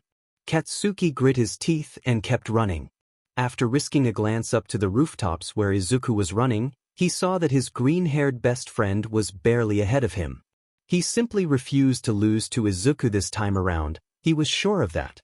After he promised to try harder than everyone else there, he had to win to prove that he was the best.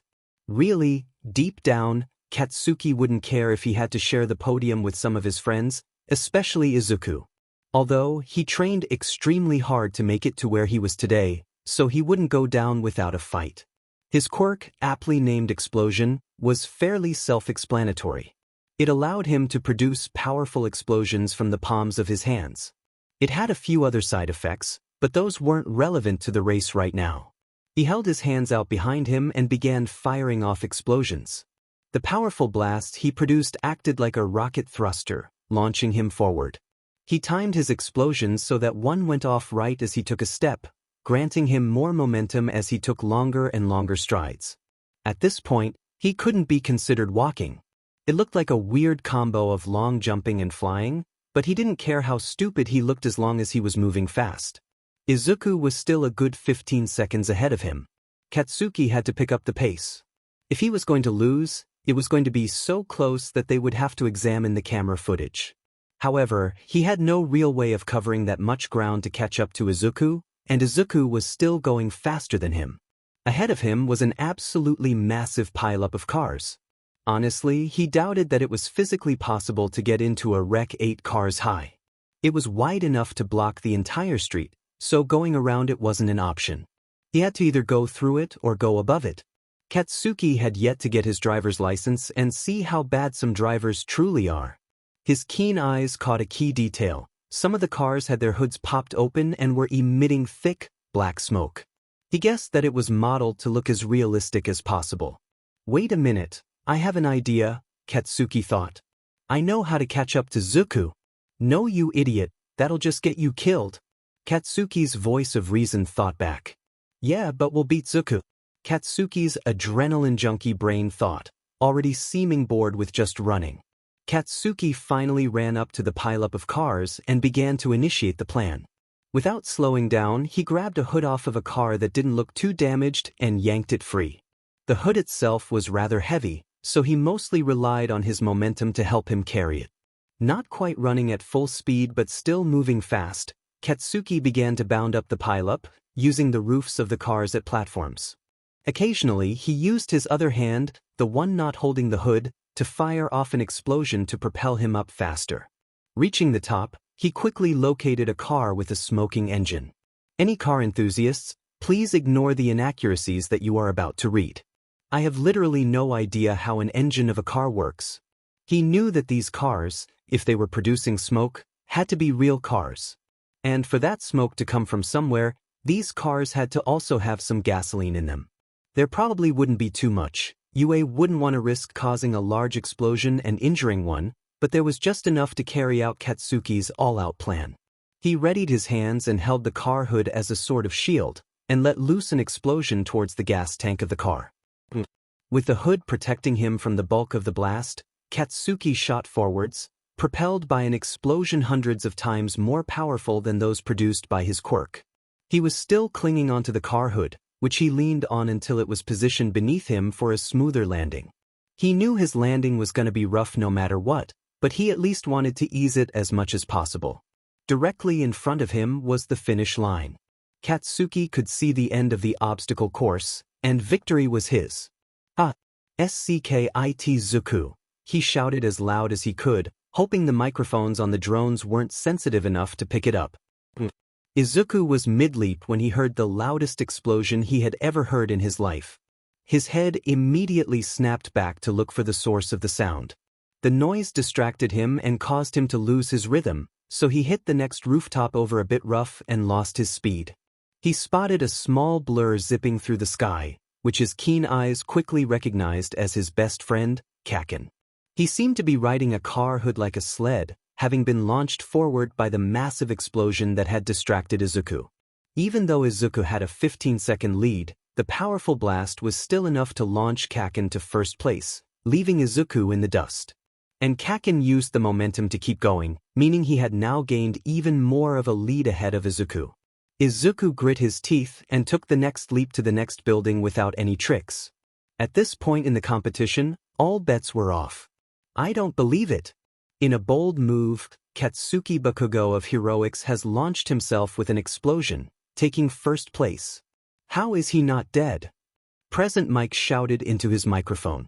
Ouch, that was a bit of a rough landing there, but he's somehow still going. That's not against the rules, right?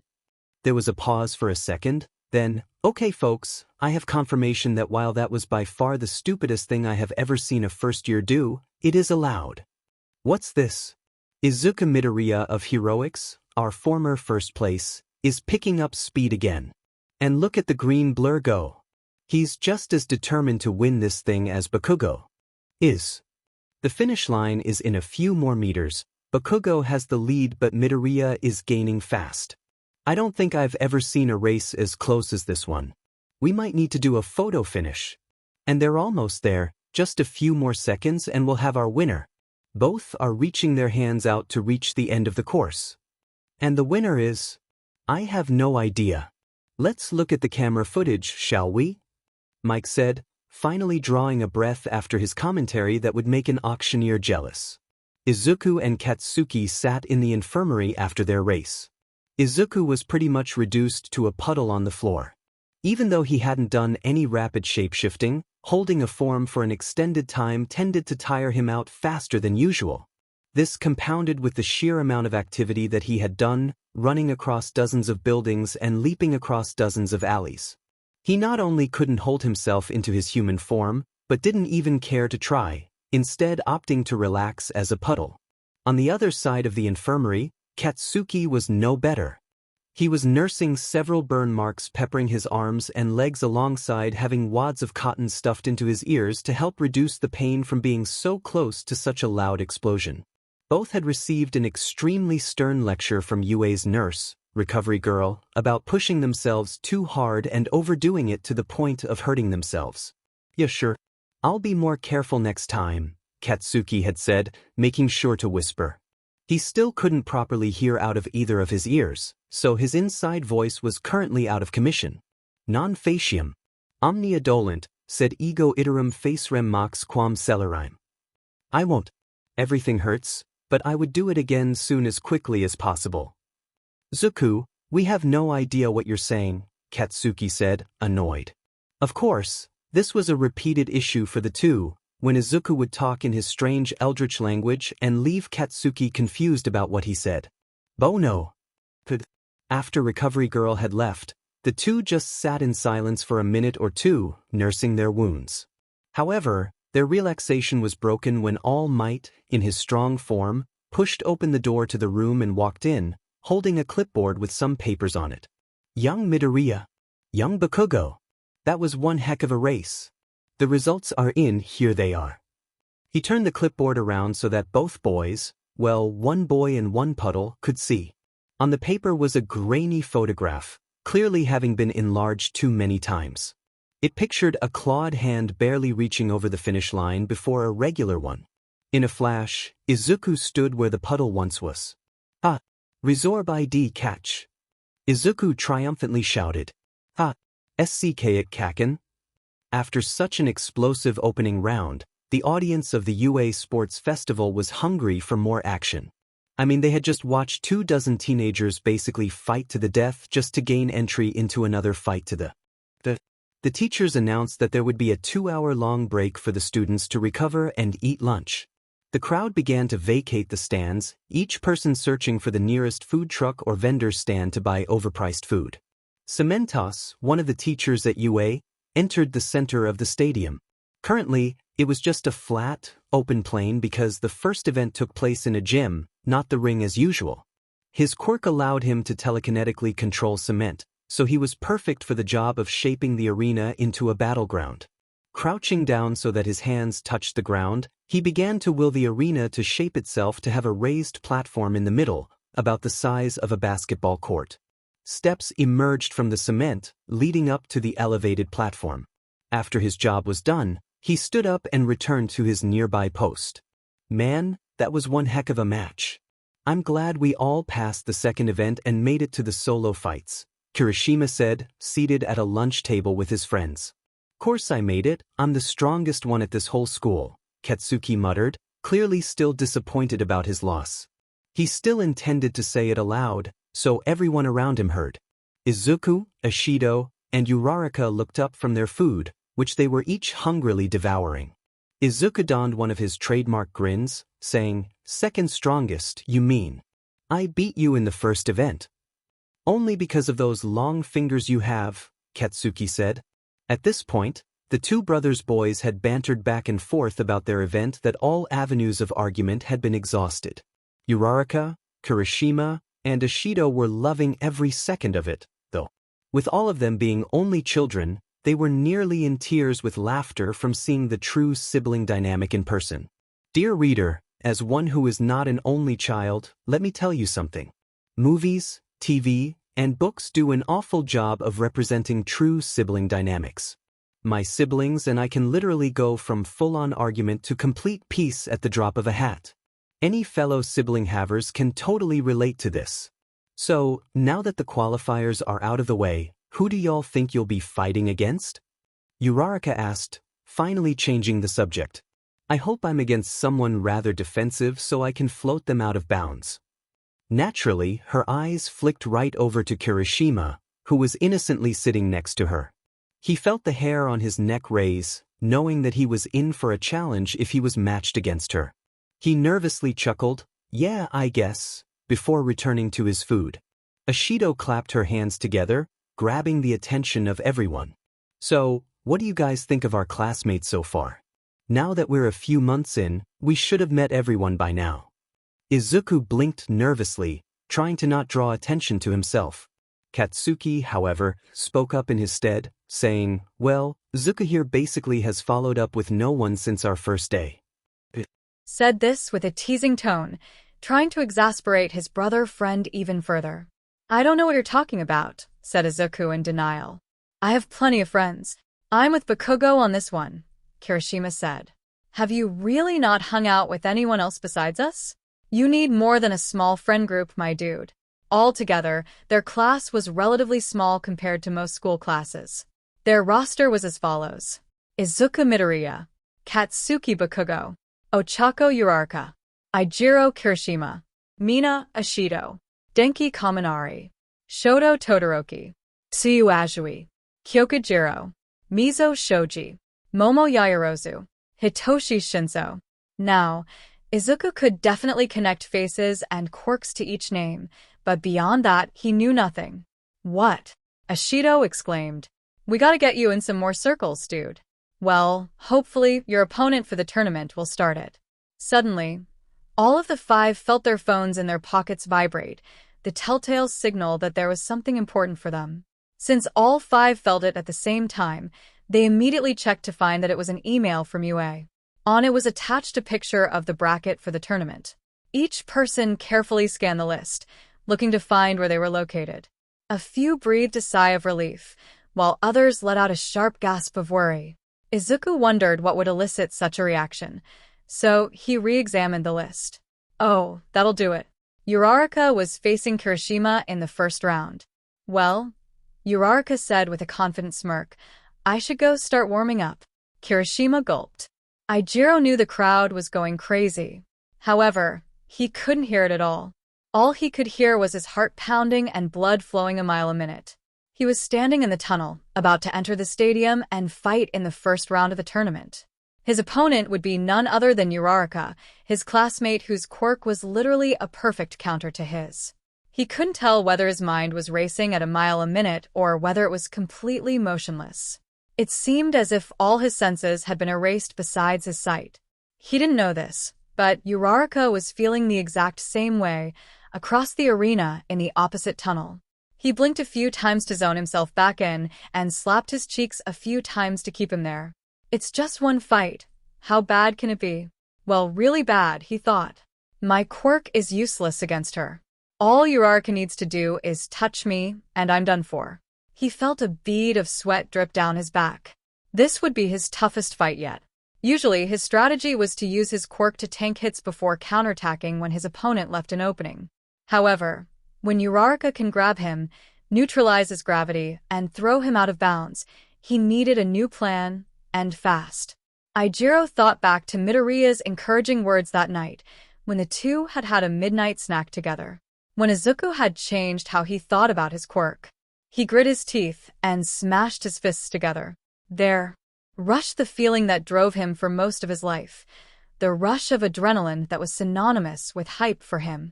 Next up, Ochako Uraraka versus Eijiro Kirishima.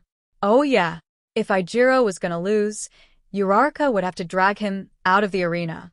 Eijiro walked towards the arena and climbed the steps. There was no turning back now.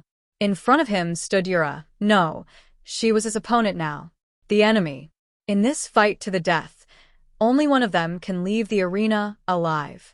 Well, sort of. Even with the copious amounts of adrenaline flowing through Eijiro's body, the nervousness he was feeling still made him exaggerate the rules slightly. He faintly heard the referee say something, but he was too focused to hear what she was saying. Probably some rules, but those didn't matter too much. Anyways, suddenly the ref's voice became several times clearer, in time to hear her start the countdown. 3, 2, 1, fight! Eijiro rushed forward, desperate to end the fight quickly. He hoped to use Uraraka's small stature to his advantage by using his weight advantage to push her out of the arena before she could neutralize his gravity. She also darted forward, expecting the match to end quickly. Her right hand was outstretched as she reached out for him. Because of his longer legs, Eijiro met Uraraka more toward her end of the arena. Time to end this quickly, Uraraka shouted, stretching her arm out even farther. I just have to get an opening and then counterstrike, Eijiro thought. He ducked under her outstretched arm and wrapped his hands around her, being careful to bind her arms in a manner where she couldn't touch him. With a grunt, he lifted Uraraka up before slamming her back down onto the ground. Dazed from the impact, his opponent quickly got to her feet and hurriedly took a few steps back. Eijiro did the same. That was too close.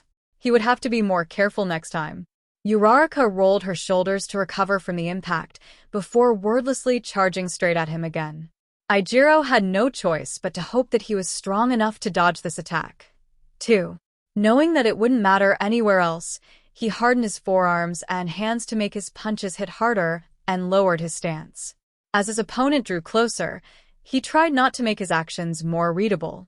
He noticed that Uraraka's outstretched hands majorly offset her center of mass, so her balance would be off. At the last second, he took a large leap back, hoping to take advantage of her skewed balance with a powerful punch. His hopes were luckily confirmed when she slowed down slightly before giving chase. She slowed down, Eijiro thought. She might have almost stumbled there. She clearly isn't accustomed to people dodging her attacks like this. With his arms crossed in front of him, he planted his feet and prepared to strike back as she again grew closer. Only this time his plan went a bit wrong. It seemed Uraraka knew that he was expecting her to charge at him again, so... At the last second, she lowered her hands and started to slow down so Eijiro couldn't use her momentum against her like last time. Eijiro's eyes widened. He reached out again, trying to grab her hands before they touched him. At the last possible second, Uraraka dove forward, fingers reaching out. Eijiro felt 5 distinct points of contact on his chest. It's over, Uraraka whispered. When she dove, her momentum crashed into Eijiro, who was now completely weightless. But he wouldn't go down so easily. He had his hands reached out for a counterattack, so he wasn't completely out of options. As he felt his body begin to float away, he wrapped his hands around her forearms, clutching on for what felt like his life. From his basic understanding of physics, every force has an equal and opposite reaction. Eijiro pulled himself forward, using Uraraka's outstretched arms as an anchor. Because Uraraka had leverage on the ground, he easily shot himself toward her with almost no effort. Eijiro hardened himself right before the two spectacularly crashed together. Eijiro knew that Uraraka's quirk didn't make an object weightless, it just neutralized the force of gravity. Uraraka grunted as the two collided and released the effect of her quirk on him, causing Eijiro to unceremoniously fall to the ground. There was absolutely no way that Eijiro could pull off such a risky stunt like that again. That was way too close. But the way that he slammed into the ground gave Eijiro an idea. A crazy one, but it was his only option to somehow emerge victorious. Uraraka, having recovered once again, looked right at him and saw his weakness. Eijiro knew that he was almost down for the count. Once again, she began to run right at him. Having learned from her mistakes, this time she would make sure that Eijiro couldn't grab her. He felt his hardening right beneath his skin, all over his body, before channeling as much of his energy as he could onto his feet. He slammed his feet into the concrete floor, using it almost like the bit on a jackhammer. It made a small divot in the concrete, which his foot was already lodged into. This just might work, Ichiro hesitantly thought. At this point, it was too late to think of a backup plan. It was this or nothing. He drove his other foot right down into the concrete, fully securing his body down. He barely felt the contact at all. Uraraka reached him once again, and Ichiro didn't bother defending himself from her. Instead, he opened himself for her touch and prepared a counterstrike. When it inevitably came, he was ready. As he felt the pull of the earth leave his body, Ichiro felt his feet anchor him to the ground. Uraraka, with her hand still planted firmly on his chest, tried pushing him out of the arena again. Instead, she found it was like trying to push a tree over. With his feet firmly rooted in the ground, Ichiro was immovable. He saw Uraraka begin to move back, her plan of hitting and running continuing. However, he was already poised to strike back. Because he had already prepared for an attack, all it took was for him to swing it forward and deliver a devastating strike right to Uraraka's face. She slowly stumbled back, seemingly dazed and confused. Curiously, Ichiro felt his gravity return to him as she shook her head and righted herself. Uraraka lifted her hand to her head, finding her nose was already dripping blood. But as her hand touched her face, she also felt an unexpected texture on her skin. Right where Ichiro's fist had struck her, her skin was hard as a rock. She frowned, wondering what is happening. Well, she tried to frown. Given that half of her face was hardened, she couldn't move the muscles on the left side of her face. For a moment, they both just stared in shock. Ichiro looked at his hands, repeatedly hardening and unhardening them. Was it his quirk that did that? Midoriya did say that transformation-type quirks like his are prone to evolution. Maybe he could now transform others with his quirk? Well, whatever. Think later, fight now. Pressing the advantage, Ichiro turned the tables and charged forward, striking Uraraka on her right arm and letting his newfound power flow through him. Just like before, the telltale jagged lines spread up her arm, locking its movement in place. When it reached her shoulder, she couldn't move her arm at all anymore. Strangely, he couldn't harden his body now. It seemed as if the muscle that he flexed to use his quirk felt too exhausted to harden him, even a little bit. Uraraka took a step back, raising her non-dominant arm up to guard her against Ichiro's continued barrage of blows. The fight was his now. The ball was in his court, and he was wise to press the advantage as much as possible. Before long, Uraraka's arms were completely frozen in place. She took her final step backward, leaving her on the other side of the line. Ochako Uraraka is out of bounds. Ichiro Kirishima wins, the announcer exclaimed. And what a match that was. I thought Kirishima had lost there. His oppo, no, she was just Uraraka now, looked down, disappointed. Ichiro felt his body relax now that the battle was over. With that, he also saw the hardening on Uraraka's body recede and return motion to her arms. Uraraka looked at him with a fierce expression. You owe me a rematch soon. I won't lose that one, she said, taking her loss in stride. You got it, Uraraka, Kirishima said happily. Call me Ochako. You've earned it after such a hard fight. Sure, only if you call me Ichiro. Izuku watched from the stands as the two combatants shook hands before exiting back into their respective tunnels. Dang, that was one heck of a match, Katsuki said. I didn't think Ichiro had it in him to pull that off. Yeah, totally, replied Izuku. And his new quirk ability is amazing. I can't wait to see it in action next round. The two sat back in their chairs, as their respective fights weren't for a while. Both of them were on opposite sides of the bracket, so the only way they would be meeting in combat would be in the final, and they both knew it. Ladies, gentlemen, and everyone else in the crowd, your attention please, the time has come, Mike, the announcer, said over the speaker system. It's the moment we've all been waiting for. The final battle between Izuku Midoriya and Katsuki Bakugo is starting right now. The crowd quickly began hurrying back into their seats. While they did that, Both aforementioned boys were preparing in their respective tunnels. Izuku leaned against the wall, eyes closed. He had mentally prepped his strategy for the fight, but he still had to keep calm and collected to give it his best. There was nothing he could do now but wait for the fight to start. He had trained hard during the months leading up to this, he had already stretched, and he had done everything he needed to make sure this was the best fight he had ever done. Katsuki and he had sparred before, but their spars on the beach had them both holding back. Neither one was going for a knockout or ring out then, only for the other to yield. And Izuku had no intention of yielding. He felt his quirk flow beneath his skin, his new special move that he had prepared in secret just itching to be used. Oh yeah, he was ready. Just like in his previous fights, Izuku could barely hear any of the sounds around him as he walked out onto the battlefield. Izuku would have blamed his brain for being faulty, but of course, he doesn't have one. He guessed he must be subconsciously imitating an old feature of brains. Honestly, you mere humans with your inferior senses.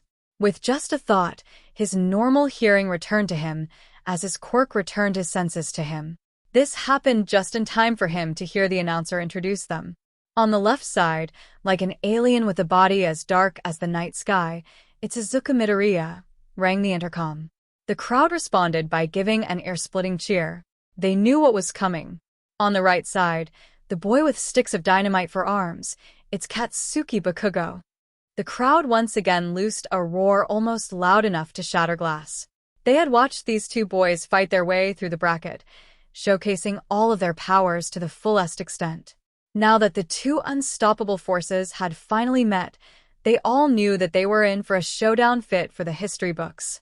Both of these amazing combatants are from our very own Class 1A of the Heroics course. I don't know what goes on in their classroom, but it must be pretty fierce for almost all of 1A to make it into the individuals bracket. President Mike spoke. Izuku turned around and waved to the crowd, sporting the biggest grin he could. Once again, the crowd went nuts. Izuku knew that the intent of the sports festival was to get the heroic students' names out there so that they could find internship opportunities, but that didn't stop him from basking in all the glory that came with making it to the finals. "Fighters ready?" Mike called, preparing to start the match. "Hey Izuku, I said I was gonna win. You can't stop me," Katsuki called fiercely. "Oh yeah? Speak for yourself," Izuku shouted back. The crowd held their breath. 3, 2, 1, fight! Izuku charged forward, shifting his form as he shot forward. Before a second passed, he was being propelled forward by his two mighty dragon wings that had just sprouted from his back. He looked forward and saw his opponent shooting himself forward utilizing his explosions, using them almost like rocket propulsions. Since the explosions gave Katsuki a bit more acceleration, Katsuki reached Izuku first, meaning Katsuki controlled more ground of the stadium. The two had fought so many times that they could probably both do it with their eyes closed, what with knowing each other's attack habits and whatnot. This time, both were determined to be unpredictable. But they both knew that the other was anticipating them to be unpredictable, so that would be predictable. So Izuku decided to be predictable, thereby making him unpredictable, and charged forward with his normal strategy. He was mostly banking on his scales and regeneration being able to tank most of his enemies' explosions, then once he was worn down going in for the win. Using an explosion to propel his arm forward, Katsuki struck first with a vicious swing with his left hand. His fist nearly clipped Izuku's jaw, and the dragon responded by swinging a hook of his own. It firmly connected to Katsuki's side, causing the boy to stumble back a bit before launching another quirk-propelled strike. The crowd was roaring when they saw the boys begin trading hits. Thanks to their extreme training, they were both able to take quite a few hits from each other. But today, Izuku knew that Katsuki wouldn't be pulling his punches back by even an inch. He jerked his hand outward and caught Katsuki's fist with both of his hands. Before Izuku could take any action, Katsuki brought his other hand forward and let loose a massive explosion right in Izuku's face, causing him to stumble back. Izuku took a few steps back, letting his quirk reform his exploded face, before grinning and charging right back forward. This cycle continued for some time, with both boys meeting in the middle of the arena and trading blows for a bit before one was forced to back off. Izuku was landing strong blows on Katsuki, so he was gaining ground slowly but surely. After a minute or two, Izuku backed off and called to Katsuki, "What you say we make this more interesting?" Despite his many bruises and blood splatters, Katsuki donned a ferocious grin. "I was thinking the exact same thing." Izuku grinned, showing off his rows and rows of sharp teeth. That was exactly what he wanted. He spread his mighty wings and took off. Well, it was more of a tall leap than a takeoff. He arced towards Katsuki and fell right towards him. Katsuki looked up and raised his hands. "I've got you. Now, Izuku." He began to brace his arms to let loose a massive explosion and lowered himself into a square stance. He grit his teeth, knowing that a large enough explosion would basically wipe out all his energy. Not quite, Izuku thought while he was falling. He shut his eyes, bracing for the pain that was about to hit him. "Manus tenebra," he shouted. No real definite translation here. Tenebra is in what's called the ablative case, so it needs a preposition before it, such as among or away. The proposition is inferred from the context, but there isn't a sentence here. I intended for it to be read as, "Hands from darkness." Boom. All the audience had to look away for a second, and most couldn't see for a few seconds due to the purple eye floater things because of the bright light. When everyone's eyes returned to the arena, they didn't quite see two boys. Instead, they only saw the blonde-haired one standing in a massive puddle of black matter. Present Mike shouted over the announcement system. "Whoa!" Midoriya exploded, and his body turned to liquid. "Don't worry, folks, he's perfectly fine." Katsuki looked around, wondering where Izuku was going to strike next. He knew that Izuku had practiced in secret with his Nihilium, so he was completely in the dark here. Briefly, his mind wandered back to the day Izuku evolved his quirk when the two were relaxing and playing Minecraft. That had been their last peaceful day since. He remembered coaching Izuku to reform his body out of the puddle on the floor. Izuku had barely managed to form a simple hand. Katsuki felt a weird tugging on his foot, bringing his attention back to the fight. When he looked down, he saw the exact same thing he saw that day. He saw a hand made out of Izuku's Nihilium grabbing his foot. He lifted his foot to kick it off and crush it, but another shot out of the Nihilium. Together, the two hands held his foot to the ground. Confused, Katsuki raised his other foot, preparing to stomp Izuku's plan. However, he failed to account for several more hands rapidly sprouting from the Nihilium below him, holding him down.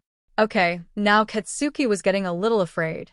He struggled as more and more hands shot out of the darkness, grabbing his legs and pulling on him. As they reached higher and higher, Katsuki swore he saw several with multiple elbow joints. He even saw a few that had multiple hands sprouting from a singular arm. Before long, he could barely move his legs. All he could do was struggle, while the hands crept higher and higher. Well, not quite.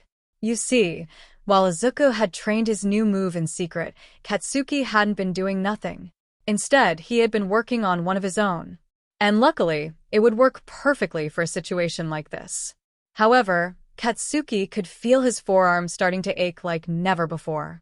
With every explosion, the recoil was transferred and absorbed primarily through his arms.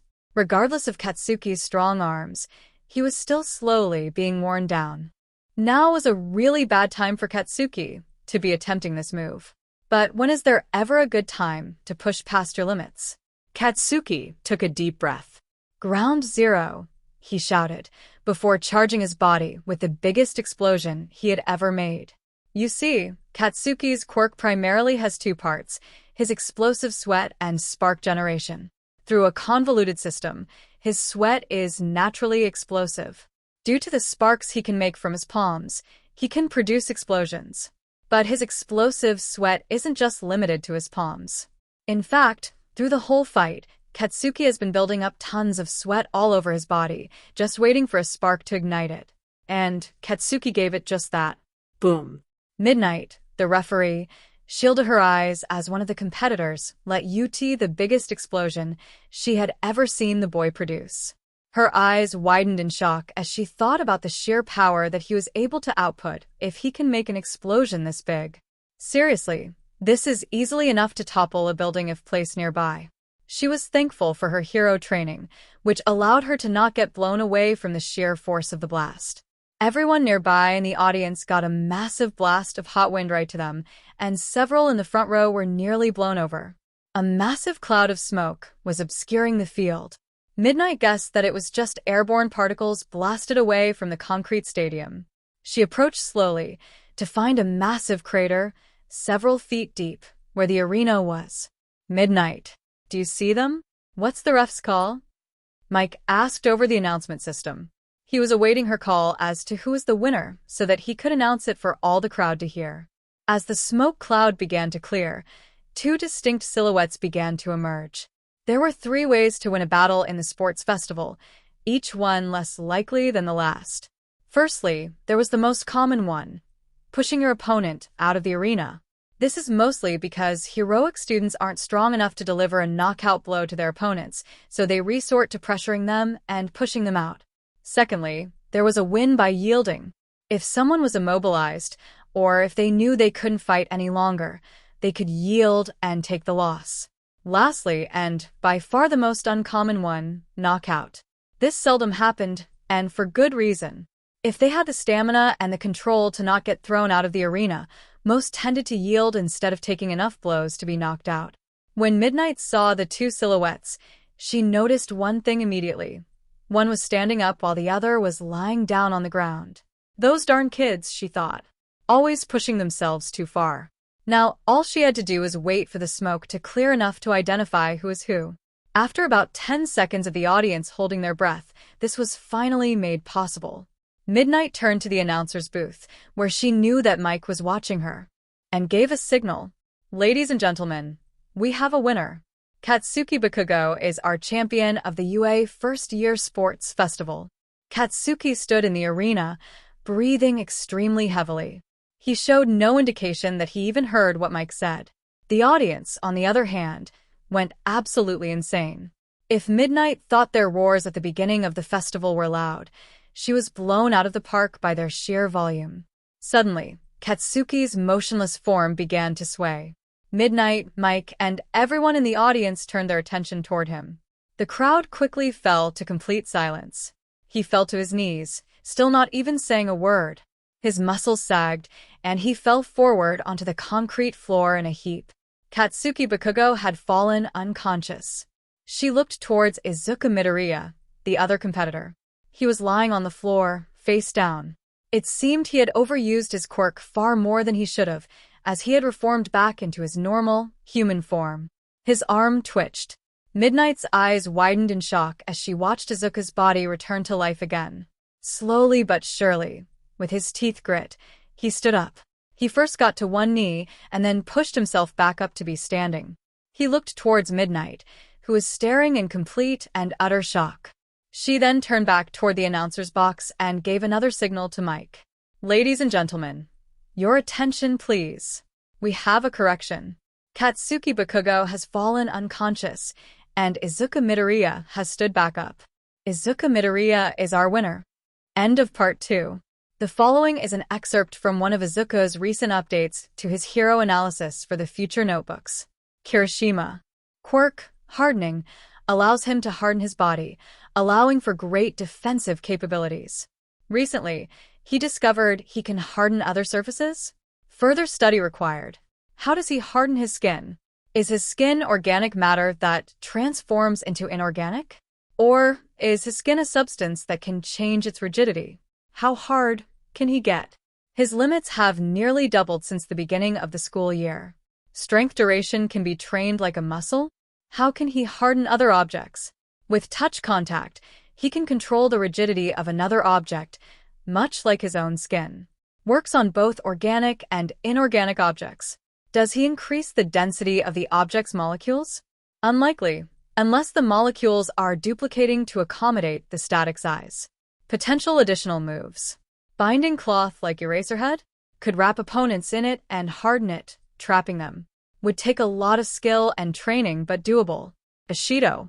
Quirk, substance production, allows her to produce a substance and control its chemical properties, such as corrosiveness and adhesiveness. What is the substance she produces? Is it one substance that she can control the properties of? Or multiple of varying properties? Likely just one substance because she can't control the color of it at all. What other properties can she control? Flammability? Combo move with Kaken? Toxicity? What could go wrong with me swallowing some? Potential additional moves. Tornado. Spins in a circle. Uses centrifugal force to propel acid farther than normal.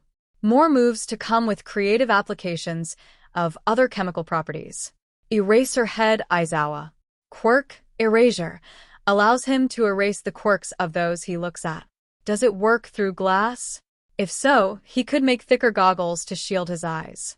He could make his goggles airtight and climate-controlled on the inside to keep his eyes wet for longer. His quirk doesn't work on mine for some reason. Experiment on that as discreetly as possible. What about quirk side effects like Kaken's explosive sweat? Also needs experimentation. How does his capture weapon work? What material is it made out of?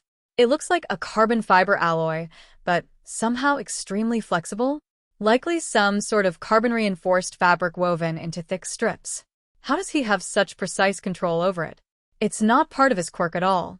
Likely decades of intense training.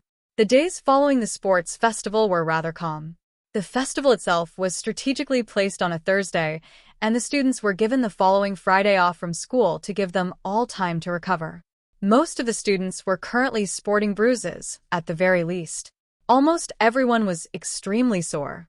Since their teachers had been gracious enough to not assign them any homework, everyone was hanging out in the living room of their dorm.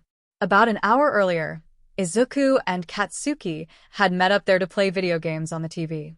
Just a few weeks prior, a brand new fighting game had just released. Both of them were massive fans of the series, so they both pooled money to buy a copy. In fact, they were currently playing on the very same console that they were using back when Izuku had awoken his quirk. The two were finally on speaking terms again after their match. Recovery girl, Yue's nurse, had been shocked to enter the medical tent to find them threatening to go for round 2 to decide the real winner. No takebacks this time. Zuko, what happened right at the end? I barely remember any of the very end of the fight. I know for sure that I won, though, Katsuki said, with a slight slur in his voice from the strong painkiller he was on. Stultus est, volo exulter. Izuku cleared his throat, recognizing that he wasn't speaking Japanese at all. It was getting harder and harder for him to focus on speaking properly when he was tired, thanks to the growing strength of his quirk. He began to speak again. Oh, Kaken, you don't remember the end because you passed out, Izuku said with glee. My super move was too strong for you to handle. Katsuki shot upwards in his hospital bed to look over at Izuku. His muscles screamed in protest as he sat up and moved so quickly, but putting his brother in his place was top priority right now. What did you say? He asked with a ferocious look. Izuku only smiled, relishing in his victory. With the promise of an eventual rematch, the two had re-established peace. However, both wholeheartedly believed that they deserved the victory. The loud sounds of the game quickly attracted a few of their classmates to see what was going on. Kirishima, Kaminari, and Mina entered, and upon seeing Izuku and Katsuki sitting on the couch, joined them to watch them play and hopefully steal a turn. Is this Ultimate Hero SmackDown 6? Kaminari asked. I've heard about this series. Is it any good? He waited a second for response, but one didn't come. Both boys were too focused on proving which of them was better. The two competitors and 3 spectators watched in awe as Katsuki pulled off a long string of attacks, not giving Izuku any chance to escape the combo. Finally, Izuku's health hit 0, and the digital voice announced Katsuki's victory. Normally, this would have resulted in copious amounts of anger and discourse, but both boys were too tired to raise their voices beyond even a normal shout. Katsuki finally turned to Kaminari. Yeah, I guess it's pretty good. Zuko and I have been fans of the series for a few years now. Anyways, I'm gonna refill my drink. One of you guys can take my controller. He slowly stood up, stretching his legs. Katsuki let out a groan as he shifted his weight from the couch to his feet. Out of all the students at the sports festival, none had pushed themselves harder than Katsuki, not even Izuku. Since his quirk was physical, he strained his body far more than Izuku, who didn't even faint at the end of his match. He tossed his controller onto the couch, leaving the three to scramble for it. "Do any of you even know how to play?" Izuku asked, navigating the game to the character select screen. Eventually, Mina ended up with a controller, after promising to pass it off after one game. "I've played another game in this series at my cousin's house," she said. "I was pretty good, but I'm out of practice." Izuku nodded. "'Kay, I'll let you warm up at the beginning. I won't hold back, though." After they both had picked their favorite characters, they quickly chose a stage and progressed to the actual match. The digital voice started the countdown, leading both players to run directly towards the other, opening with rapid blows to each other. Izuku stared at his controller in disbelief. "How did I get crushed that badly?" Ishido, from the other side of the couch, made a finger gun and pretended to blow the smoke off of the barrel. "Never, and I mean never, underestimate me in Ultimate Hero SmackDown 6, she said. It's already been a long day for Izuku, and it's barely even 11 in the morning. He woke up early, barely had time to eat anything more than a granola bar for breakfast, and forgot to pack most of the stuff he needs for his trip in his duffel bag. The bus rattled as it drove over the gravel road, causing the cloth seats of the bus and their unfortunate occupants to JRK up, down, left, and right for the remainder of the ride. Despite Yue's insane amount of disposable money, the bus didn't even have an air conditioning system. The summer heat beat down on Izuku, and the rest of class 1A like a hero pummeling a villain after a long fight. Looking over at his seatmate, Katsuki's shirt clung to his body, covered in sweat. It seemed like the rest of the class was in the same boat. Well, except for Izuku. Not having any kind of circulatory, respiratory, or any other fancy system also caused his fortunate lack of sweat glands. He could still feel the heat blasting into his body, though. They were only partways to their destination, Yue's summer training camp, where boys became men and hero students became actual heroes. Izuku's class had been fatefully told a few weeks prior that this camp was specifically designed ahead of time for each of them to cause as much pain as possible. The owners of the camp, a rescue hero group called the Wild Wild Pussycats, believed in a simple motto: suffer faster. Quite simply, the quicker you went during your suffering, the quicker it was over and done with. Each student would also be receiving a complimentary keychain with said slogan engraved on it, as a grim reminder of the hardest week of their lives. Izuku really should have brought something to do on the bus. Even a book of crossword puzzles or nonograms would be preferable to staring at the same treeline as their bus driver, their homeroom teacher, Mr. Aizawa, drove curves to confuse anyone who happened to be tailing the bus. They were so deep in the woods at this point that out of every window, the only visible thing was the trunks of trees. He checked his watch. 11:17 a.m. They weren't estimated to arrive for another several hours. Izuku let his eyes shut and his body drift off into sleep, comforted by the hum of the engine and the bumps of the road. Izuku awoke abruptly as a hand unceremoniously shook his shoulder back and forth. He sluggishly opened an eye to see his brother best friend Katsuki. "Wake up, Izuku. We're here. Everyone's getting off the bus. Come on or all the good bunks will get taken." Katsuki then turned and began to exit the bus, a noticeable speed in his pace. Izuku groaned before tiredly climbing to his feet. His still half-asleep legs threatened to give out on him, but they barely hung on. When he exited the bus, he took a second to let his eyes adjust to the light around him as he drank in his surroundings. Just to his right was a large amphitheater area, likely for bonfires and mealtimes. There were picnic tables strewn about as well as several rock slabs that were the perfect height to sit on. In front of him, inside a large clearing of trees, was a large array of cabins. On the end, one was noticeably bigger than the rest, which Izuku quickly deduced was the staff's cabin. But the most noticeable was the massive, sparkling blue lake, situated just behind the aforementioned amphitheater and cabins. Altogether, the scene was absolutely gorgeous, a caricature of a perfect summer camp vacation. Of course, life had other plans for our dear Izuku, and the rest of his class. They would be suffering. "Hey there," an excited voice called out. Izuku turned to recognize Mandalay, one of the pro heroes who ran the camp. "Y'all finally arrived. Grab your bags from the bus and follow me to your cabins. Boys on the left, girls on the right." With that said, she turned on her heel and started to walk away. Pretty soon, the entire class quickly discovered what Yue's definition of an intense training camp truly meant. They all knew full well that they weren't in for a typical camp experience. Nizu had carefully provided them with very little information about the training camp. His machinations were unknown, and many theorized that he just enjoyed knowing that his students were suffering, dozens of miles apart. With what little information they were given, it was pretty clear that they wouldn't spend much time doing ordinary summer camp activities, like kayaking or hiking. A few had theorized that they would be training their quirks here, since the camp was far enough away from civilization that they could safely not hold back.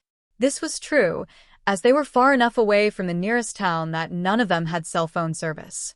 In a sense, this was true, but none could have predicted the sheer intensity that they would be training. Katsuki had been given one goal by the camp counselors: maintain flight for at least 1 minute by the end of the day. He didn't remember which counselor told him that, nor did he care. He already could move with a flight of sorts, but only under specific circumstances.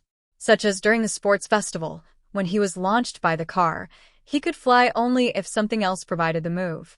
For that flight, he only fired a few explosions down and to the sides to orient his path. But this was a completely different beast.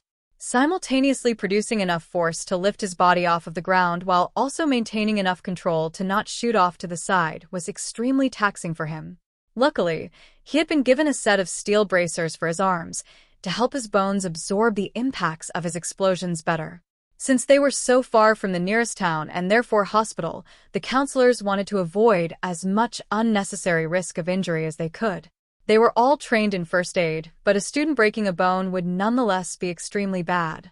Katsuki quickly decided that the easiest method of accomplishing his task was to mimic the methods that baby birds also used: jumping off of high places until something stuck. This mindset repeatedly found him on top of roofs and small cliffs that he would leap off of and fire as strong of explosions as he could to at least slow his fall. So far, it wasn't working too well. Naturally, he was able to slow himself down enough to not take damage from falling off of the high places, but he wasn't nearly strong enough to stop, let alone fly. The main problem was the explosive nature of the, explosions. Since explosions naturally are cone-shaped, most of the force of the explosions propelled outwards to the sides and was useless to Katsuki's goal of flight. He knew, in order to fly, that he would have to find a way to focus the force into a better shape.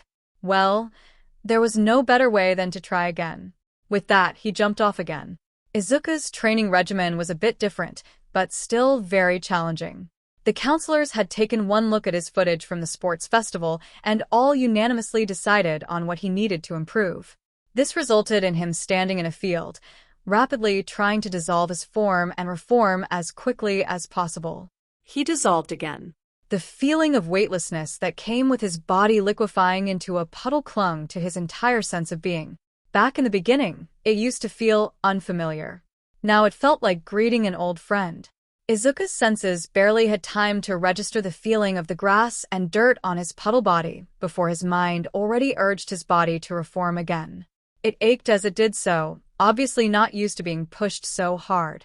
In his head, he was picturing Anomaly, his own quirk, and One for All, the quirk he inherited from All Might, as one hybrid quirk. In the past, he had found that doing this helped him imagine One for All's vast ocean of power turning the water wheels of Anomaly, making his powers easier to use. He was currently feeling the benefits of this mindset, as Anomaly on its own would have collapsed hours ago. Now reformed back into his normal human form, Izuku gave himself a second to rest, bending down to put his hands on his knees and panting. Even though his body couldn't sweat, he could imagine exactly what it felt like. The hot sun felt like a SLV driver, mercilessly cracking its whip upon Izuku's body by sending its rays down to boil him alive. He walked over to the nearby water cooler and grabbed his bottle, desperately seeking a reprieve from the sun's relentless lashings. The cold water did wonders in revitalizing his body and mind. His concentration renewed, and he walked back to his spot on the field and resumed his training. Before camp, his time was about half a second. Now it was just over 1/3 of one. His goal was to get it down to 1/10, a near-instantaneous shift. Originally, it seemed impossible, but he was almost halfway there. He dissolved again. Izuku looked up towards the sky. It was painted with brilliant streaks of red and orange, fading into black as the sun was setting. He had been going for several hours now, and he had been feeling the ramifications of doing that for the latter end of his training session. In terms of his goal of being able to dissolve in 1/10 of a second, he was very close. He felt that he just needed to push himself a bit harder to reach it. But now, he could feel his body aching, his very quirk itself denying its use to him after so much exertion. His senses were betraying him, his head felt like it was full of helium, and his body felt like it was covered in cement. But the sound that pushed its way through the ringing in his ears was the crackling of a megaphone somewhat nearby, signaling the end of their training day and the start of their dinner time.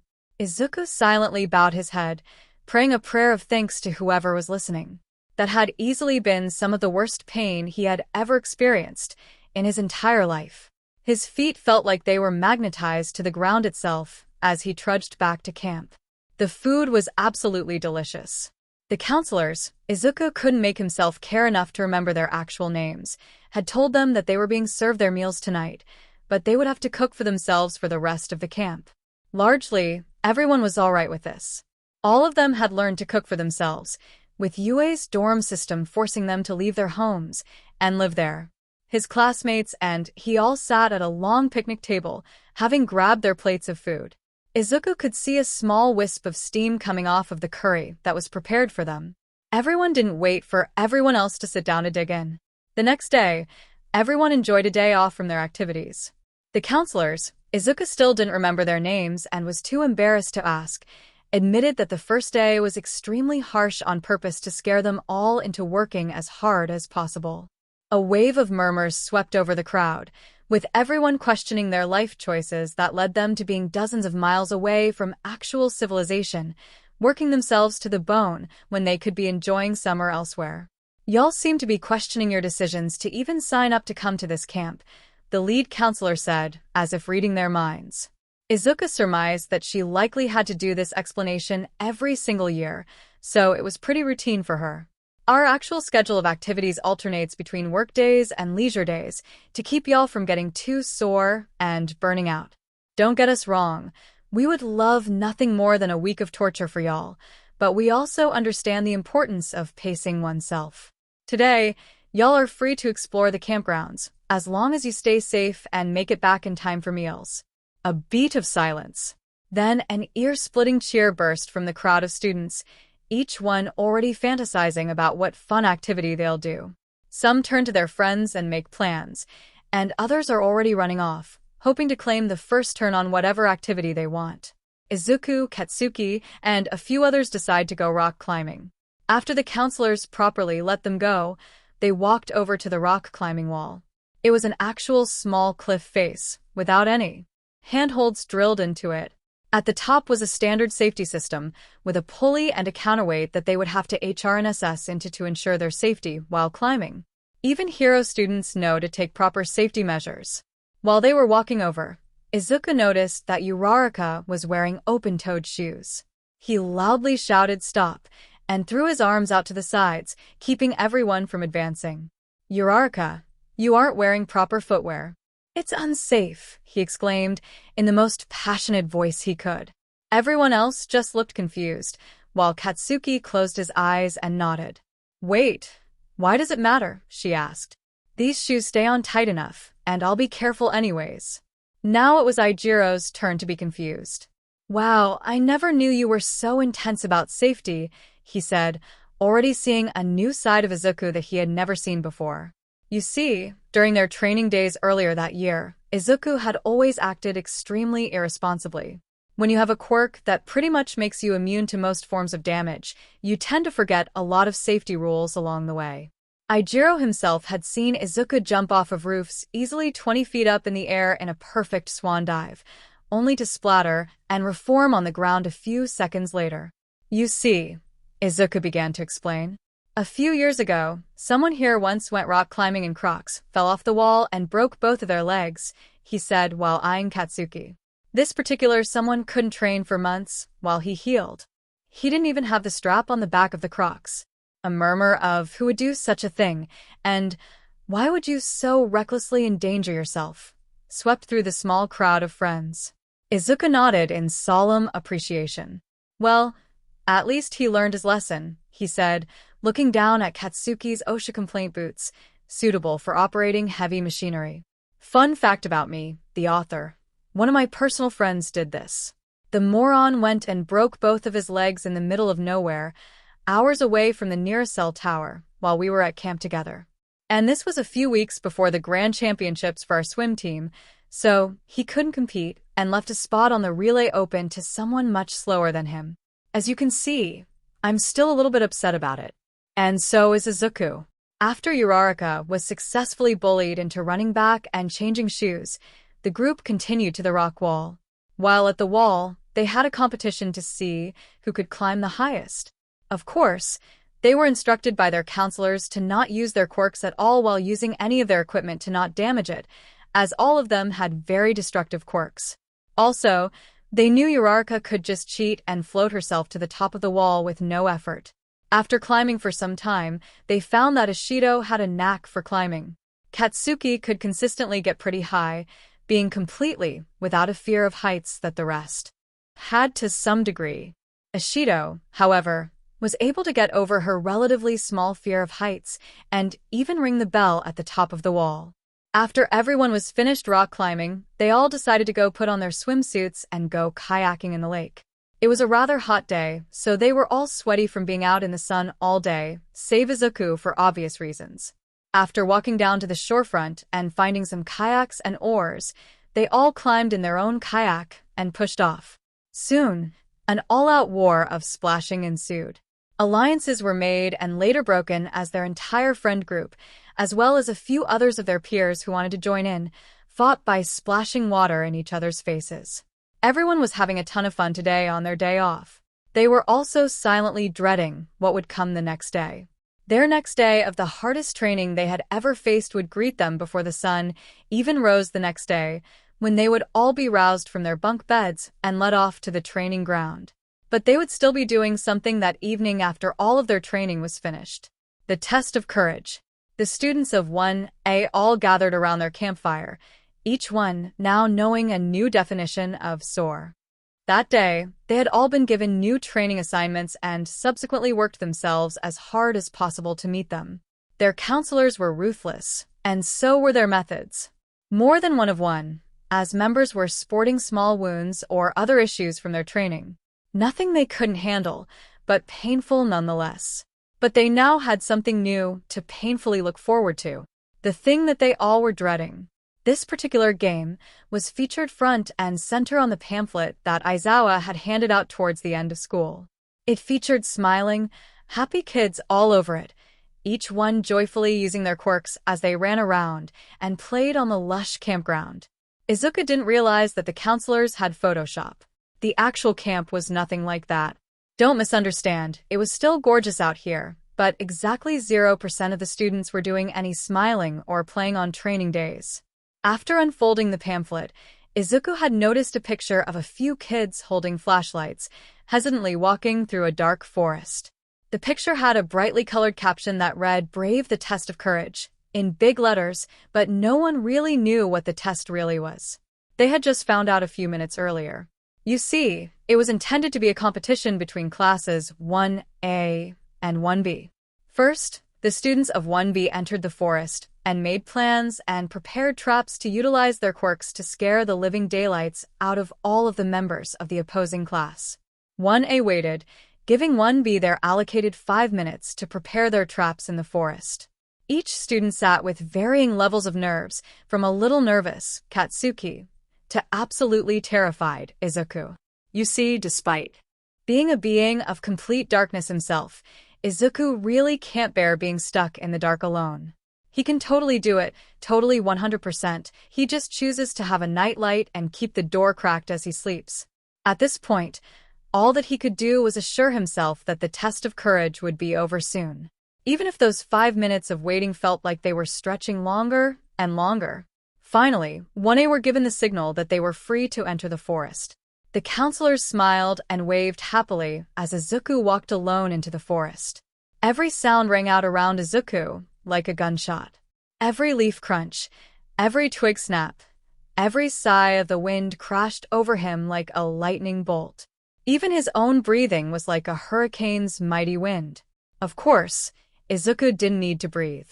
He had known that ever since that day when he was examined by the doctor following his quirk fully manifesting. Not after he received one for all, but when he was in middle school.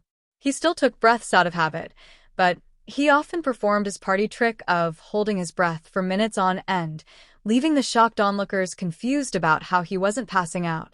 Sometimes, to spice things up, he used his shape-shifting powers to turn his face varying colors of blue and purple to appear as if he was asphyxiating, which added to the effect. His flashlight shone in front of him, giving him a small window into the darkness. He had triple-checked that it had plenty of power. The last thing that he wanted now was for it to go out, leaving him defenseless against the shadows. The smell of ashy smoke filled the air around Izuku. He began to smell the air around him, recognizing the burning scent. We're in a forest. Shouldn't a burning smell be a bad thing? He thought, concerned about forest fires. But no, it's probably just someone from 1B that has a fire quirk. I haven't learned all the quirks of 1B, so one of them likely has a quirk that I don't know about. If someone from 1B had a fire quirk, then they definitely would be able to completely control it. Forest fires won't be a concern, he thought to himself. But that smell did mean that Izuku was growing closer to a group of 1B students. He began to walk more carefully. The forest seemed to grow darker. Had it always been this dark, or was the moon moving behind a cloud? Was there even a moon tonight, or was it a new moon? Izuku had so many questions about his situation and no one to answer them. Suddenly, he felt another, foreign presence press itself up against his mind. Undoubtedly someone's quirk, but strange nonetheless. UA students. Villains are attacking the camp. Seek shelter immediately. The voice rang out. It didn't have any discernible tone or anything, so the broadcaster was a mystery to Izuku. Izuku remembered this feeling. One of the counselors had a quirk that let them telepathically speak to people across great distances. The feeling was exactly the same, he realized. So there were villains here now? How did they find out where the camp was? It was supposed to be a deep secret. Now, in addition to the test of courage and the pain from working out, Izuku had to deal with villains too. Wait a minute, Izuku said aloud. Didn't someone in 1B have a copying quirk? Oh, yeah, that made a lot more sense. Well, they didn't account for Izuku being too smart to fool with dirty tricks like that. He was one step ahead. Izuku continued onward, still careful of any traps, but excited that he had outsmarted 1B. Again, a change in the air made itself known to Izuku. Just like the smoke, it was imperceptible to the eye. Luckily, Izuku's heavy breathing made the change noticeable to him. The air, in addition to the heavy odor of ash and soot, now carried an even more overpowering smell of sulfur and mustard, the condiment. Izuku felt confused. Why did it smell like that? Well, Izuku reasoned, it could just be a strange quirk from 1B. I don't know all of their quirks, so there's a chance one of them can create condiments or something like that. He continued, none the wiser to the attack raging around him. Still, no one from 1B had encountered Izuku in the woods. Honestly, that made the whole experience scarier for Izuku. Not knowing when someone was bound to leap out of a nearby bush or tree, screaming like a monster. The suspense weighed on his entire body and he didn't know when he would snap from the tension. Strange, he pondered. Shouldn't my flashlight draw them to me? They can see the beam, so they know where I am. He stopped, flicking the flashlight in a circle around him. He did this to illuminate all the trees and foliage around him, to make sure none were occupied. But as his back was turned, he heard a rustling in a bush directly behind him. Izuku whirled around like a tornado, already feeling his body tensing with fear. A glint of a knife was the first thing that he saw. The young, Teenage girl holding the knife looked manic, like a single rational or sapient thought hadn't crossed her mind in years. She had long, ragged hair and bright yellow eyes with slits in them, like a cat. She looked to be about the same age as Izuku. Izuku instinctually leaped backward, out of range of her knife. He stared at her, noticing her heavy breathing and weary posture. This definitely wasn't someone from 1B. "Who are you?" he hesitantly asked. "Name is Toga," the girl slurred. "You've got blood." "Wait, what?" "Common misconception." "I actually don't have any blood," Izuku said, matter-of-factly. What was a random girl doing in the camp? Maybe she was in a plane crash? That would explain her ragged appearance. Living in the woods would also explain her being feral. She likely hadn't seen another human in a long time. The girl pet her head at Izuku's statement. "You don't have blood? Let him see."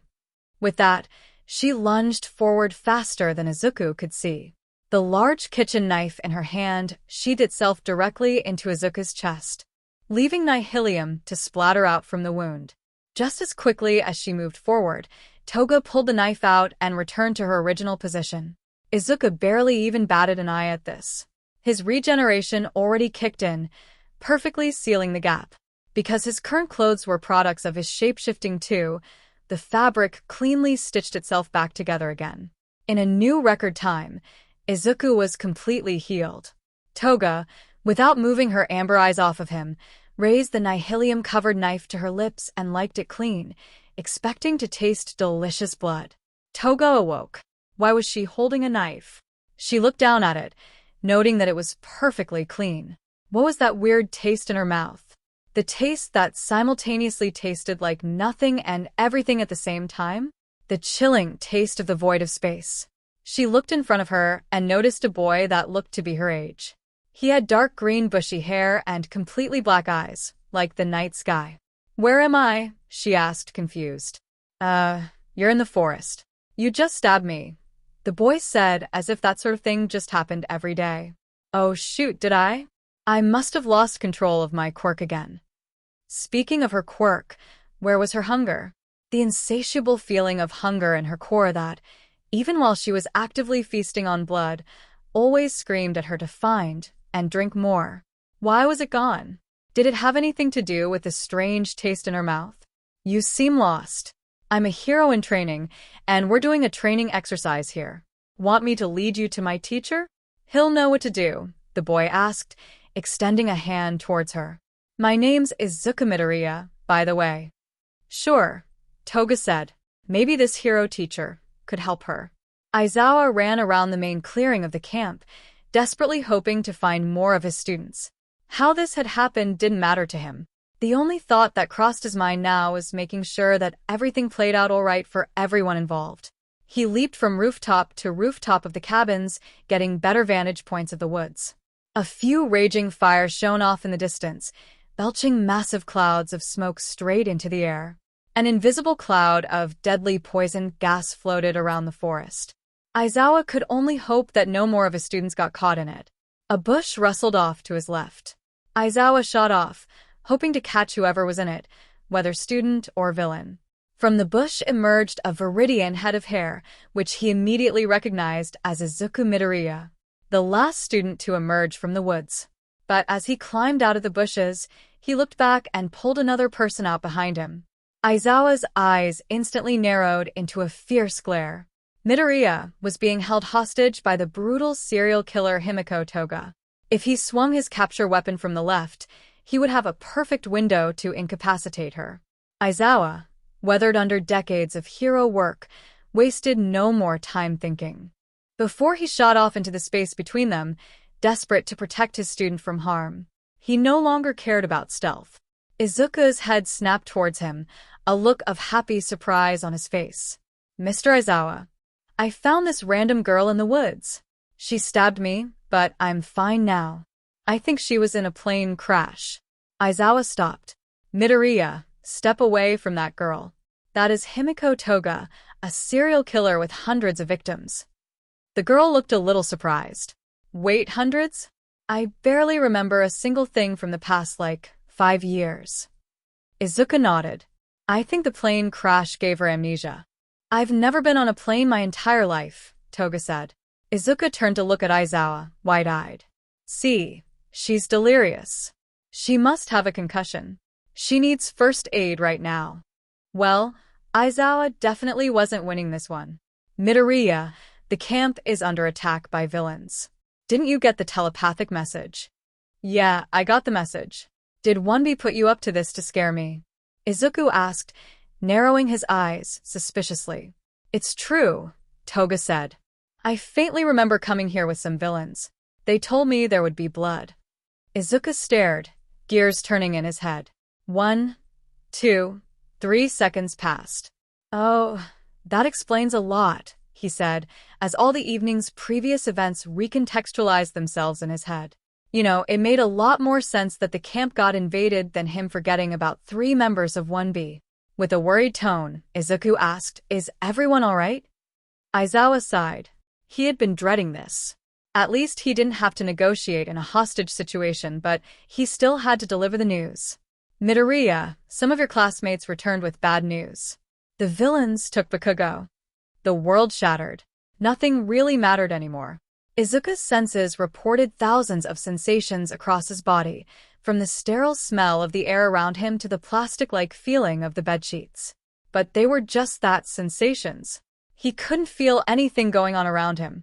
He knew that his throat was hoarse from not speaking for several days, and that somehow his tear ducts should have been emptied by now. How long has it been since the camp was attacked? Honestly, to Izuku, it feels like it hasn't happened yet. He feels like his memories of everything that happened that night didn't really happen, that it was just a what-if scenario of everything going wrong. He knows that that sounds ridiculous, but bear with him. The hour hand on the clock has fully revolved 6 times, going on 7 right about now. Izuku's been keeping track of it. It's not like he has much else to do. A little voice from the back of his head tells him that his classmates are somewhere too, and that they probably want to see him. But they don't matter right now. Why should he even wake up in the morning? All of his classmates fought villains and barely survived at the camp. He, on the other hand, strolled through the forest without a single care. Some of his best friends could have died, and he would have watched it happen, thinking it was some kind of trick or trap. What kind of friend does that? Izuku sighed, before letting his eyes close again. Maybe waiting here for a few more spins of the hour hand would help. Ochako knew something was off. At the attack, she was one of the lucky ones that hadn't suffered any major injuries fighting any villains. She made it out of her fights almost completely unscathed, save for emptying her stomach twice over. And as far as she knew, Izuku didn't have a scratch on him. Well, even with his regeneration, he didn't take any damage. At the hospital, each student was given their own room for privacy reasons. The nurses insisted that she stay in bed until they know that she is absolutely all right.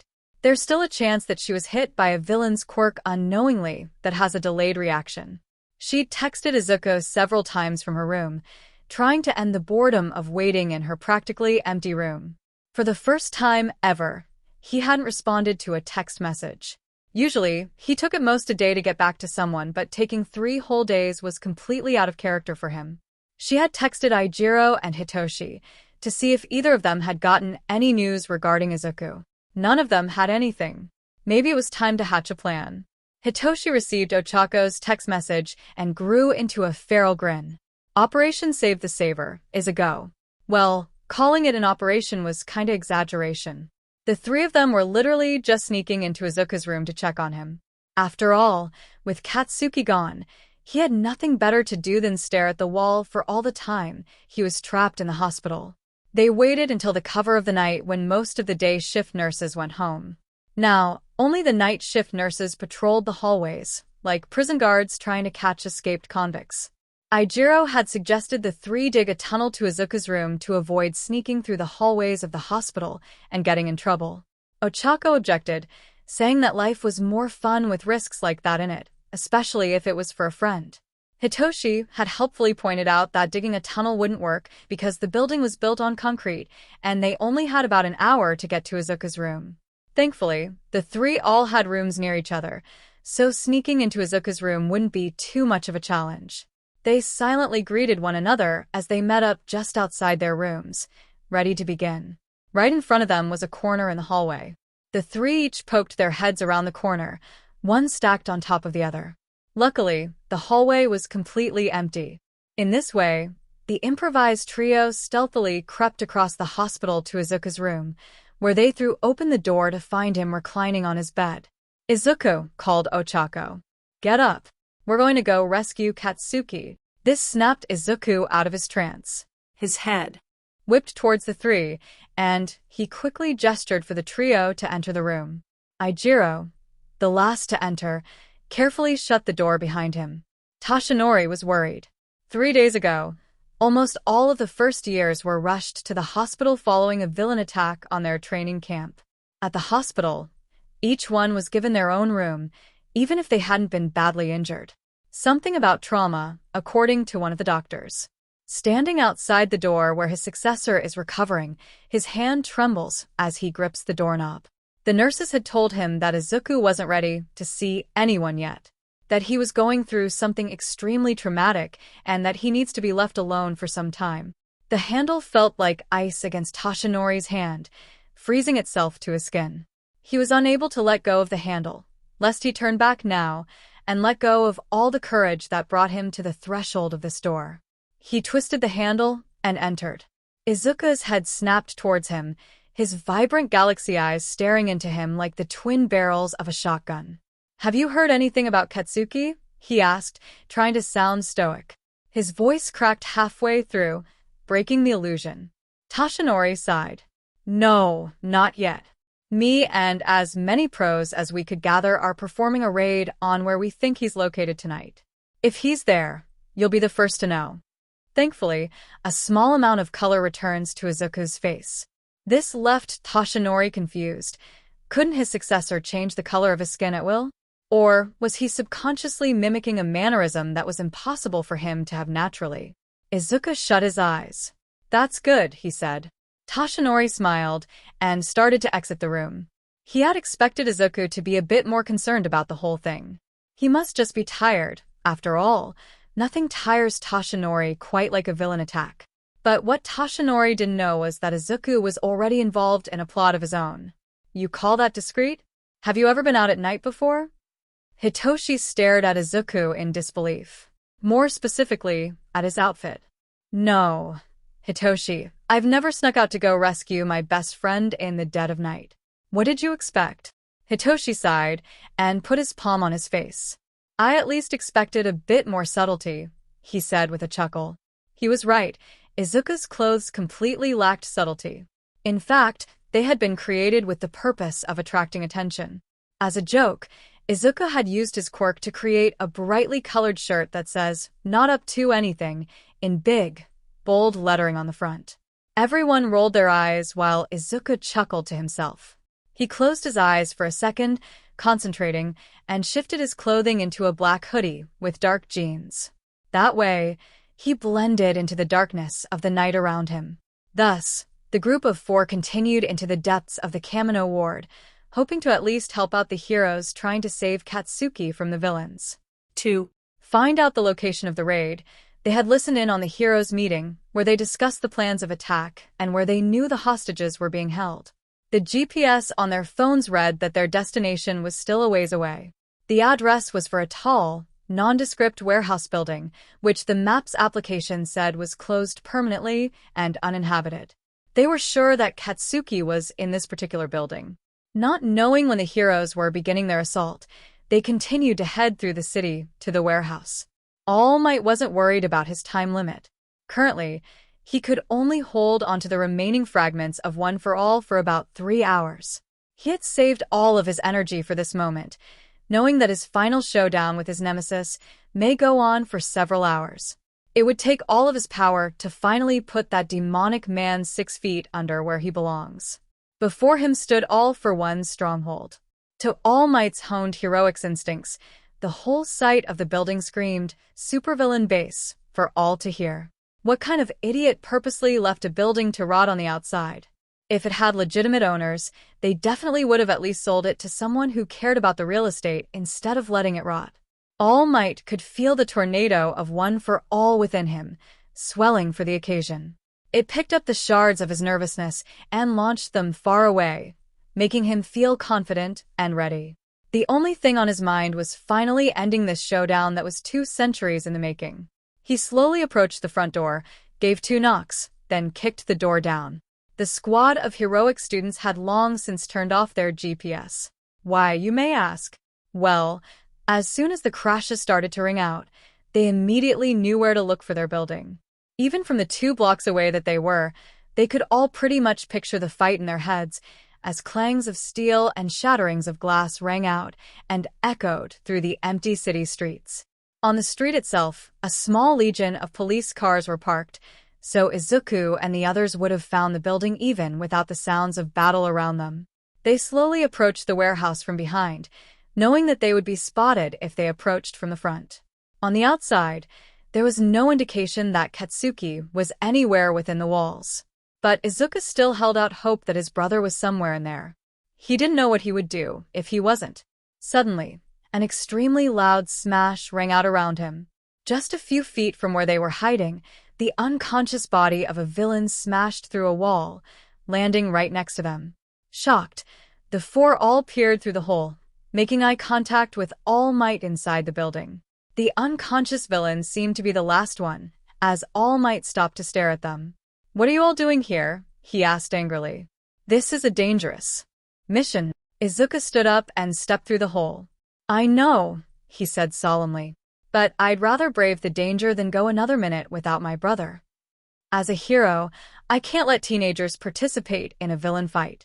As your mentor, I order you all to leave right now or I'll—" A demonic laughter cut through the air, stopping All Might in his tracks.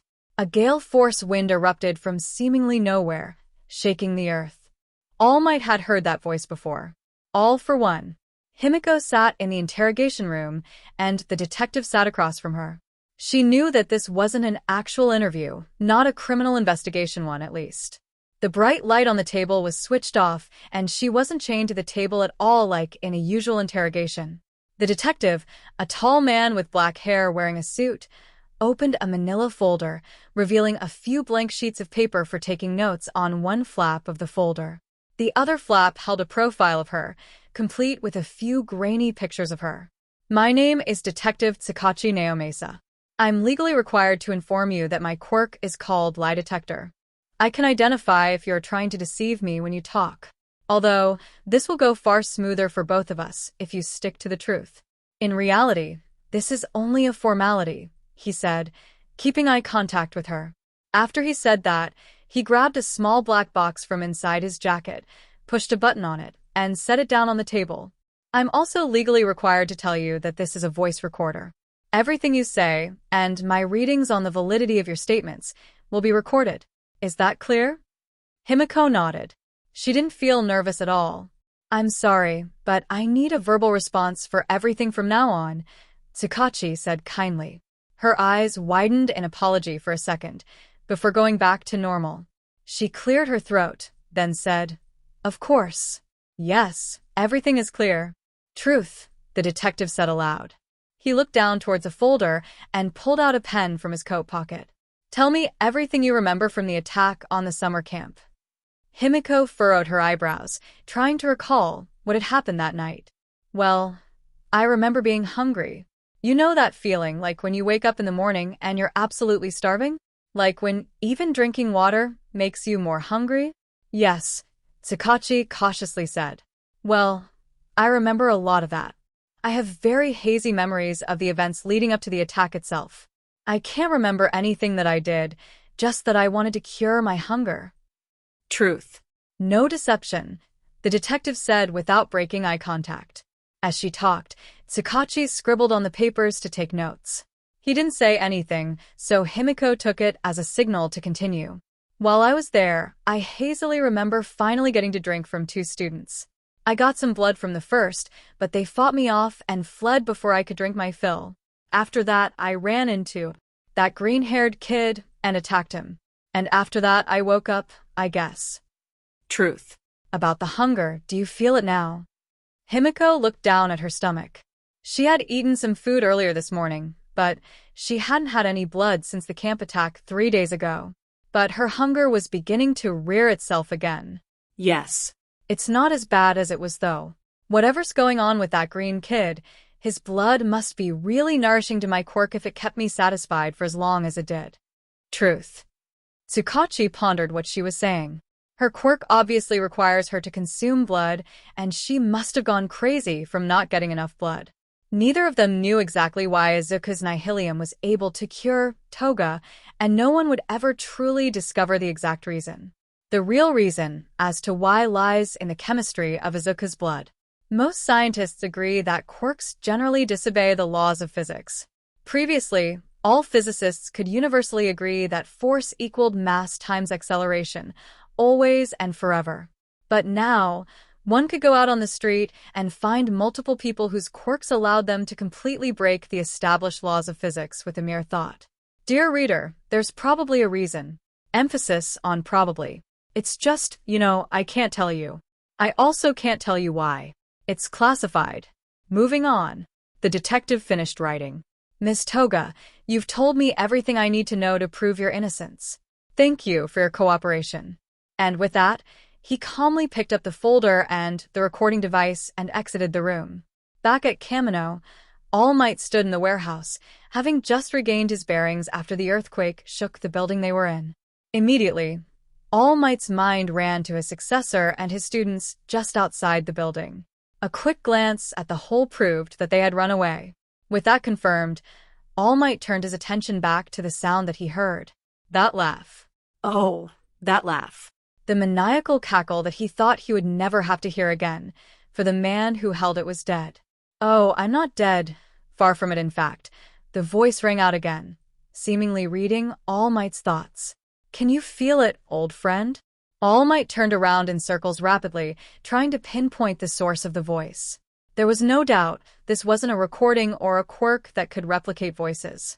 This was All for One, the demon of the underground, alive and in the flesh. All for One continued, I certainly can feel it.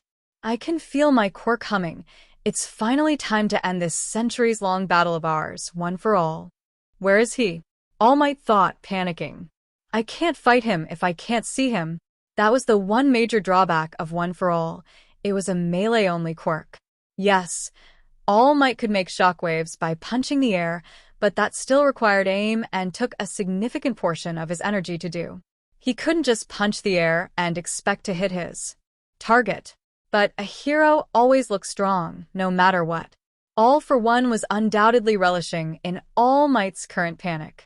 His current state would only harm his performance in the eventual fight. He had to appear strong, even if that meant bluffing a little. He suddenly quit turning and fixed his eyes dead ahead, towards the center of the warehouse. He tried to imagine All for One's figure standing in the middle so he could pretend that he had discovered his opponent's tricks. I agree, All Might said confidently as he took a stride forward. You really want to rematch that badly that you came back to get another beating, old friend? You shouldn't have. Drawing upon his extensive banter training, All Might tried to banter. The mental battle building up to a fight is just as, if not more, important than the fight itself, All Might remembered. The fourth law of heroics once again held true. Suddenly, as if a haze in the air was lifted, All Might no longer had to imagine his opponent standing there in the center of the warehouse. The menacing figure stood there, wearing a fancy black jacket and pants, with a dark mask on his face with tubes coming off of it. I should have known such a simple trick wouldn't fool you. Yes, I couldn't get enough of your fighting, Toshinori, the man said. I'm going to miss our fights. Always so theatrical and flamboyant. You don't get that kind of performance from other heroes. I commend you, All Might. My compliments to the woman who trained you, although you've far surpassed her. All Might couldn't believe his luck. Had he really just guessed where his opponent was standing? Or had some higher power intervened and nudged him in the right direction? Either way, he had to focus. All Might clutched his fists and began mentally kindling the sparks of One for All remaining inside him. The sparks quickly recognized their mortal enemy and sprang to life as a car with the ignition turned. All it needed was the proper key to fit into the hole, and all of All Might's power roared to life. He shot forward, raising his fist back to strike at his opponent. He felt his arm muscles tense as they hadn't experienced this kind of power in a long, long time. Quicker than an eye blink, All Might reached his target and delivered a powerful blow. And thus, the fight began. All the meticulous planning All For One had done leading up to this moment contrasted sharply against All Might's surprise, but All Might's raw power far outclassed any one quirk that All For One could throw at him. They continued fighting, blow for blow, blast for blast, for what seemed like an eternity. In actuality, All For One had subconsciously activated a time dilation quirk, stretching the minutes around himself and All Might. There's one major difference between both fighters here. All Might has trained his whole life practicing a single quirk, honing its abilities and mastering its intricacies. All For One, on the other hand, has never trained a day in his life with any of his quirks. He simply has so many that they make up the difference. After all, why would you waste time training a single strength quirk when you had 17 more just waiting to be activated? All For One was cocky. He believed that all his quirks together would give him a great edge over All Might. But to quote Bruce Lee, "I fear not the man who has practiced 10,000 kicks once, but I fear the man who has practiced one kick 10,000 times." This didn't result in the battle being one-sided in All Might's favor, far from it. It just meant that All For One's advantage quickly crumbled in the face of All Might's sheer power. After what felt like years, both jumped back to put distance between themselves. Both panted heavily as their bodies were being pushed to the limits. Both had blood streaming down their bodies and both had torn clothes, though All For One's wounds were slowly healing, with his fast-healing quirks having been either given away or already exhausted. The warehouse around them had been razed from its foundations. Now they stood merely in a heap of rubble. All of the heroes who had helped with the raid had fled, taking the captured villains with them. "I must admit," the demon of the underground said, "you're putting up a much stronger fight than I expected you to." All Might shakily drew in a breath, then responded, "Thanks, although I can't say that I expected to fight you today.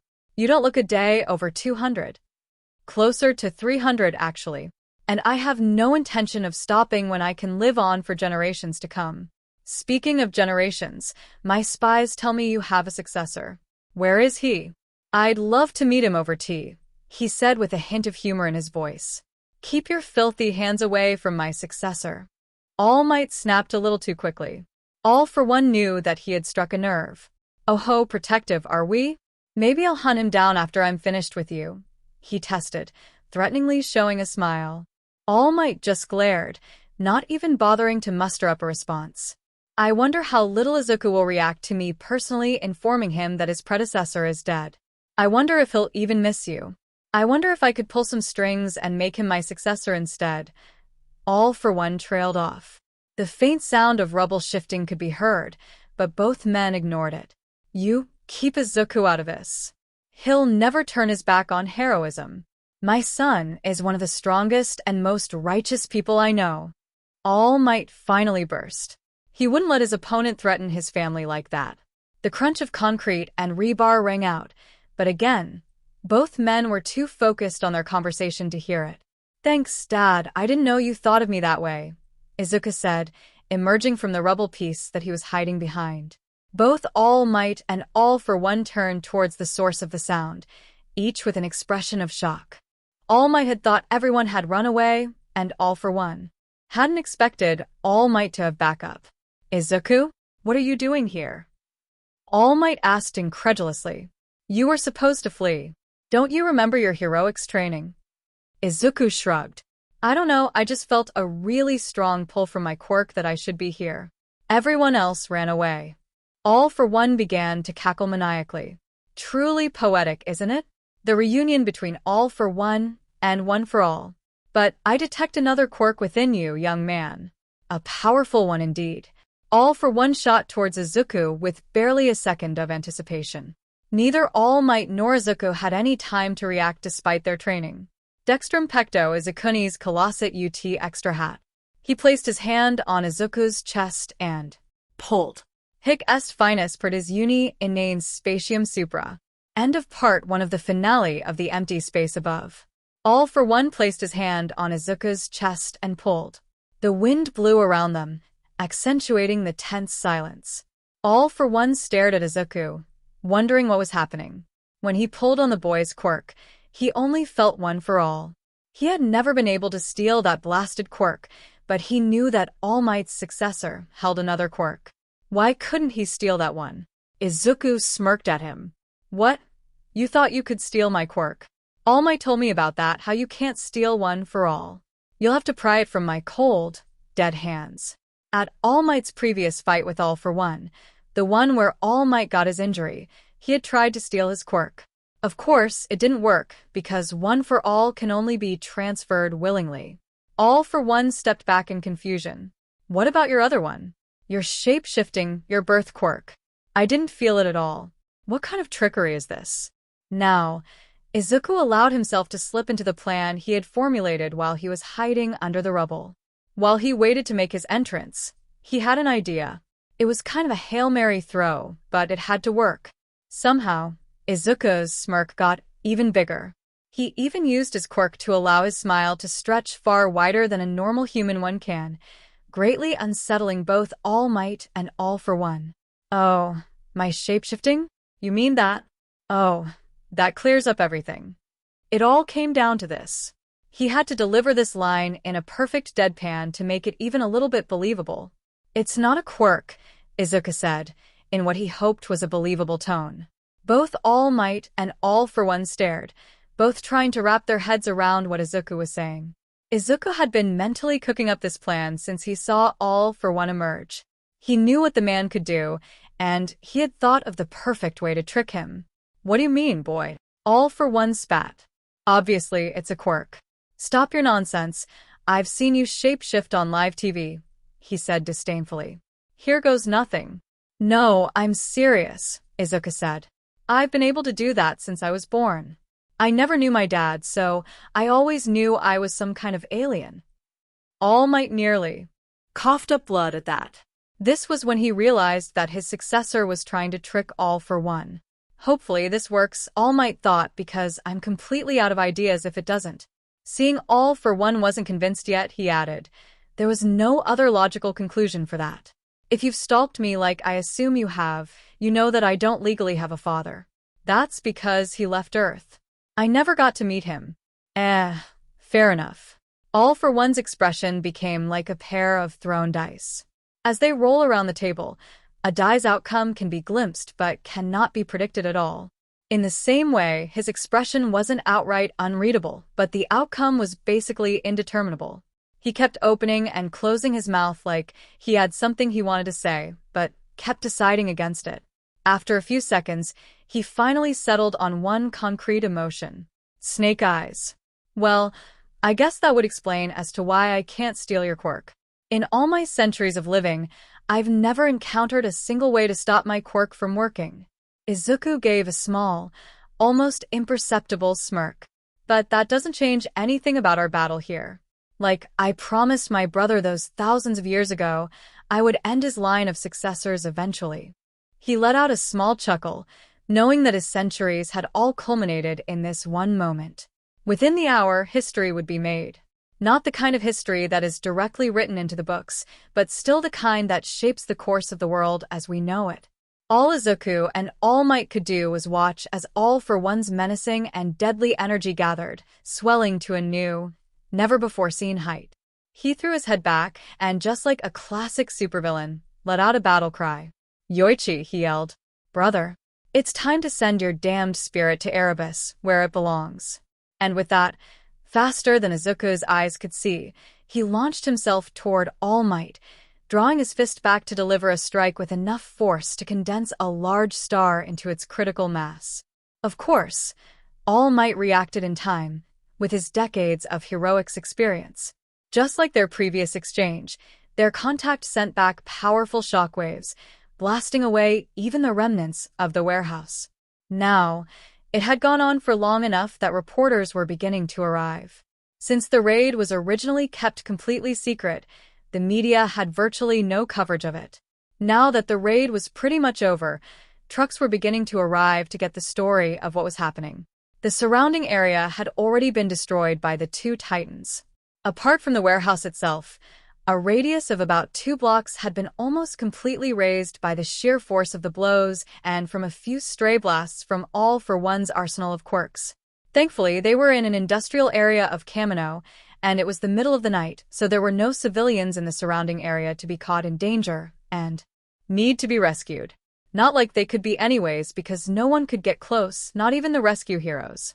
Because of the blow, Izuku let his quirk flow over his body like it always has and transform him into his dragon form. Sustained by his great strength and the power of One for All, he was able to withstand the blasts. At the eye of the storm, both titans pulverized each other with the force of generations behind their fists. All for One, with the thousands of quirks that he had stolen, and All Might with the generations of past users cheering him on. All for One had abandoned keeping his distance with ranged attacks. Now, having equipped as many strength and enhancement quirks as his body could handle, he fought toe-to-toe with All Might. All for One had a calm and serene expression on his face, such as the expression you have when you're engrossed in one of your favorite activities, or when you've just finished a project you've been working on for a long time. His blows were careful, precise, and calculated, striking All Might in the precise, down to the millimeter, locations where they would do the most damage to his already failing body. All Might, on the other hand, clearly had no plan. Like a berserker, he was letting the tsunami of One for All pump through his cells. His teeth were grit, and his eyes were fixed into a glare, determined to win at all costs. He knew what losing would mean for him and the rest of the world. When these two titans clashed, it was almost impossible for any onlooker to discern who was winning. Imagine you are watching a chess match with no idea how any of the pieces move or the roles they play on the board. A random move would look just as planned as a grandmaster's calculated gambit that would guarantee victory in 14 turns. More so, the slight differences in skill between two world champion grandmasters would be completely invisible. This was Izuku's perspective on the fight. As much as he thought he had grown as a hero in the past few years, with all his endless days of training and lessons, he still was a mere civilian compared to these two. But, to keep with the chess metaphor, All for One was setting up a gambit. He was the one looking 14 moves into the future and planning every move. Of course, he had decades of doing nothing but planning under his belt. He liked to consider himself an expert in the field. He knew about All Might's injury. After all, he was the one who put it there. But he had carefully decided to avoid attacking it. Due to the crippling nature of the wound, All Might entered the fight prepared to defend it. He knew that one strong enough blow to it at the right angle would be enough to decide the fight. By drawing All Might's attention to his attacks from other angles, All for One drew his defenses away from his most critical weak point. He moved his queen to the edge of the board and patiently waited for All Might to move his pieces away and expose the king for a full-on frontal assault. Katsuki wondered what time it was.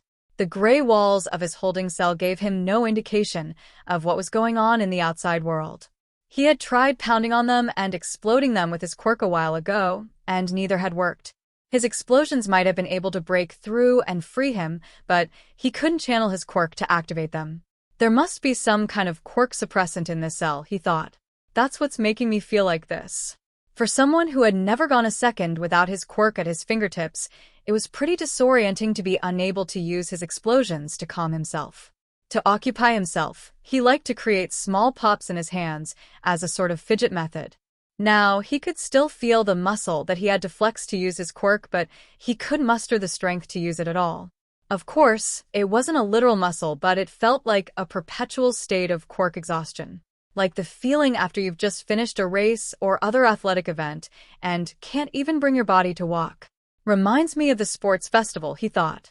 That event felt like it had happened so long ago.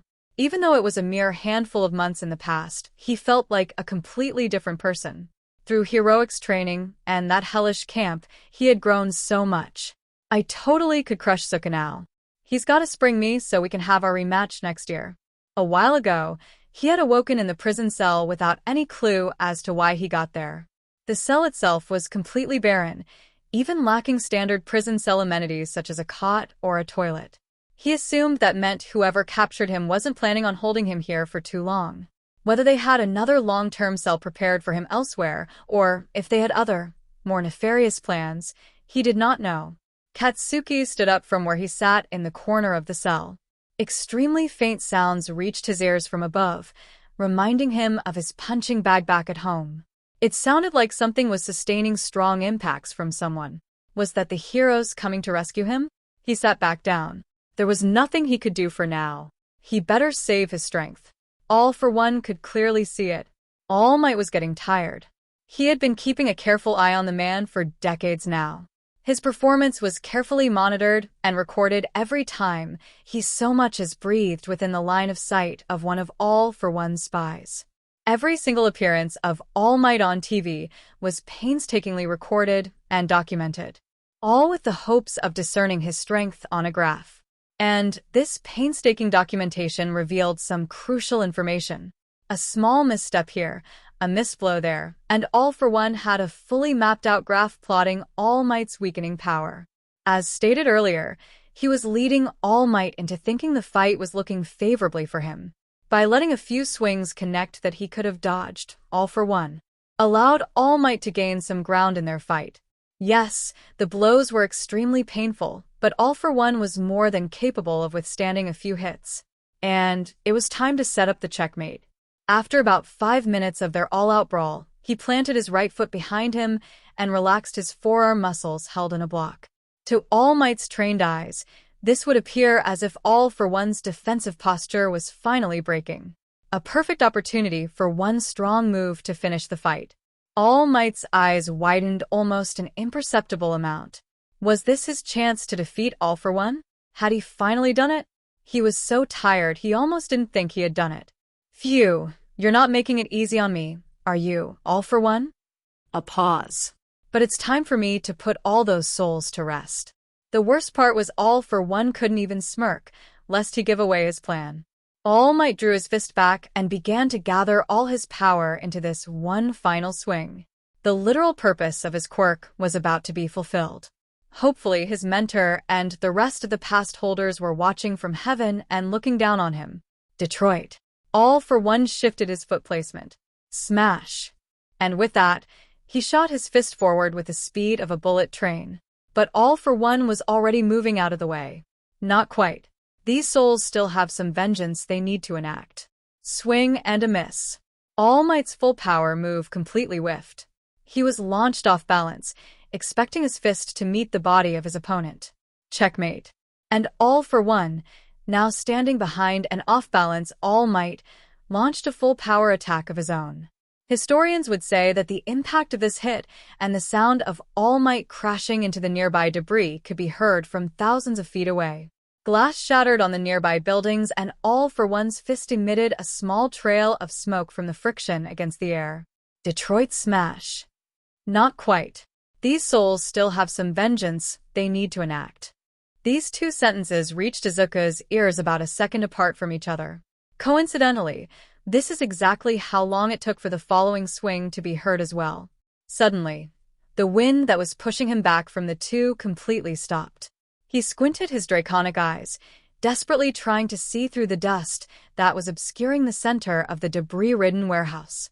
A few agonizing seconds later, he saw it. All Might, covered in more blood than should be possible, lying against a piece of debris on the ground. And All for One standing triumphantly above him. He gasped, shocked to see his seemingly invincible mentor be proved to be all but that. You know, All Might, I think I'm going to miss fighting you, the demon of the underground said. After all, once you're immortal, it's necessary to have a few things to look forward to, or else you'll go insane. However, he said, completely changing tone, I am going to enjoy ending this little rivalry. I hope you realize that you are nothing more than a piece on my chessboard. All Might coughed. All for One stopped his monologue to allow his enemy to shift his position on the floor to try to retort back. But, he said, with blood leaking out of the corner of his mouth, you'll never truly be able to kill me. But of course I will. Once I tear your head from your body and hold it for the world to see, they'll know that their champion has fallen. No. Even if my body dies. Even if you somehow demend my soul forever. No matter what you do to me, the hope I represent to the world will live on. Unless you murder every single person on this planet, you cannot kill me. He yelled the last sentence with more resolve than he had ever used before. It may have been a trick of the light, but it even looked like his eyes were glowing as he spoke, fueled by the dying embers of his quirk. All for one stared in shock for a few seconds. Well then, let's see your hope slowly fizzle out when I kill your successor, he spat. And with that, quicker than the eye could see, he turned around and launched himself at Izuku. He didn't even bother using the same amount of power that he had used against All Might. No, he might never use that level of power again. It was beneath him. Izuku's body ripped apart, with the boy barely even having a millisecond to react. His tar-black nihilium splattered against the entire area. A second later, All Might's spiraling mind finally processed what had just happened. At the sports festival, Izuku exploded just like this. But this time, there was easily 3 times the amount of nihilium left behind. With the strength of the explosion, the nihilium painted the surrounding area completely black. All for one looked down at where Izuku had stood. Weaking, he spat, before turning to face All Might again. How is your hope faring now that I have killed that alien you called a successor? I must admit, I thought an otherworldly being would be able to put up a bit more of a fight than that. All Might couldn't even muster the strength to reply. All for one started to walk closer to him. But to answer what you said earlier, he said as he leaned in close, I would be more than willing to wipe out this entire planet if it meant ridding the world of hope. It's been quite the thorn in my side, you know. The nihilium began to coalesce and undulate gradually behind All for One. But I don't intend to kill it. I intend to torture it. By killing you, I'll set hope on a downward spiral. What you say is true. I'll never be able to kill it. An amorphous blob began to grow behind All for One. But that'll make it even more satisfying, having a torture victim that cannot die. 2 eyes formed out of the blob and winked at All Might. Every day it'll come closer as my reign destroys more of the world. But I will only watch as the smallest little ember remains, awaiting me tomorrow. All Might let out a wheeze that was intended to be a laugh. More blood trickled out of his lips. What's so funny about that? Has death finally rendered your mind broken? No, not that, old friend, All Might said, barely whispering. All the nihilium coagulated into a humanoid figure behind All for One. However, it still hadn't grown skin like Izuku usually did. It remained black, like the night on a starless sky. You forgot one little detail about hope. As soon as the nihilium reached a human shape, color began to blossom throughout its body. But not human colors. An infinite number of stars dotted the figure, each one orbiting a central mass. It looked like a picture of a galaxy from an astronomy textbook. Even if there is one little ember left, no matter how small. The stars continued to orbit as the central mass grew brighter and brighter, before exploding like a neutron star, bathing the area in light. Hope will still find a way to burn brighter than a supernova. And Izuku channeled all of One for All into his body. Finally, he was able to handle the full strength of it in a desperate moment like this. Maybe he was even able to tap into more power than All Might had ever been able to. He launched himself towards All for One and struck. An ear-splitting crack rang out as the cells in All for One's body were vaporized by the heat. All matter that composed his body was annihilated in the supernova. The molecules that once composed his body returned to the universe, where they would maybe become a part of something again. All Might civit iam decorum haeres elegies. All Might knew that he had chosen the right successor. Hic est finus inanes spatium supra. End of the empty space above. 7 years later, the public still remembers what happened on that day. They didn't find out what really happened for several days, because everyone involved needed time to recover, and they didn't want to cause a panic. Rumors and theories spread, containing barely a grain of truth in them. The public believed everything from a sudden earthquake to an alien invasion. Of course, the truth was eventually disclosed in a press conference. There the public found out that the destruction they witnessed on the news was caused by All Might's final fight against his nemesis, who is now dead. All Might himself, albeit in his greatly weakened state, made a brief appearance too. While on air, He stated that he's officially retiring from heroics. Normally, this would have caused a mass upset in the world, as the strongest man alive was no longer strong enough to protect them. Analysts had theorized that All Might's eventual retirement would catapult the world into a new dark age, where villains would be empowered by the lack of his protection. Luckily, the predicted dark age lasted all of a handful of seconds, as All Might wasted no time in naming Izuku Midoriya, the boy who was seen alongside him, as his successor. Due to his injuries in the fight, Izuku himself was unable to appear at the conference. In his stead, All Might spoke about his many heroic deeds and how he had trained him for the past year. Overall, the public was satisfied with the passing of the torch. They recognized the name of the boy who had won the sports festival, and they would continue hearing about said boy for many years to come. 7 years after the attack, a debate rages between almost every citizen. Brother on brother, friend on friend, almost as dividing as pineapple on pizza. Almost. Sources are cited and arguments are made, but neither side seems to be able to make a grab for victory. Of course, the debate is between who truly is the #1 hero. Some people say that Izuku Midoriya is the #1 hero because he has better stats in civilian rescues. Others say that Katsuki Bakugo is on top because he has more villain apprehensions. On the official leaderboard, they're perfectly tied, both sharing the pedestal of #their-fans-hate-this as the friendly competition to have a symbol of peace. Can't stand 2 people sharing the podium. But the heroes themselves don't care. In fact, they welcome this friendly competition. It means that they're both motivated to keep working harder and harder to keep their hands on their spot at the top. They still take days off and have fun, but their competitive rivalry moves at a breakneck pace that none other can match. The ranking problem isn't helped by the fact that they often work as a team on major events like natural disasters and villain attacks.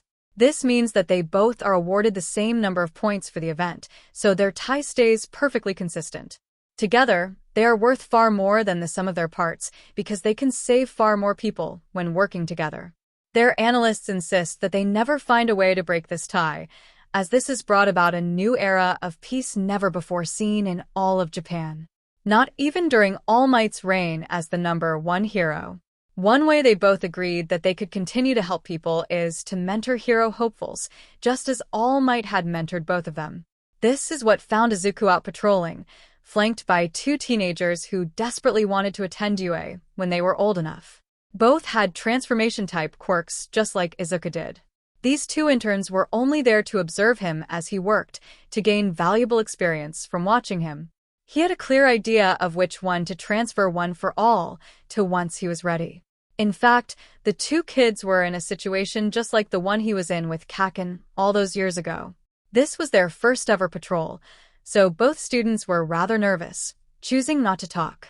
Izuku didn't care. They would get used to being out in public sooner or later. The 3 walked down the street, with Izuku waving at civilians as he passed them. I'm glad the city is so peaceful now, he thought to himself.